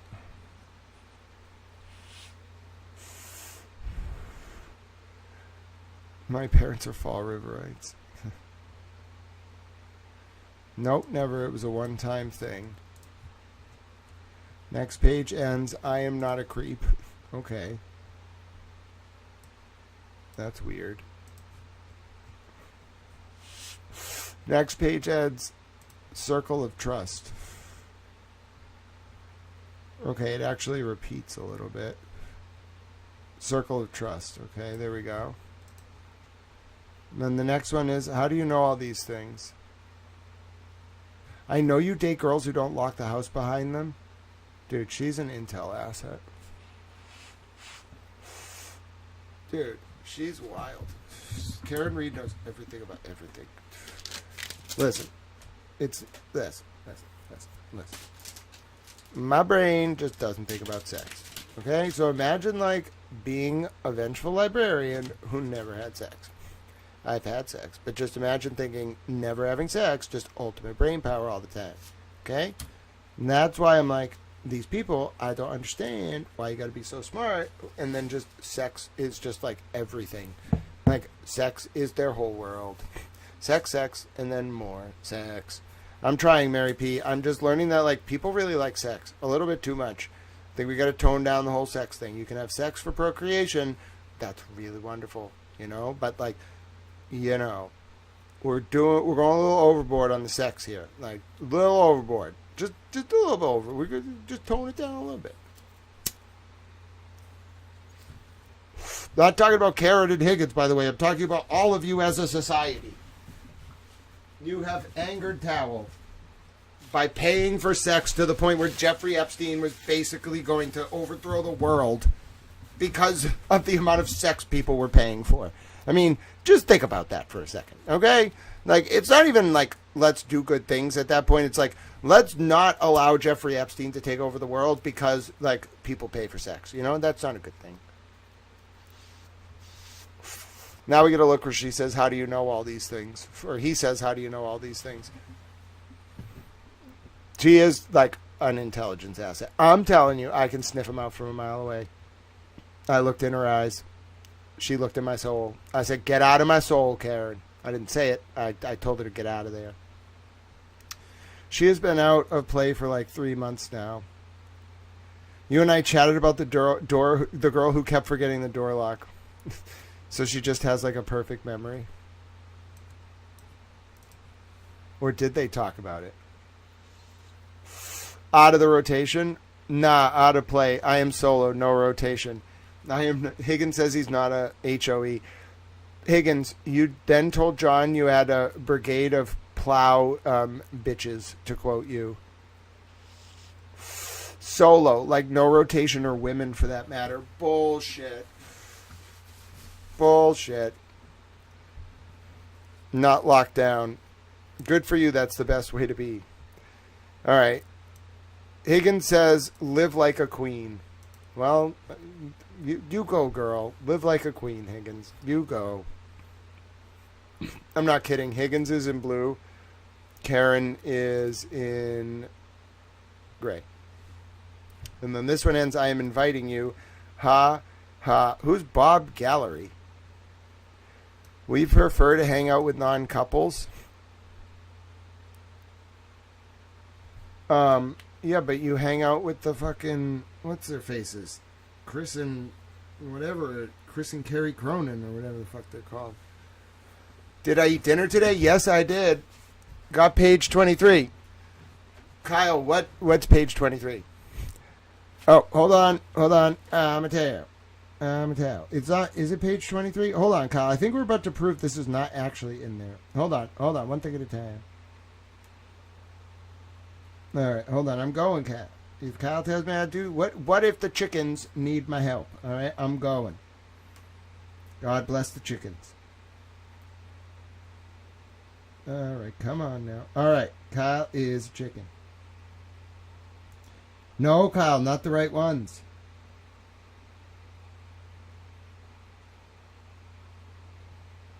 Oh, wait a minute. Where'd you find that?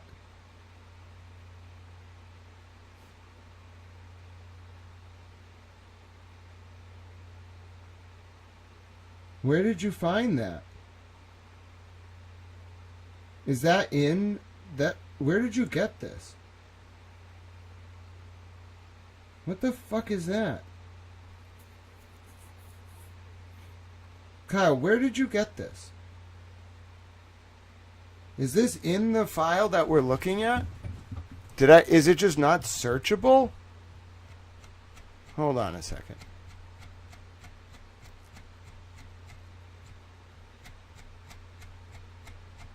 Where is it? Kyle, it's not on page 23 of 56. Not on the production I have from Loophole Lawyer.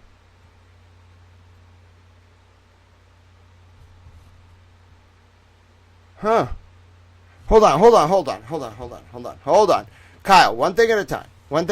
Can I confirm whether or not it's in the file that is up on Loophole Lawyer's thing? And then let's go from there, okay? Get me all thrown off.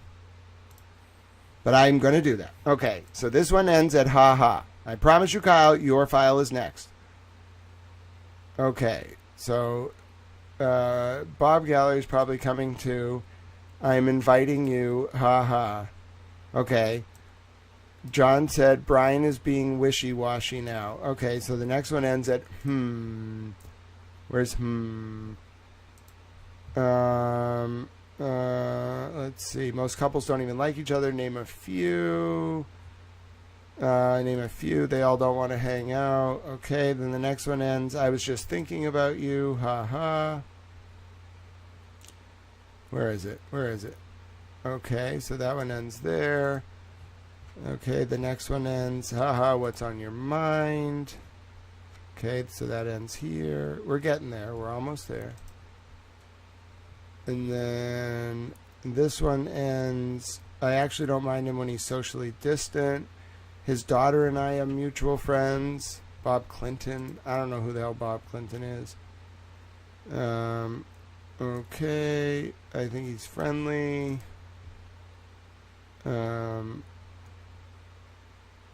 Why detest? Alright, you're nuts.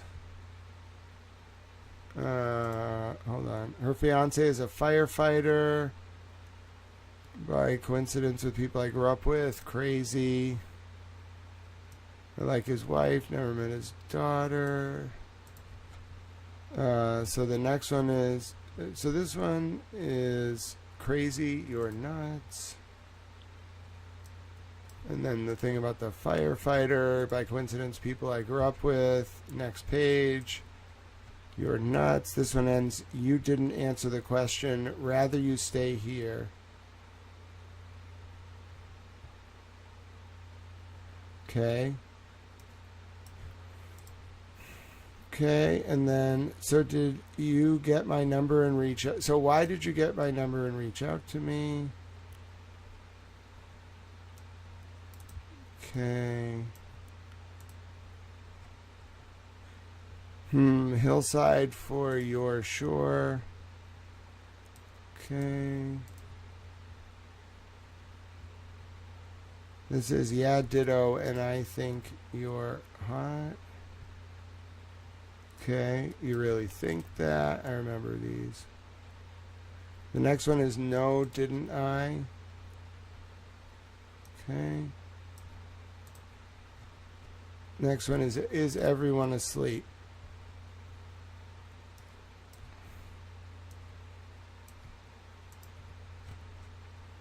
No, you initiated this.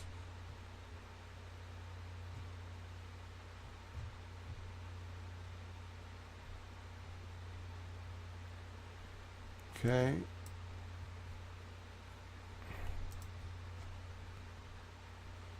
I feel like you're not really saying what's on your mind. Okay. And then you looked great tonight. That's weird.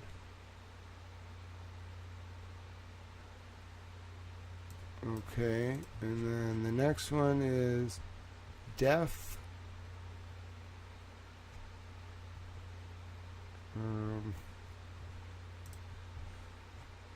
Okay, and then still have not told me. Let's see. So we're now here. And then I was, but things have deteriorated. Okay. And then, does she know you like me?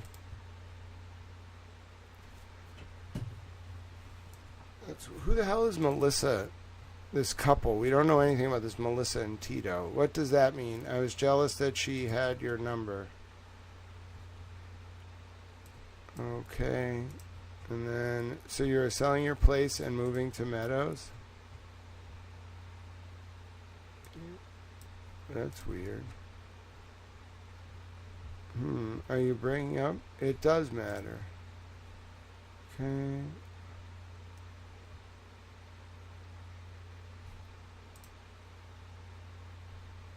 I put kids to bed and found him in the lobby. So she didn't find him in a room. She said she found him in the lobby. Okay. The next one. You're getting all defensive. Not at all. Let's see. Where's that one say? Alright, so that's where that one ends. Alright. And then this one is we can say whatever we want. Okay. And then this one ends, no, I'm not. Do you always get what you want? Be sweet to me, please. I could be so sweet. I've been very sick. Okay, this one says, don't worry, I've always been very happy. Okay. You're talking riddles. Reasonable question, yes, 100%. And then here it says the real deal doesn't exist. Okay, we're getting there. And then you like Hennessy. All right, we're there. All right, so it's there. That's so... Oh, because she called them the Currans.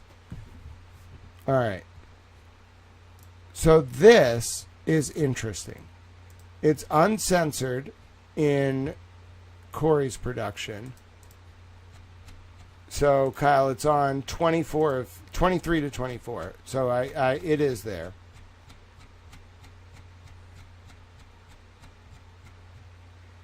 And then you can't really see it in this one, but it's blacked out entirely here. So there you go. It's the opposite of what I thought initially. Whatever was blacked out in this production was actually provided to Corey in a semi-legible format.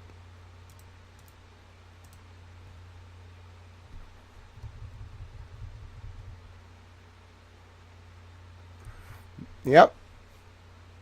So, Kyle, it's actually the opposite of what I thought.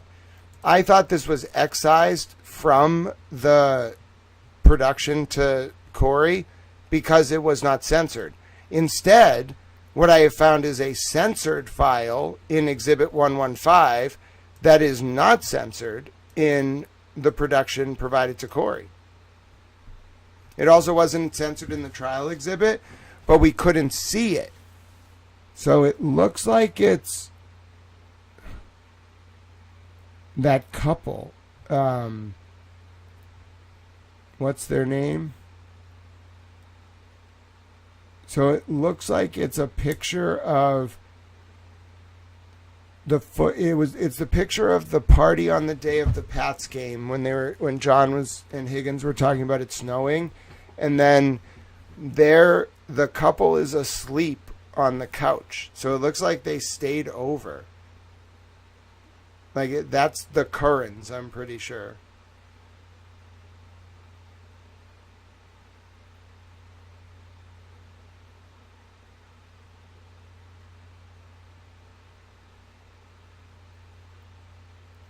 This was about 2 hours before you came over. So I don't know what to say about that.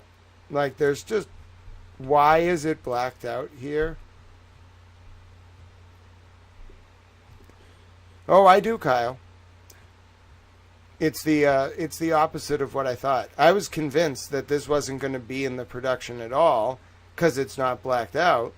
Instead, an official court record, which, as you know, this is actually even weirder because if you've been following the stream, all of the documents that were given to Corey, if anything, had like more redactions than what were in the court record. This is the first time that something in the court record, which specifically is John O'Keefe and Karen Read retrial exhibit 115, not sure if it's the retrial or the actual trial, but the point is it might be trial 2 exhibit 115. You want to double check. This is just censored.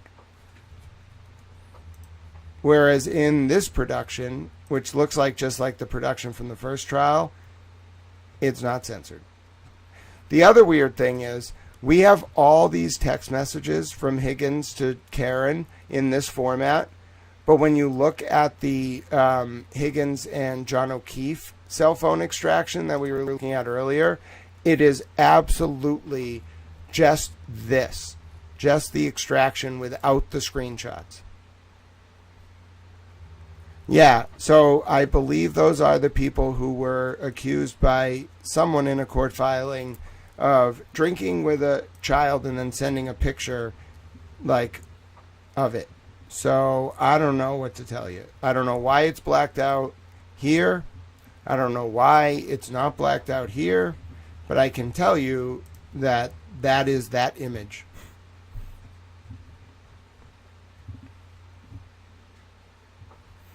Weird. Not really sure what to make of that. I really don't know what to make of that. Does it mean it means something?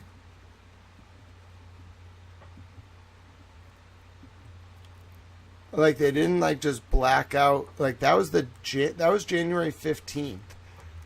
So that is a picture, I believe, inside John's home from Saturday, January 15th. I think it was a Saturday. It might have been a Sunday. 2022. Let me double check if that was a Sunday or a Saturday. January 2022 calendar. It was a Saturday. So that picture was taken roughly like 2 hours before you came over. So let's see. He came over at like 10. So that was 8 p.m. That picture was taken 8 p.m. inside John O'Keefe's home on Saturday, January 15, 2022. So that is kind of creepy. I'm sorry. That's a little creepy. Like, that is actually creepy. Not that it's in there. Like, not like the exchange in context is a little creepy. But that it's blacked out in one of the trial exhibits, but completely unredacted.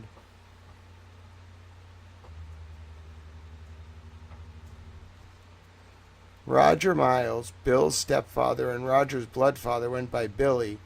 Puts his son Roger going by Bob in some context. Billy Bob. Huh. I don't know who that is. Very interesting, though. I don't know what to make of this. I really, like, everything else about this, like, was wild. But this makes no sense to me.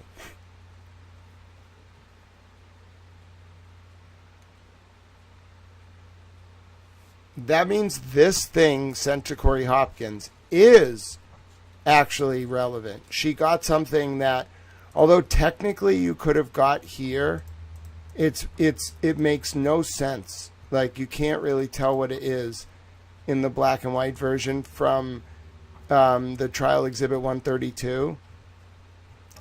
So the actual first, like, clear picture, this is actually something new.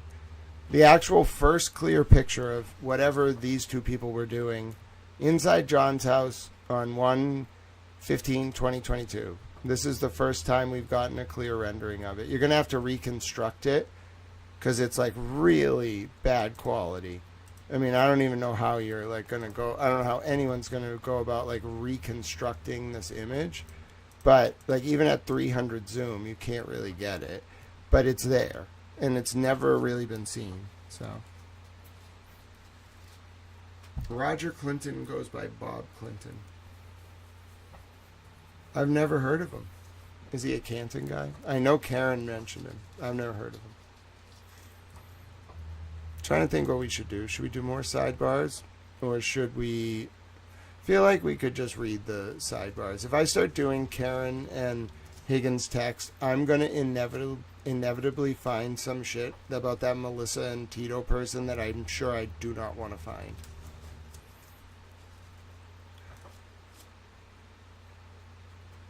It's those two people on the couch. Mr. Monk's understudy, the allegations are against the Currans, the family that John and Karen were hanging out with, or the couple.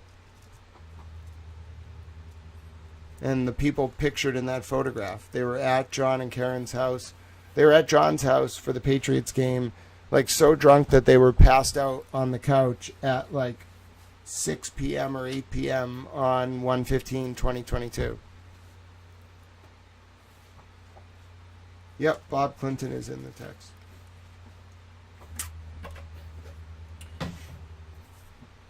Like, I really feel like if I reread these tomorrow, which I probably will do for you all, we'll be back again tomorrow. Tal's going to do as much work as he can this week on the Epstein files, on finishing the sidebars. Like, I'm so grateful that you all are processing this all in a respectful way. Like, other than the people who tried to censor me, forcing me to have to contact, like, the highest person at Twitter, the actual head of, like, safety on Twitter. The name is Kerry, Kerri, Curran, Curran. You can see it on your screen, the last name. And the guy's name is Chris. Like, Higgins keeps calling him by his wrong name. He keeps calling him Sean, but his actual name is Chris. All right, let's do a little more sad baz. I think we can do some sad baz. It's a very long file, but we're picking up on page 313 of 5481, and we'll do like a little bit. You kind of have to like know the witness you're reading, things like that.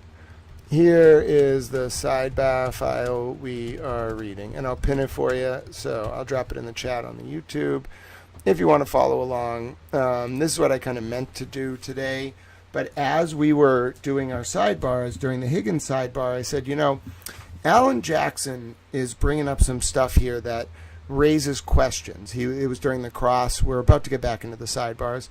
Alan Jackson is raising a lot of stuff in these sidebars that makes me think there's more to this. That makes me think there's more to what Alan found out about the federal proffer, what Higgins actually was like, what Higgins needed immunity for. And you know what my gut was telling me? Sex trafficking. I'm serious. I was like, you don't give Higgins a federal proffer because he used a fucking departmental machine to copy some text. It's more like a disciplinary issue. But like sex trafficking, you might want to proffer him. You know who gets proffers? People like Lex Wexner. People like Abigail Wexner. Names ringing a bell? People like Leslie Groff. Name ringing a bell? Those are the kind of people who get proffers. People right below the movers and shakers. Now, is it making sense why my eyes were all the way open when I got to the end of that cross and read these non-public sidebars, reading them for the first time ever earlier today? Alan Jackson is a smart man. He does not have to say in a sidebar, hey, person reading this, like, even though they thought it was never going to be public, hey, person reading this, something's really wrong with Brian Higgins. No. Like, he was talking on multiple occasions about Higgins doing things that were very obviously wrong. Judge Cannoni wouldn't let Jackson get the questions out in open court, so no one knew. But as I'm reading this, I'm like, wait a minute. There is no way there is not something up here. So I looked at the Higgins messages with John, which apparently no one has ever seen before, and immediately prostitution within like an hour came up from John, of all people. And that's how the day spiraled. Couldn't even get to my Epstein files. Couldn't even finish going through the sidebars. We're less than one, oh God, like 10th of the way done. We're like 8% done.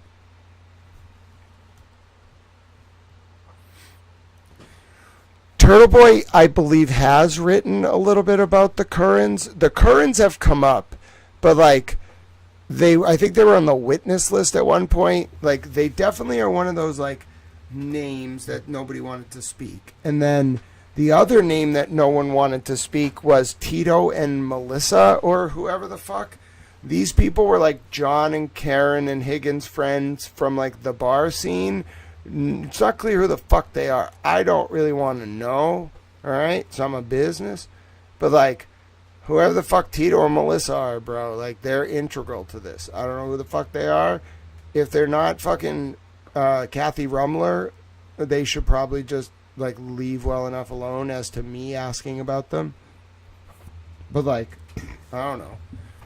I feel like even Kathy Rumler probably was like, listen, there's this, somebody had to brief her and was like, listen, Miss Rumler, there's this dude, okay? He thinks he's a towel, but he's also like quite well educated, and he also doesn't answer to anyone, and we tried to use his mom against him, and then he just told us to go F ourselves. So what do you want to do? And she was like, well, he's just some dude. Why does he matter? And they were like, yeah, well, so here's the thing about that. He gets like probably 50 million views a year. Like he's bigger than most news stations in some regards, and he's as big as some of the bigger international stations. So I think we should like take this seriously. I imagine that conversation going like that, and then Ms. Rumler being like, you know, I don't think we have to take this man seriously, and then it crescendoing, and then them being like, I really think we should take this man seriously, and then her being like, okay, so our plan is let's go to all the news outlets and tell them we'll give them a resignation statement, but they can't mention the CIA. And then that's what the New York Times did. So if you think that, like, I'm concerned about them, not really, but, like, there's something weird about the Currans, and then also, well, somebody did send a demon to my door. Please don't send any demons to my door. I got wasp spray. Oh, just as a general warning. After someone invaded my home, while looking into Kathy Rumler and other things, I got some wasp spray, and I've decided if you try to get to my door, my last door, if you show up like that random man, I'm going to use the wasp spray, all right? If it doesn't stop you from breaking into my sanctum, then I have some paint thinner and, you know, whatever it takes to diffuse the threat. So don't come here. But anyway, I don't know what these people are up to, but it's not like there's something off about it. Like something tells me that that couple and the once I saw people, that couple and the Currans and Melissa and Tito. I don't know even if their name is Melissa and Tito. I think it was Melissa and Tito. There's something going on there. All right. I don't know what it is. I really don't think this was just like people who enjoyed like each other's company. I think there were prostitutes involved. I don't know why John literally said the word. I never would have gone there. I thought like John was like a deep cover, like, you know, like hero, but like, why do we have a reason to fucking believe that?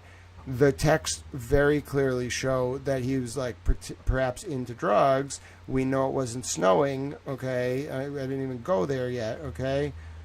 And then like the prostitute thing, and then like talking about turning women from lesbian straight, like that's just offensive.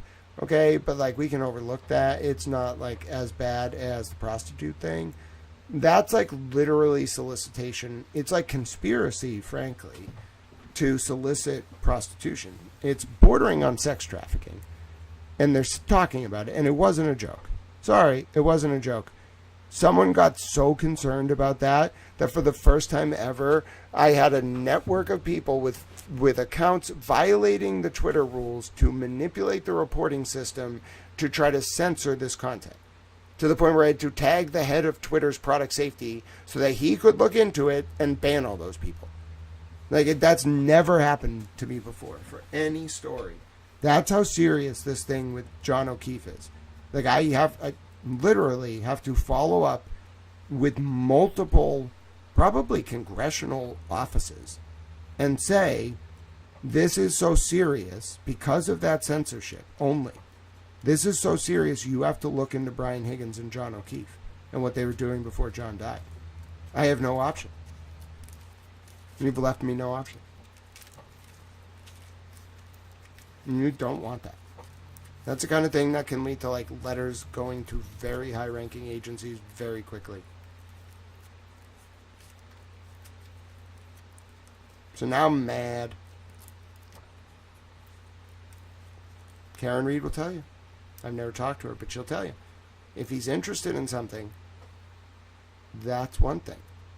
Do not make him mad. Once he's mad, like, he was interested in something for 3 years. If he's mad about something, bro, like, don't make him mad. Why you guys gonna keep making him mad? You're just making it worse. Not really for Karen. I don't think she gives a shit. I think she got her deal already. But these people, I mean, they're the ones who have the most to lose. Higgins, Karen's they're never going to trial. First of all, that O'Keefe family suit is not going to trial. Are you kidding me? They are so woefully unprepared. Mark Diller looked like a fool at that last hearing. I'm sorry. He's got to redeem himself at the next one or it's over. Are you kidding me? Karen's the one who's going to win. I don't know what the fuck she's going to win. Like, I don't know who did this. I don't know if they're even going to want to go to trial on this now. I mean, the McCabe's got money, too. So I don't know, like, what's going to happen here, but I don't foresee either of these cases going to trial because Karen's in such a strong position. Who the fuck wants to have a trial? You did it, Tommy.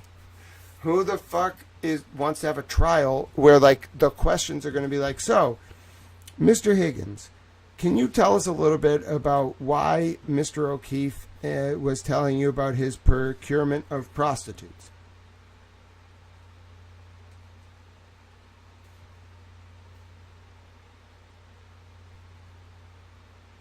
Mr. Higgins, you're a federal agent, aren't you? Yeah. Mr. Higgins, is it a crime to procure prostitutes? What the fuck are you supposed to say? Like, you saw what happened when Judge Cannoni was there to kind of protect a little bit these people. A civil judge isn't going to do that. What are these people going to do? Like, just stare at Alan Jackson and Seligson and be like, I don't know the meaning of those words. That's what Higgins tried to do. Higgins tried to do when Alan Jackson asked him questions about the federal law about not using federal property for personal gain. Higgins was like, I want to get some water so we can keep doing sidebars. You want to know what really pisses people off right now? If I play you this 6-minute video. So that's exactly what I'm going to do. You want to see the video of me reacting to... I hope I get this overturned. It should be relatively quick after tagging Nikita, but we'll see. How's my poll doing? I ran a poll. Okay. In like an hour, we've had 45 votes, and a lot of people think it is very shocking that people used the X system to censor my reporting. All right, now I'm going to play you this video because people don't want to see this video. This was the moment earlier today when I figured out what was in the text, all right? I'm going to go get some water while you watch this. I'll be right back. Last time I said I was going to go get some water, a demon showed up. So I'm going to bring my phone with it on recording mode, okay? If any demons show up, I'll have video for you. Damn demons. John says, you coming by? I'm sending these 3 whores home. Oh my God!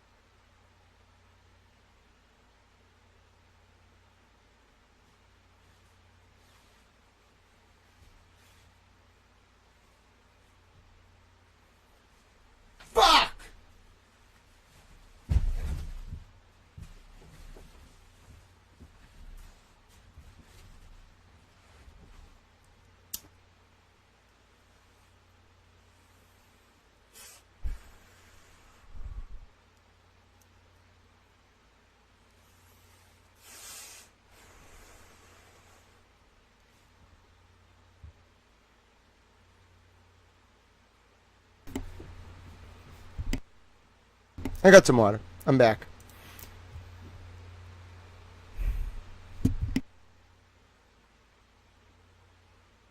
What do you think? Had a bit of an effect on me, huh? My pleasure, Mary P. You enjoy your rest and have a good night, my friend. I'm going to do some sidebars. I'll wake up in the morning with you. And I just recorded that whole process. I will totally continue to monitor. But this was my reaction. It was horrible. It was horrible to come across it. Heartbreaking. And then the censorship, which I have appealed. It shouldn't take that long. And that thing was going viral, too. Like, they had to get to that thing. However, I should be able to get that overturned. And then I'd tag Nikita on the next one, so his account will get notified if they do anything to that.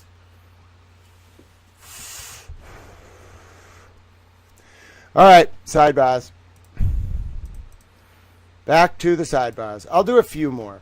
I've been going for a long time. And people really don't want that John O'Keefe thing out there, which is really freaking me out.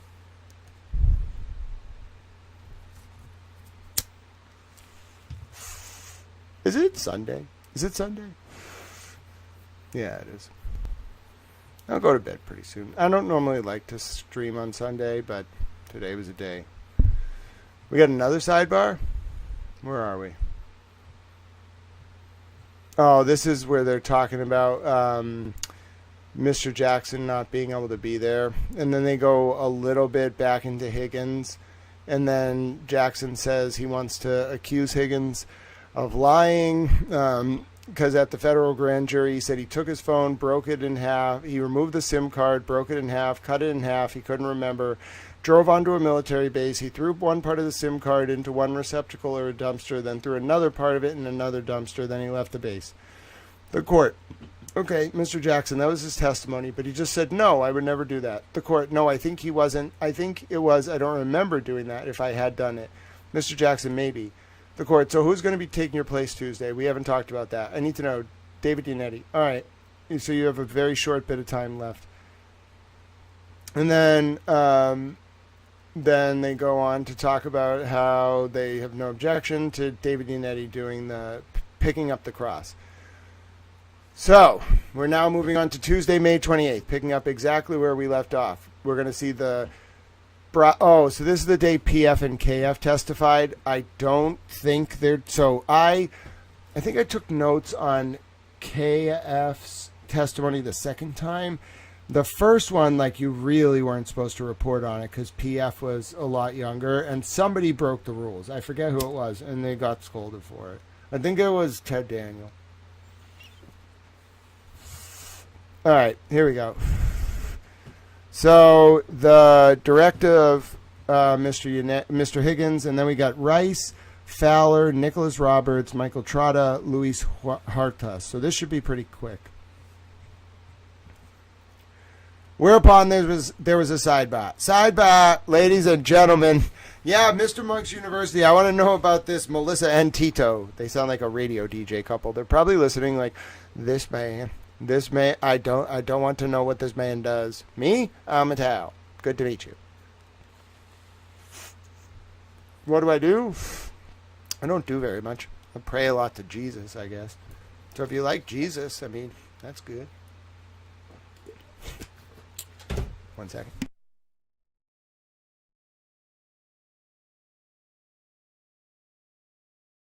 I'll see counsel at sidebar. Whereupon there was a sidebar. Ladies and gentlemen, sidebar alert. We have a sidebar. The court, good morning. I'm going to give a little instruction on Mr. Jackson not being here, and they are not to consider it. Mr. Yannetti, that's fine. The court, but you're not to say anything about it. Mr. Yannetti, I won't. The court, okay. Whereupon the sidebar conference concluded.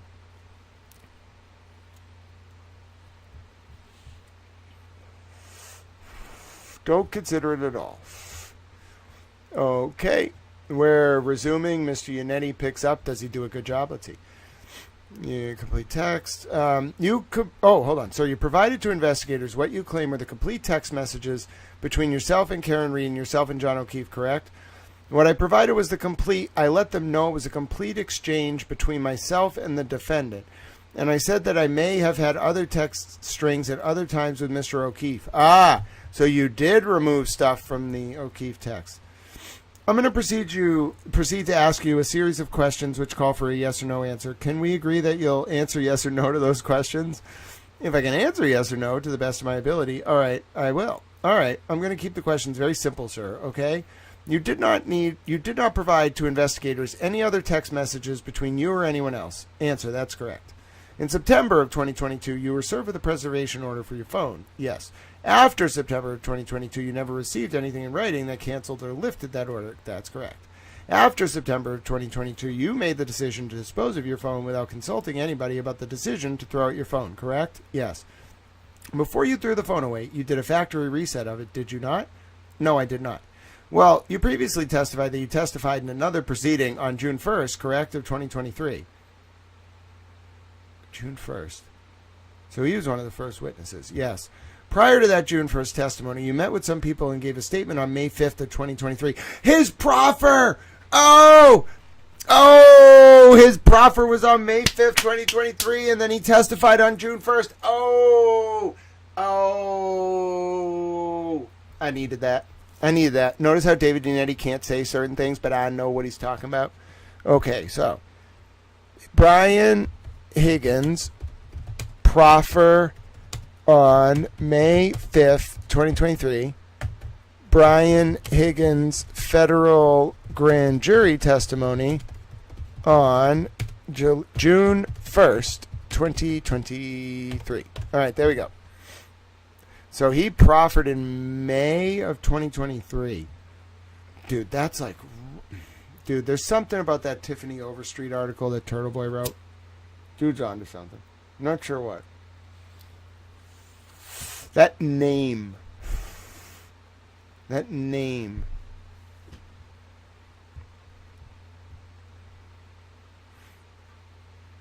resonates. It has like a...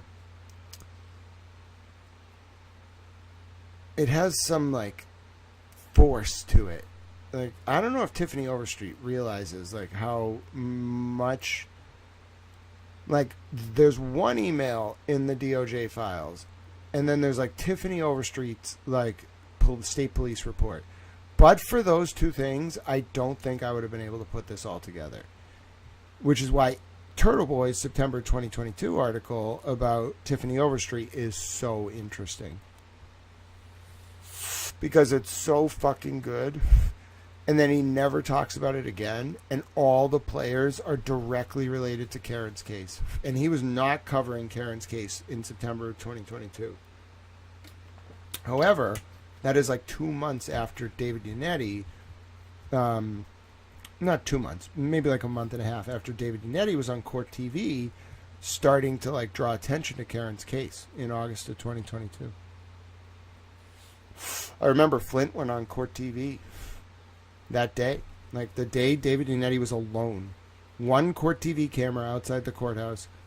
And then like they had Flint on to like analyze David Yannetti talking. I did meet with them. I don't know if that was the date. Okay, it was prior to June, correct? Yes, right. May 5th doesn't sound wildly inaccurate, does it? No. When you met with those people on or about May 5th, we'll say, or whatever date it was prior to June 1st of 2023, you told them that you did a factory reset of your phone ending in 5421, did you not? I don't recall that, no. Oh my God. Dude, they have his whole proffer. Yannetti had the whole proffer too. Oh, I see what the problem was. Oh, Petty LaBelle. Tiffany Overstreet is the case that puts together everything. Let me see if I can find this one. It's the same state police unit. They like basically tormented her because Robert Devine like wanted her punished. It looked like because she was going to speak out. Like, it ties into Sandra Birchmore. It ties into the unit investigating Karen. Now, listen. I'm not saying that because of this article, that means that Turtle Boy was on to all of this. I have no idea. what happened between September of 2022 and May of 2023 with Turtle Boy. I don't know. I really don't. I don't know what happened to him, if like he got pressured, if he got pressured and then flipped by the feds. Like, I kind of sense the state police tried to torment him, and he was on their radar way before he met Karen through Jen Altman and Natalie. I think he went to Karen Allen and David Yannetti for help, because the state police were tormenting him because he wrote about Overstreet. Does that mean he may have done things to allow them to torment him, because everyone learns the hard way? But come on, it's obvious. And I think Kate Peter was central to it. Kate Peter was how they got to Aiden. And then Aiden went to Karen for help. That's my opinion. And Aiden started doing that for Karen on paper, in April, May 2023. No. I think Aiden figured out what was going on in the fall of 2022, and then he was pressured into silence, this is my opinion, by the state police and their network, and then he went to Karen and was like, what can you do to allow me to get around this pressure? And then the feds were like, well, you could just talk about it in public. And he was like, if I do that, they're going to come for me. And they were like, what if we have them come for you and use the case against you to collect evidence against them? He might have done that, bro. That's the kind of thing he would be good at. It's so weird because it's hard to tell the difference between a truly evil person and a person who just makes bad decisions. It really is. If you're going to condemn someone to hell, you have to know that behind closed doors, if there was a decision they had to make in that moment, and it was really important, they could not make the right decision. They would make the wrong decision in a bad and malicious way all the time. If you believe that about someone, condemn them to hell, but make sure you're right about it.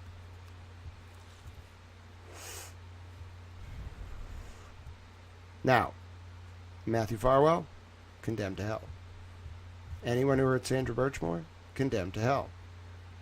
The politics of holding those people accountable, bro, I don't even want to get into it. They had so much power. So much power. They had so much power that, absent the GOP, I don't know if I'd still be around.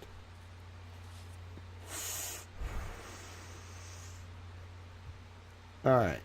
Let's see. So he hands him his proffer. Haven't read that document. Does that reflect your memory about the proffer? That's not accurate. I did not tell them that. And I also didn't tell them that I saved texts with my father. All right, so your testimony is that they got it wrong. My testimony is that I didn't make those statements.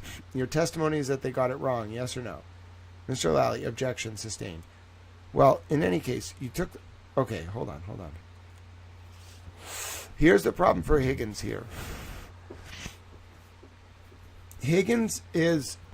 I'm pretty sure what Yannetti is reading is a summary of the interview. And I think that is handled the same way as a 302, where they're summarizing what you write, but that is you can get in trouble if you say something later that isn't what the agent wrote in the memorialization. Their memorialization controls. So even if you say, I didn't say that to the federal agent, if they write it down a certain way and you say something different in the future, it's perjury. It's not perjury. It's making a false statement to a federal government official. 18 U.S.C. 1001.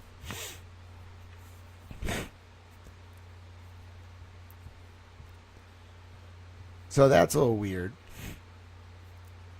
Did you take the SIM card out of your phone? I don't know. That might have been the extent of it. This guy is weird.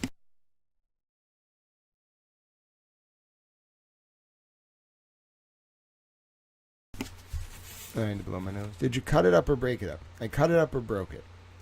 And you will agree with me that cutting up or breaking the SIM card destroys the SIM card, does it not? The card itself, yes. That would have been the purpose in terms of cutting it up or ripping it up, to destroy it, correct? Well, so nobody else could use the phone. Well, that was my next question. But the purpose of cutting it up or ripping it up is to destroy the SIM card. This is not a sidebar. I just want to see this. You testified under oath June 1st, yep. Under oath when you're testifying. Swore to tell the truth, yep. That was about a year ago. Yep. You gave... Did you say the following?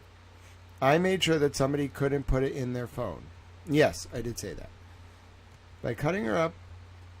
Wow, I was so propagandized. I didn't even listen to Mr. Yannetti. I really should have listened to him. Bro, he must have been so frustrated. He didn't have to be so nice to me, you know? Because, like, I was so propagandized. Like, he must have wanted to, like, just shake me and be like, listen, you. Like, do you not get it? But he couldn't, because I'd be like, how dare you? Because I'm a little bit reactionary. I'd be like, how dare you? And then I'd get more mad. He knew exactly what to do. Do nothing and let him figure it out on his own. He must have been so mad, though, because he was like, Grant, I'm putting on such a good case here. Don't you understand? Now that I look back, yeah, put on a pretty good case with your hands cuffed behind your back. You pulled a Houdini. I'm pissed off at Adam Lally, though. I thought he was a good guy. I'm sure he's like a decent guy. He's just kind of like... He's kind of like a lawyer for the cops. Like, I don't know. He just takes marching orders from the state police. That's how I view him. Laura McLaughlin, though, I got a lot of faith in her. I think she's pretty cool. She can go be a federal, like, prosecutor, you know? But, like, Hank Brennan, I don't even know what the fuck that. Like, he's so smart. I don't know how he could have been involved with this without figuring all this out. And therefore, like, what are you up to? Like, what are you doing, Hank? I know I can call you Hank, but, like, what are you doing? I'm almost afraid to look in the Epstein. Let me just do it. Sorry, Mr. Brennan. If I find you in these goddamn files. At least Marty Weinberg had an excuse. Weinberg, I'm pretty sure, was a little weird, though. Nope. Hank Brennan's only in the Epstein files once. I guess he wouldn't be in there as Hank, and it's only a news release. He might be in there as Henry. No, he's not in there. All right, no Hank Brennan in the Epstein files. Everybody happy? Everybody pleased? Listen, if we're going to call people out for being in the Epstein files, can we at least give Hank Brennan a round of applause for not being in the Epstein files?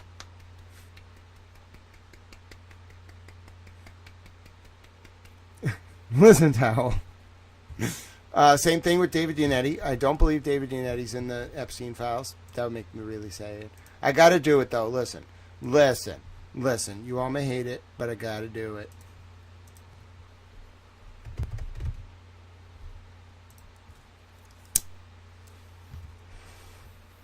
All right. David Yannetti. He's clean. Ladies and gentlemen, he's clean. Dude. Oh, lies a little. Don't you show up in the Epstein files. She doesn't seem to be in there. No, Elizabeth Little. Good job, Elizabeth Little. All right. So far, everyone has passed the test. What about Bob Alessi? Bob Alessi, you have passed the test. Good job, Bob Alessi. I may have spelled your name wrong. Hold on. Good job, Bob Alessi. You have passed the test. You're only in there because of a news article.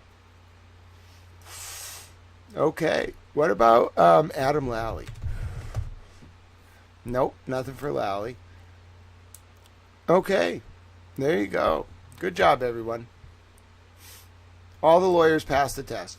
No lawyers involved in the Karen Read case were George Mitchell.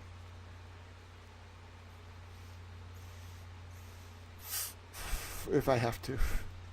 George Mitchell. I don't know who is that. Someone who knows Hank Brennan? I don't know who George Mitchell is, but I'll look it up. Anyway, let's go back to this. So David United's just tearing apart.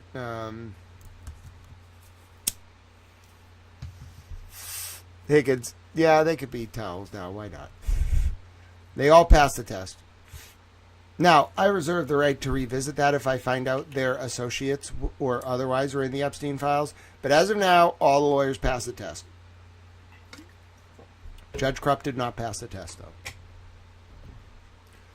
Adam Schiff did not pass the test. Adam Schiff definitely did not pass the test. You can call him Shifty Schiff.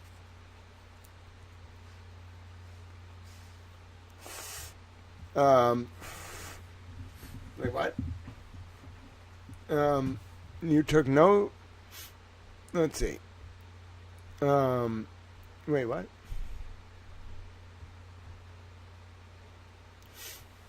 Okay, you did not transfer anything from your old phone to your new phone. You lost all your photos. Is that correct? Whatever photos I had, yes. You lost all your videos, to the extent I had any. You lost all your texts, other than the ones you had saved with Karen and John, right? That's correct. And you knew that you did have text messages with Kevin Albert. He is a friend, most likely. You also had texts on your phone with Nicole Albert, most likely. And you had texts on your phone with Brian Albert, yes. It was important to you that no one see those texts that you had with those three members of the Albert family. Mr. Lally, objection. The court, I'll allow it. The witness, no, sir, that's not true. You took steps to preserve those texts, did you? That's correct. You took no steps. You did not ask your friend, Matt Kelch, the agent, to help you extract those texts, did you? Correct. When you went to the machine, you did not extract them yourself, did you? He walked me through, and I did do the extraction. You did not extract the 3 strands of text messages with Nicole Albert, Kevin Albert, and Brian Albert to preserve them from the machine, did you not? No, I did not extract those. So the only place you knew they existed was on your old phone. Yes. The same phone that you put into a dumpster on a military base with the SIM card removed from the phone and destroyed. Well, I did throw the SIM card and the phone in the military base. How do you throw something in a military base? Right, and the SIM card was destroyed. You've already testified to that. I said, to the extent of if I did that, I would have done that. What the fuck kind of answer is that? I said, to the extent of if I did that, I would have done that. What? We were talking about the actual phone that would have had your messages with Brian and Nicole Albert and Kevin Albert. Yes, because the motion was denied. Well, you've already testified, sir, earlier that you never received anything in writing that either canceled or lifted the original preservation order, correct? That's correct. You knew you knew when you were throwing that phone and the SIM card in the dumpster, no one would ever be able to access the content of your phone, correct? Anybody. I have nothing further. Thank you. All right, redirect. Okay. Lally talking on redirect now. All right. Lally's still on redirect. All right. Objection, no sidebar. Lally on redirect. You got to know where you are in the, flow of the case, or everything the lawyers are saying won't make sense at sidebar. You have to know, what direct it is, where you are, what day it is. Sidebar. Mr. Yannetti, Your Honor, Mr. Lally talked about the entirety of the key log and the key card logs. I'm seeking to introduce those now through this witness. Rather than do it before the jury, I figured I'd come to sidebar first. Do you object to them coming in? Mr. Lally, no. Mr. Yannetti, the only other issue, Your Honor, is I don't have a clean copy. I have ones that are highlighted. I know Mr. Lally has a clean copy. We can get a clean copy. Can I offer them now and then have them be marked as an exhibit at a later point? Mr. Lally, you can use my copy. That's fine. Mr. Yannetti, can I use your copy? Mr. Lally, that's fine. The court, will you be questioning as well, or are you just putting the records in?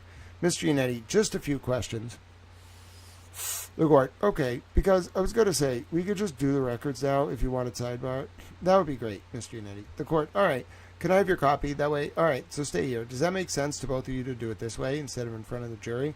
Mr. Lally, it makes no difference. Mr. Yannetti, I think we can acknowledge that they've been introduced, but that's it. The court, all right. Sidebar court conference ended. All right. Mr. Yannetti, all right. Now, Mr. Lally, we are at a sidebar conference. Your Honor, the next two witnesses will be PF and KF. I'm not entirely sure that they are here yet. I just am, obviously, there are some things that we have to do to accommodate them as far as the cameras are involved. Yes. All right. Which one is going first? Mr. Lally, blank. The court. All right. How old is PF now? 13? He is, I want to say 12 or 13. The court. Does it make sense to take a short recess? So you want to get him in the courtroom beforehand? Mr. Lally, if we could. The court. Is there any objection? Mr. Yannetti, no objection. The court. So why don't we take maybe a 10-minute recess, and you can bring them into the courtroom. A media order has gone out that they can't transmit any of this. And you're all in agreement with that, correct? Mr. Yannetti, no objection. The court. Okay, so we'll take a 10-minute recess to get everything set up, I guess. All right. Mr. Lally, thank you, Your Honor. Jury is escorted from the courtroom. All right. Media order. Here we go. All right. The entire testimony of PF is blacked out. So I told you all, you really weren't supposed to transmit it. The rule, people really pushed it. You were allowed to take notes on it. You were not allowed to transmit the testimony. There's a difference. Some people really pushed it, especially Ted. All right. Lawyers. All right. All set. Next witness. Now they call KF. This is John's niece. Everything is blacked out. Again, I just want to reiterate. They told us we could, by hand, take notes on what they were saying. What we weren't supposed to do was transmit anything that they were saying. And people were transmitting. You could afterwards take your notes and transmit the notes, but you weren't supposed to transmit the testimony. They were really strict about it.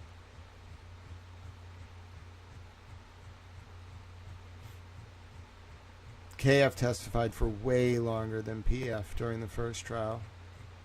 All right. Then we're done. Sidebar. It was a great cross. I agree, Standing Stones. So we had a very short break, around 10. I'll give the jury a little bit of a break, and then the press can set back up. Mr. Lai, that's what I was thinking, because we're going to shift to medical testimony. The court. Who's your next witness? Dr. Rice. The court. Okay.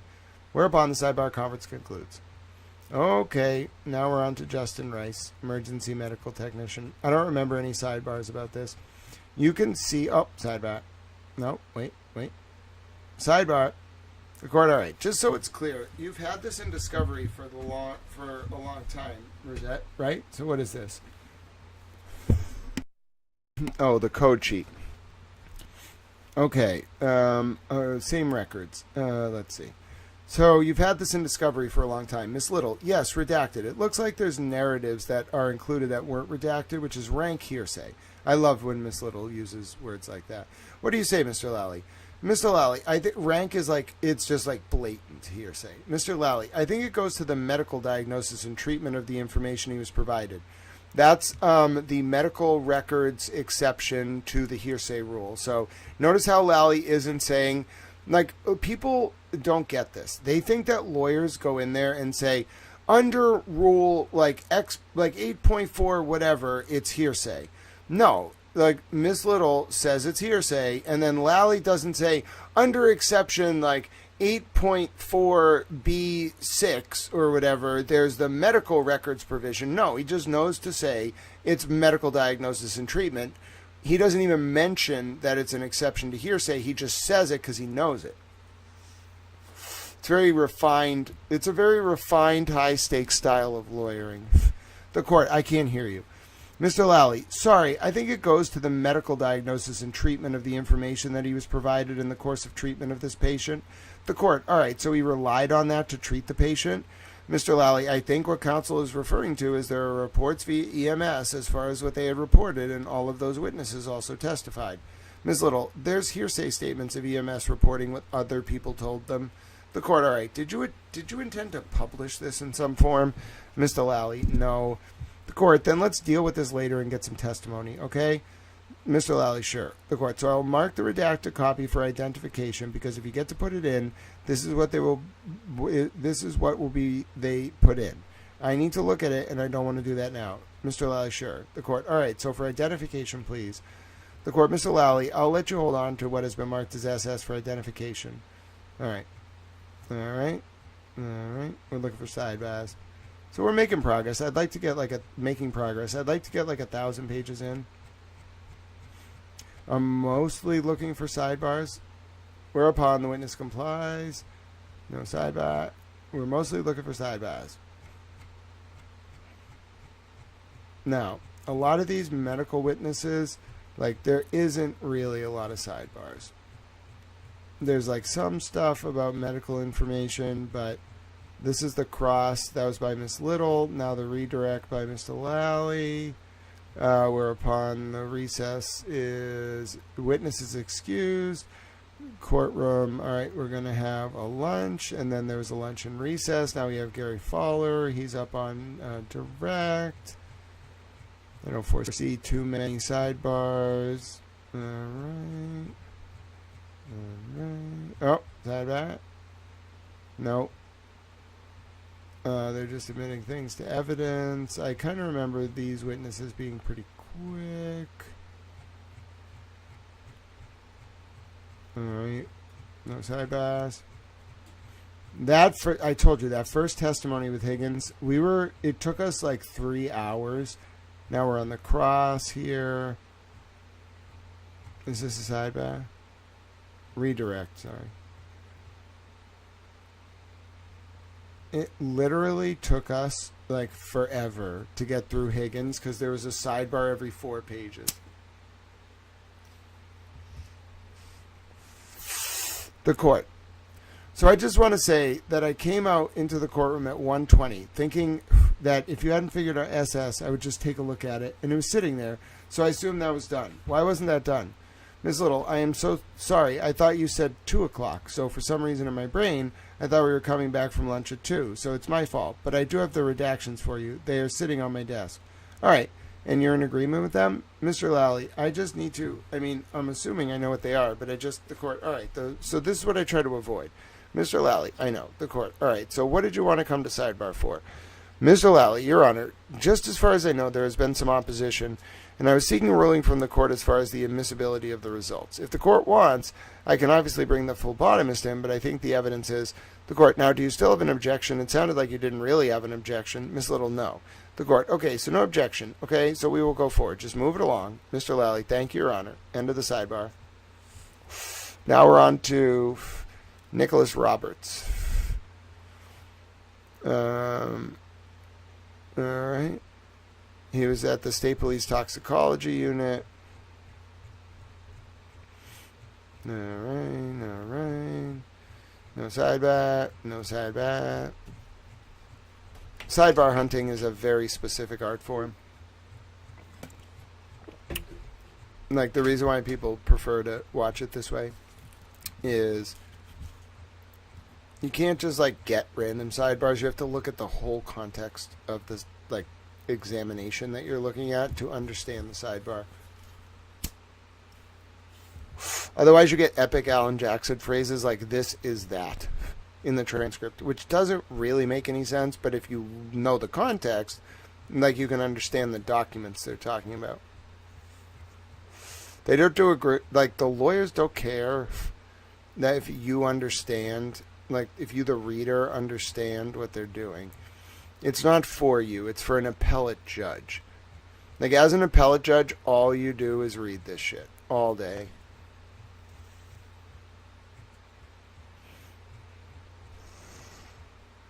Sidebar.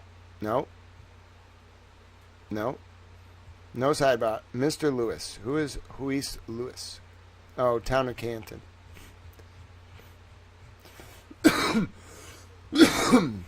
Might be the guy who manages the cameras. So we'll see if we get any sidebars. We're making progress now. Haven't any sidebars in a while. Sidebar. I spoke too soon. I repeat, ladies and gentlemen, we have a sidebar. Page 562 of 5481.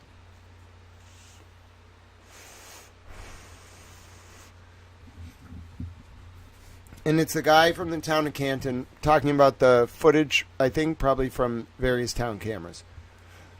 Mr. Lally, may we approach, Your Honor? Whereupon there was a sidebar. Mr. Lally, I just don't know. Is there any objection to the video coming in? Mr. Yannetti, I'm not going to object because he's never seen the disc. You know, as long as it, I mean, I think he testified that he didn't watch the whole thing. Mr. Lally, no. The court, he watched the beginning and the end just to make sure it was that time period. I mean, in a position of, I don't know for sure what's on there. I trust Mr. Lally's word that that's what he provided to us. Ooh. Big mistake, Judge Cannoni. The court, so I could send the jurors out and have them come back and have them watch it if you want. Mr. Yannetti, are you going to play it now? Mr. Lally, all I'm looking to do, Your Honor, is just putting it up on the screen from the two different time periods so the jury can get an orientation as to what they're looking at. I'm not playing any specific portion or directing him to anything because this witness didn't. Mr. Yannetti, if I may have a moment. The court? Okay. Mr. Yannetti, I'm not going to object. That can be introduced. The court. All right, thank you. Sidebar concluded. All right. So that was the library footage. It was of Karen's car or something. Cross-exam. No redirect. Sidebar. Mr. Lally, my apologies, Your Honor. I don't want to hold the jury up anymore, but so Lieutenant O'Hara would have been the next witness. He had a homicide that he was called out to in Worcester, and then some other thing that he had to go to assist in Rhode Island, so he is not available. The court, okay, and plus, I didn't tell you that we were going to 4:30. Where do we stand? I know the jurors must be dying to know whether we are on schedule or not.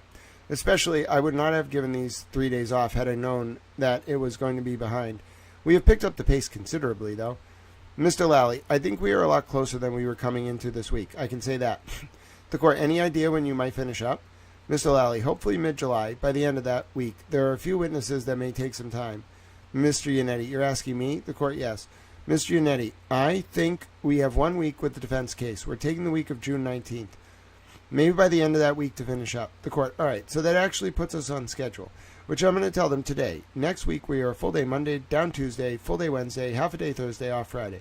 Mr. Yannetti, oh, off Friday too? Oh, okay. The court, juror issues. Mr. Yannetti, that's fine. Let's try and be concise as possible. We'll talk after the jury goes out. Mr. Lally, thank you. Okay, so they tell everybody to go. Another sidebar. Miss Little, and Your Honor, this was SS. The court, what was that, Miss Little? Miss Little, I just wanted to give you SS. The court, did you get to look at these yet? And Mr. Lally, no, but the court, all right. So I'll give those to you. You can look at them, and we'll mark them first thing Monday. You don't have to look at them right now. Mr. Lally, thank you. The court. So who do you anticipate calling? Oh, do you have another exhibit? Miss Little, I'm just returning that to you. The court, all right. Mr. Lally, so I would start off with Lieutenant O'Hara. The court, what was his involvement? Lally, he's on the CERC team. The court, okay, Lally. Next, the one thing I do need to mention is there is another witness that I'm probably going to have to take out of turn. It's Ashley Valère from the crime lab. The court, okay, Mr. Lally, so she is only available next week. After that, she flies to, I think she's going away for a few weeks, or basically the rest of June. Later in the week, she has some testimonial obligations in, I think, Lawrence and Peabody. So she was looking to do those like Thursday, Friday, somewhere in there.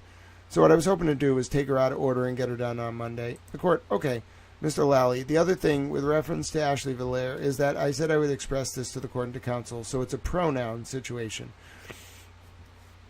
The court, okay, Mr. Lally. So it's not Miss Valère, it's not Mr. Valère, it is MX Valère. So MX, that's how they prefer to be referred to. So I just wanted to flag that for the court. Court, okay, and what is MX Valère's title? Is it easier to call MX by a title? Mr. Lally, not really. I mean, she's a forensic scientist too with the trace unit. Okay, Mr. Lally, you just did it right there. Okay, that's fine. Mr. Lally, Mr. Lally, after bringing this up, uses the she pronoun. The court, okay, that's fine. Who else do you anticipate next week? And I won't hold you to it. I just want to figure out the best way to spend the next 3 days. Mr. Lally, no, I think it would be Officer Barrows from the Dighton Police, Sergeant Buchanan, and some combination of CPAC or cars. And then we get into the lab and those types of witnesses. The court, okay. Mr. Yannetti, if I text you over the weekend, would you probably have a better idea of the lineup for Monday? Mr. Lally, oh, sure, yes. Mr. Yannetti, I can text your clerk if you'd like as well. The court, or email. I would like an idea of who we might have on Monday. Mr. Lally, sure. The court, all right. Do you believe you still need voir dire of the defense experts? Mr. Lally, yes, in a lot of ways. Also, I think I had noticed last week of a different forensic pathologist, of which I have a curriculum vitae, but I don't have any reports or anything to do with the witness. Some forensic pathologist from the California penal system is all I know. The court, all right. And that's always problematic after the jurors have been given names of witnesses. Mr. Lally, this one I don't think was on the defense witness list. The court, no, that's what I mean. That's why it's problematic. All right, I suggest you get him everything he needs for that witness. Mr. Yannetti, of course, the court. And if there's a motion to exclude that witness, we'll have to deal with that. Mr. Yannetti, okay. The court, anything else? Mr. Lally, I think as far as housekeeping matter, Your Honor, what had been Exhibit 48 did not have the redactions that the court had wanted as far as phone numbers were concerned. Miss Gilman has since done that. Typo, Miss Gilman. So what I would move to formally do is convert what had been marked as, let me just note that. It's hard to find typos. Typos on page 578 of 5481, line number 17. It should be Miss, unless there's a Mr. Gilman. Unless Mr. Gilman also has been accompanying Miss Gilman to work, it's Miss Gilman. TT for identification, and by agreement, we had already marked this. The book had been marked. All right. I'd like you to put in SS as an exhibit with the redactions. Madam. Okay, that's wrong. Typo. Page 579 of 5481. It should say, line 10, Madam Court Reporter, unless she just called her Madam, not Madam. He was planning on being here until 4:30 anyway. I said I wasn't going to make you look at it. Can you do it quickly? I don't think it's going to take me more than 2 minutes. Miss Little, it's only 2 short sentences. Mr. Lally, I think I know the areas that Miss Little wants redacted. The court, okay. You take a look at that. I'll tell you what areas I thought would be redacted, and they're probably the same from page 104. Mr. Lally, yes, I can see an argument for the first, but when we get to medical terminology as far as report of initial rhythm, Aristotle given ephedrine, I think that comes in. Miss Little, I can make it shorter if you want. I will say it's repeated here, and I left it unredacted. I think I accidentally just redacted. The court, all right, so I agree. If you follow page 104, some people tend to read the first few pages more than they read the last few. I would end it right after call the EMS, just the hearsay part. Miss McLaughlin, I'll take care of that right now. The court, okay. Mr. Lally, I think that's similar to what's here on the other page 104. The court, I don't have that. Mr. Yannetti, isn't that 104? The court, we just did 104. Mr. Yannetti, that says 104. The court, right, but Mr. Lally, there's a couple different 104s. The court, but I only have SS, only have one 104, so you have a different document. Oh, maybe not. All right, fix it. Nancy, we'll do this on Monday, so this slows us down. It takes extreme time with all the court staff. So when I say something needs to be done by 1:15, it really needs to be done by 1:15. Mr. Lally, I understand. The court, but the item's not going in, or it's going in with no redactions. That's not the right thing to do either. The court, all right, we'll see you Monday. Thank you. All right. Next day, we're going to see if I can get through 1,000 pages, then I'm going to bed. Then I'll wake up and try to do this with you tomorrow. All right, now we are in a new day. This is June 3rd. So we might have skipped. I don't know if we skipped or like whatnot, but now we're on June 3rd. All right, who's the first witness? Oh, so it's the next day. I think he said O'Hara. All right. What do you do? Oh, they conduct evidence searches. Any sidebars with O'Hara? You can watch this testimony. It's all public. What's not public or hasn't been public until Friday is the sidebars. So, sidebar hunting is a specific art form. Very specific. You're kind of looking at the long document for little breaks like this. And then you're specifically looking for paragraphs like this. Whereupon there was a sidebar conference. Mr. Yannetti, I just want to make sure there's no confusion. The exhibits, when they were shown to me, all had exhibit numbers on them dated April 30th with the court reporter's initials. Were those? I want to know what those were. Were those pre-marked and never introduced into evidence? Because the way they looked to me. The trial started on April 29th. I thought those were in based on what I was looking at. The court reporter, if I may, just for this, the first time the court reporter has talked. If I may, just for the record, we actually have Madam Court Reporter talking. If I may, just for the record, this is the court reporter speaking.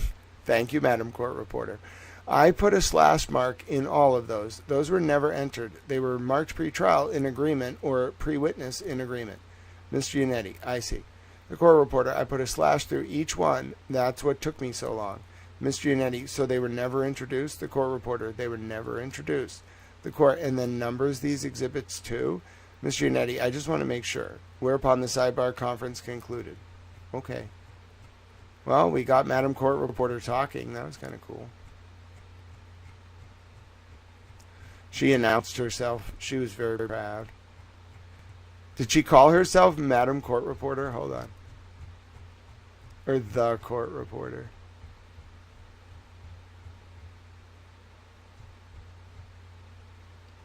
This is the Court Reporter. Why didn't she call herself Madam Court Reporter? Oh, that would have been so epic. It is fun that you can't cheat on this, though. I think that's my favorite part. You have to do it, like, legit. Like, you have to know where you are. You have to know Yannetti's Crossing, O'Hara. Like, relatively where we are in the trial. Making a lot of progress.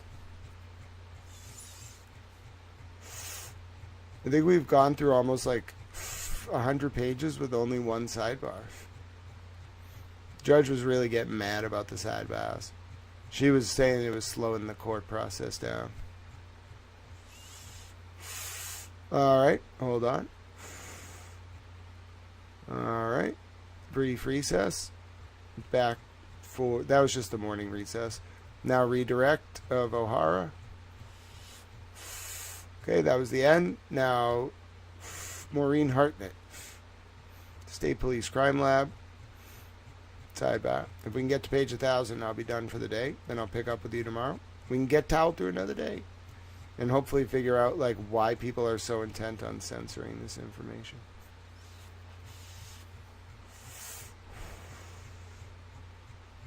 About John O'Keefe and Higgins. Any sidebar? No, no sidebar. We're at page 700. Sidebar? No sidebar.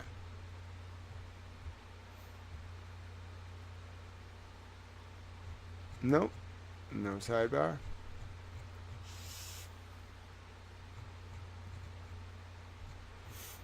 I'm actually relatively impressed. Look how far we've got without a single sidebar.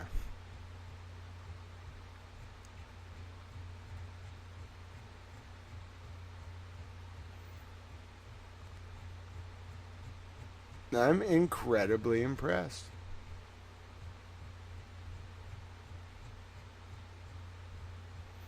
They were really going overboard with the sidebars. I just want to tell you.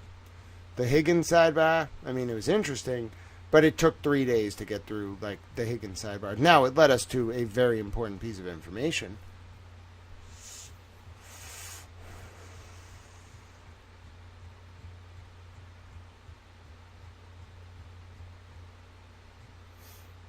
Alright, any side... Oh, we're upon... There was a sidebar. Ladies and gentlemen, we have a sidebar. Page 755 of 5481. Do we have a lot... The court, do we have a lot of duplicates? Or does it just seem to me there's a lot of duplicates here and it's starting to take forever to put them in evidence? Mr. Lally, I don't believe that there is. The court, alright. So this reminds me of like 100 exhibits of snow, and we're doing a lot of repetitive things here, Mr. Lally. Mr. Lally, no, Your Honor. What I'm trying to do is establish each of the areas that were marked and subsequently tested by her, and then these are further swabs taken that are then tested in the DNA lab. The court, I understand that, but there are numbers like 5, 6, 7, 8 that are shown 2 and 3 times, right? Close-ups, perhaps. Mr. Lally, I mean, I did that with 1 through 5, but then what I wanted to do is skip over that as far as 12 through 11. I'm sorry, 6 through 11. 12 and 13 are in a different area of the item of clothing, so that's why I've shown those. But again, I don't need to do this for every single one. Just want to establish the process and how they are labeled, and then they are going to have the photographs for themselves. I'm not looking to publish every single photograph. The publishing takes 2 seconds. It's this that takes forever. How many more? So as far as the, hold on, I'm sorry, one at a time. My apologies. The court, how many more exhibits do you have? Mr. Lally, for this witness, as far as the groupings, it's just the orange t-shirt, the jeans, the sneakers, and his fingernails, which I don't need to do anything with those. And as far as publishing those, I'm not really looking to. Like I said, I was establishing this through the item of clothing. The court, hold on, Ms. Hartnett, can you step down? The witness stepped down. The court, is it for the rest of the day, or is it your whole left hand? That's for mixed fillet. All right, hold on for 1 second, please. All right, we'll take the luncheon break. I'll see counsel back here at 1:30. Okay, and then they just abandon the sidebar and go back to witness testimony. This is so chaotic.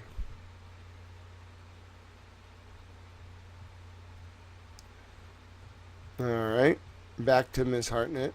So they really were just like talking about how Lally was confusing people because he was putting pictures up twice. Cross of Ms. Hartnett. I think we can do this. I think we can get to page 1,000. Really depends on how many sidebars there are.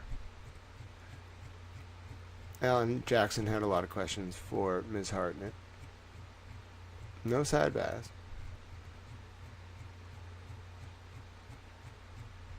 Oh, sidebar? No. No. No sidebar, just things going into evidence.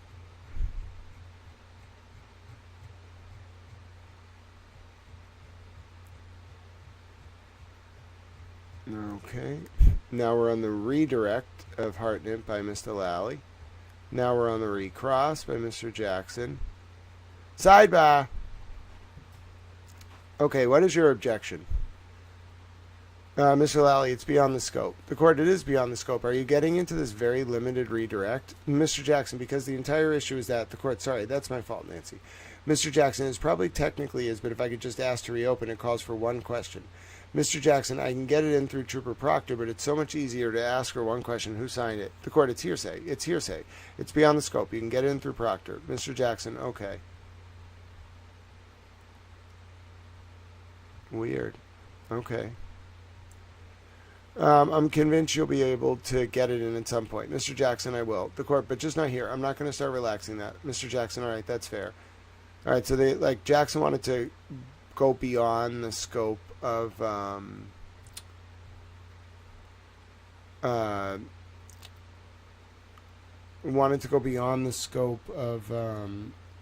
Lally's redirect on recross, and Judge Canoni was like, you can do that another time.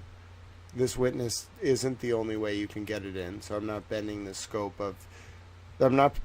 permissible scope of your cross.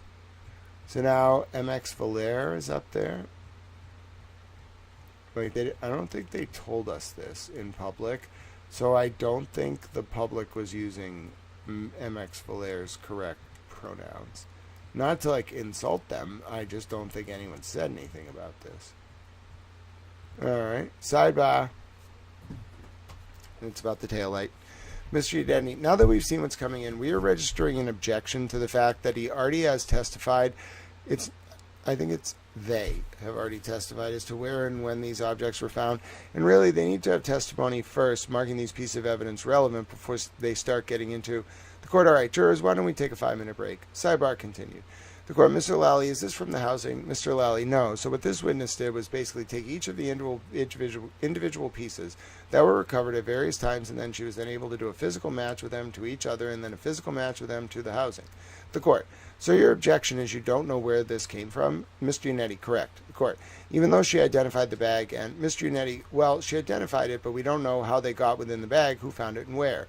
Mr. Lally, as I explained, I had to take this witness out of term, which is what I raised with the court and counsel last week, so that's why your testimony is coming prior to the troopers that recovered the item.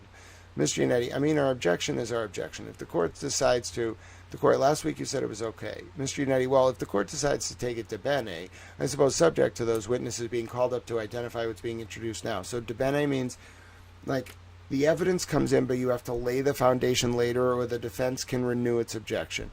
The court, okay, so you withdraw your objection, though you agreed to it last week.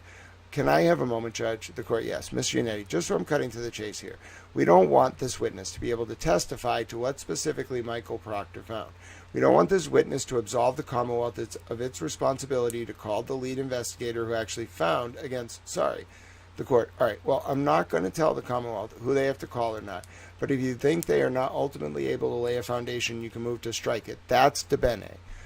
Mr. Jackson, that's fine. Mr. Unetti, okay, I just need 2 minutes. The court, juror issues. So we'll make this quick. Your witness is going to have to come back on Wednesday. Mr. Unetti, understood.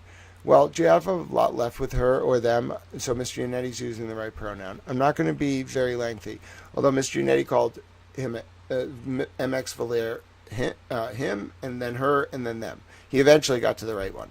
Unetti eventually got to the right pronoun. I'm not going to be very lengthy. Mr. Unetti, no, I understand, that's fine. Mr. Lally, thank you. Sidebar ends. All right? So apparently a juror has to leave early, so they're trying to finish up quickly. We have about 150 pages to go, and then we're done for the day. All right, so MX Valera is still up there. They can't go for too long because Judge told them that juror has to... All right, yep, they adjourned. All right, next day. So we're going to get, on this next day, we're going to get MX Valera, Christina Hanley, and then Yuri. Oh, get ready for tomorrow, folks. We're going to pick up with Yuri. Maybe we'll get to Yuri today. It really depends on how many sad buys there are. All right, we're at page 878. So we're 120 pages away. Sidebar. Mr. Unetti asked to approach.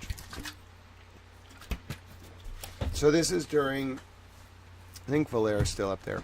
Your Honor, I don't want to tell Mr. Lally how to try his case. However, we are ultimately not going to be objecting to the whole taillight being constructed by this witness. And they are going through every piece that fits with every other piece. So I'm just bringing it up at sidebar in case Mr. Lally chooses to streamline things. If he wants to continue to go through it in this fashion, obviously I can't prevent that. But I thought in the interest of time it was worth raising it. The court, I'm not going to tell you how to try your case, but I'm not going to tell you to quit, but I am going to tell you to quit leading. And when you put something up on the screen, just say what we are looking at. It takes far less time. Try and move things along, but I'm not going to tell you how to try your case other than the leading questions. Mr. Lally, sure. Mr. Unetti, thank you, Your Honor. The court, okay. That was I saw someone post that last week. That was kind of funny. It was basically Judge Canoni saying, Mr. Lally, you're asking leading questions that are pointless. Like, you're just asking leading questions, which you can't do, and they're pointless. Sidebar. So that was no further questions. May we approach? Mr. Unetti, Your Honor, I want this to go as smoothly as possible. I have photographs that I will ultimately display to the jury. 9 of them, I believe, are in evidence. 2 are not. The ones that are not are the front evidence bags of some of the exhibits that were mentioned by Mr. Lally. I've alerted them of what I want to introduce. The court, do you have an objection? Mr. Lally, no, I think they should all be entered. The court, I can't hear you. Mr. Lally, I'm sorry. I don't have any objection. I think they should all be in evidence. No objection. The court, do you think they are in evidence? Mr. Lally, that was my intention, was to put a photograph of each of the evidence bags in. But if they are not, Mr. Unetti, I think what he did, the court, no, that's okay. You don't think they are? Mr. Unetti, I don't think they are. The court, and you can't tell me where they are. Mr. Unetti, I can't. I mean, with regards to the court reporter, I have my own internal numbering system. If we could put the exhibit sticker over my writing, is that okay? The court reporter, yes. Mr. Unetti, terrific. That's it. The court, okay. Mr. Unetti, thank you, Your Honor. The court, we will get this witness out of here. I promise the judge Mr. Unetti, I don't have more than, I don't think it'll be 30 minutes. Okay, so I don't know what Judge Cannoni promised to a judge. They must have had some other hearing coming in. All right. Maybe this witness has to testify somewhere else. I don't know. All right, we're still going. Still going. Page 914. Oh, any sidebars? No sidebar. We might not get to Yuri until tomorrow. Cliffhanger. All right, now we go to the redirect of Miss Valaire, MX Valaire, sorry. Sidebar. Morning recess, sidebar. The court. So is your next witness a Dawn of Order witness? Mr. Lally, yes. The court, all right. Mr. Unetti, and this will actually be Mr. Jackson's witness. The court, there's no objection. Mr. Jackson, no, there's no objection. I will tell the court, as I indicated to Mr. Lally, there's one item that I'd like to have marked that he had not seen until this morning, but I haven't done it because it was out of order. So I did it last night and I gave it to him this morning. This witness, I expect some complicated testimony about testing, and it's my effort to clear that complication up. I can show it to the court now. The court is intended as a chalk or an exhibit. A chalk is like something you display. The exhibit just goes into the jury room. Mr. Jackson, I'd begun the idea as a chalk, and now I'd like to mark it as an exhibit because it's extremely helpful, I think. The court, all right. Mr. Jackson, to me. The court, fair enough. Mr. Unetti, oh, I think to the jury too. The court, so you have seen it or you haven't seen it? Mr. Lally, I have seen it. I don't think it comes in as an exhibit. But if Mr. Jackson wants to use it as a chalk, I have no objection to that. There are some things that are incorrect on it, but I think that's the court. If it's incorrect, Mr. Jackson, there's one typo. I changed 3-1 to 3-2. Is that what you're talking about? Mr. Lally, yes. Mr. Jackson, yes. That was my fault. The court, is that the only thing? Because I was going to say if it's incorrect, I can't let you use it even as a chalk. Mr. Jackson, I just changed it. That's a typo. That should be 3-2. Mr. Lally, my issue is all of that. If you want to show photos of the items, that's fine. But as far as I don't know what this is or how this witness would know what those are. The court, okay. Mr. Jackson, as long as I can show it to the jurors, then I don't necessarily care that it's an exhibit. As long as it can be displayed to the jurors as we are talking about these items. The court, so you want each one to come individually or is you going through it? Not all at once. Mr. Jackson, that's right. It would be all at once like this, and then I'll ask her, these are comparisons. A, B, C, D, and E are pieces of glass. A does not match the cup. It does not match the 3 pieces. I'm sorry, the 9 pieces found by Buchanan. It does not match the 1 piece found by the court. Okay, so this is actually argument, Mr. Jackson. Mr. Jackson, it could be argument, except it's factual. Everything on it is factual. The pieces do match certain things and don't match other things. The court, I understand that, but I'm putting it out there, putting it all together and arguing it for the jury. If you don't have a problem with it as a chalk, that's fine. Is this the only copy you have? Mr. Lally, yes, and I do have an issue with that as a chalk. The photograph's fine if he wants to ask questions in relation to what's depicted there. But depicting that up on the screen for the jury is inappropriate. The court, all right, so there's an objection to it as a chalk. We will see how the testimony comes in. Mr. Jackson, I'll get the testimony out, and then I'll ask for permission if I can then. The court will come to sidebar, so I would like a copy of this. Mr. Jackson, sure, let me give you the right one, Judge. That is the typo fixed. I just printed it out. The court, okay, that will mark that for identification. The court reporter, that will be WW for identification. Okay, end of the sidebar. Now we're on to Christina Hanley. We have 70 pages left, and then I'm going to bed. I'm tired. That was a wild day. Don't censor a little towel. Somebody tried to censor a little towel, so I tagged the Twitter people.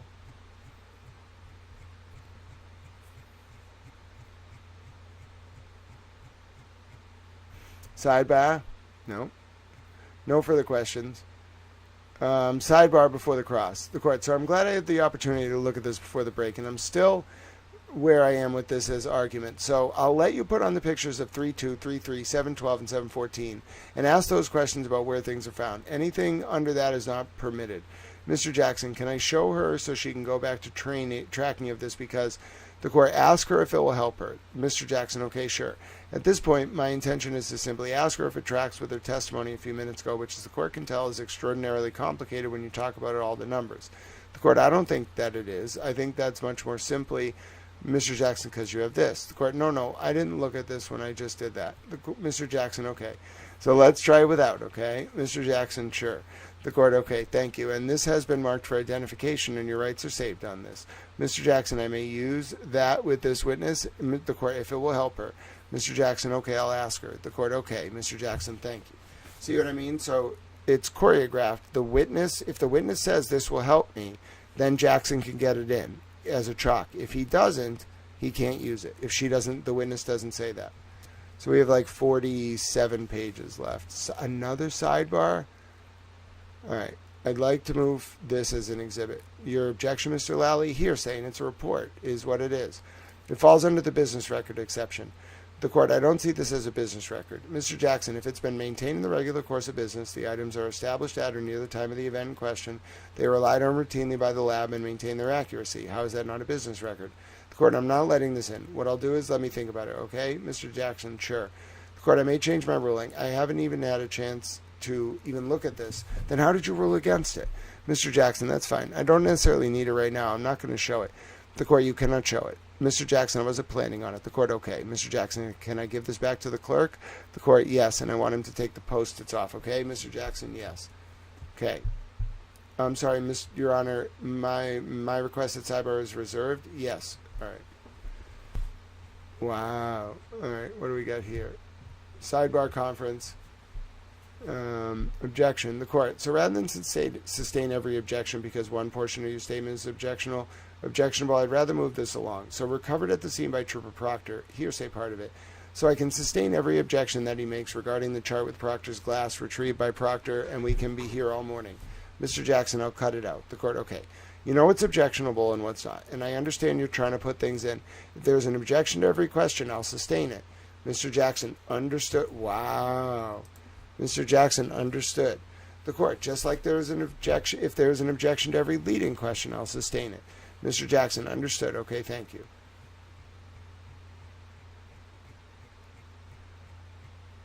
No sidebar. We're almost done. Last 30 pages for the day. I'm tired. Redirect. No, not a sidebar.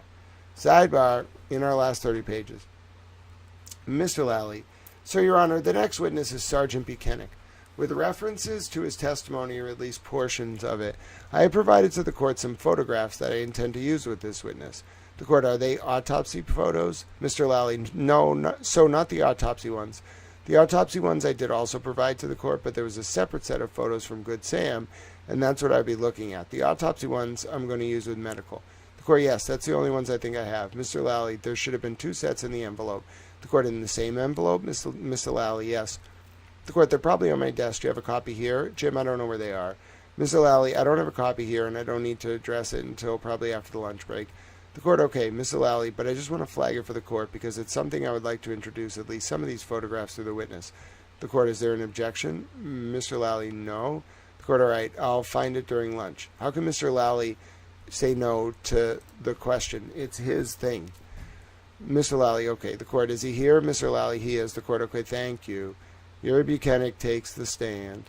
And we're probably not going to get to see any Yuri sidebars because can you hear my voice? I'm exhausted. I gave you my all today. Then they targeted Little Towel. The people who do not want the world to know.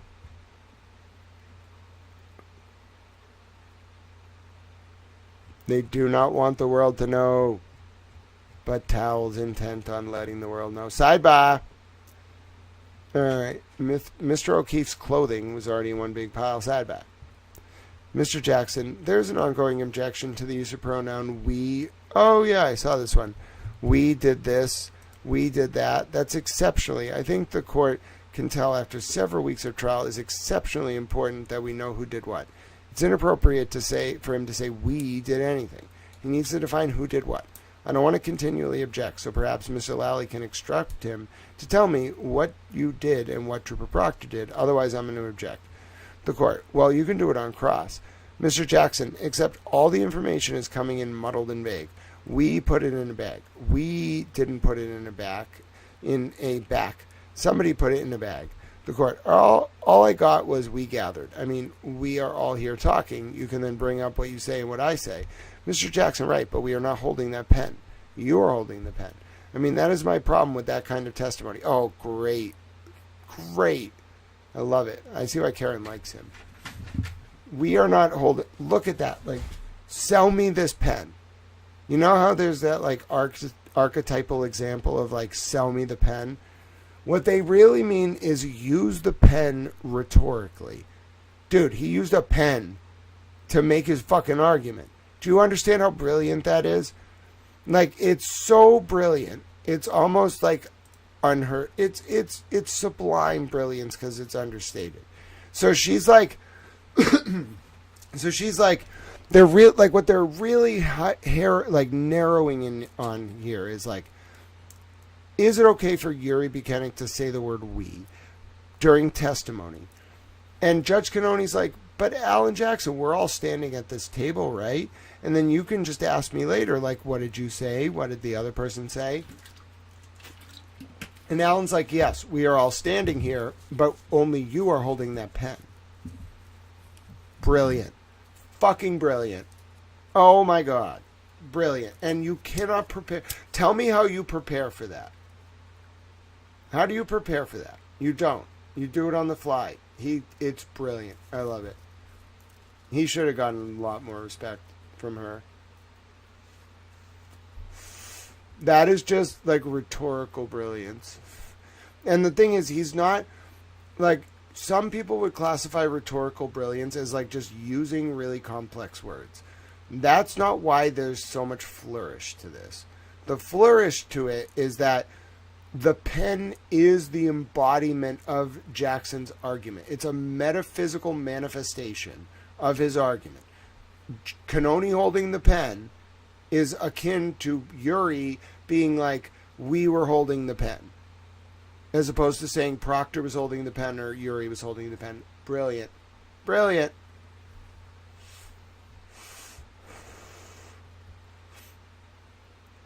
I mean, that is my problem with that kind of testimony. It gets very garbled and muddled, and I have to correct it. I have to protect the record. I don't want to have to object to every single question if he uses the pronoun we. He needs to testify to what he did or what he observed somebody else do. That's all. The court, what do you say? Mr. Lally, I don't think the term we is objectionable. So, I mean, counsel can object all he wants, but I mean, as far as, again, I think the court is correct in that these are questions counsel can explore on cross as far as his recollection as to what he specifically did versus what someone else specifically did. Mr. Jackson, then I have to go over every single question that he asks on direct. It's extremely inefficient. That's an argument for judicial inefficiency. It is an easy instruction to give the witness. Please testify to what you did and what you saw. It's super simple. That's all I'm asking.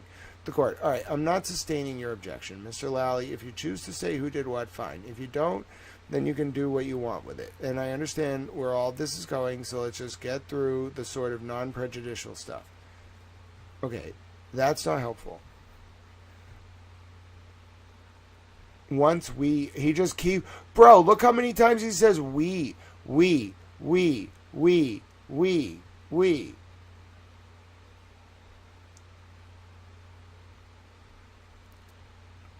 defense must have been like, what is this?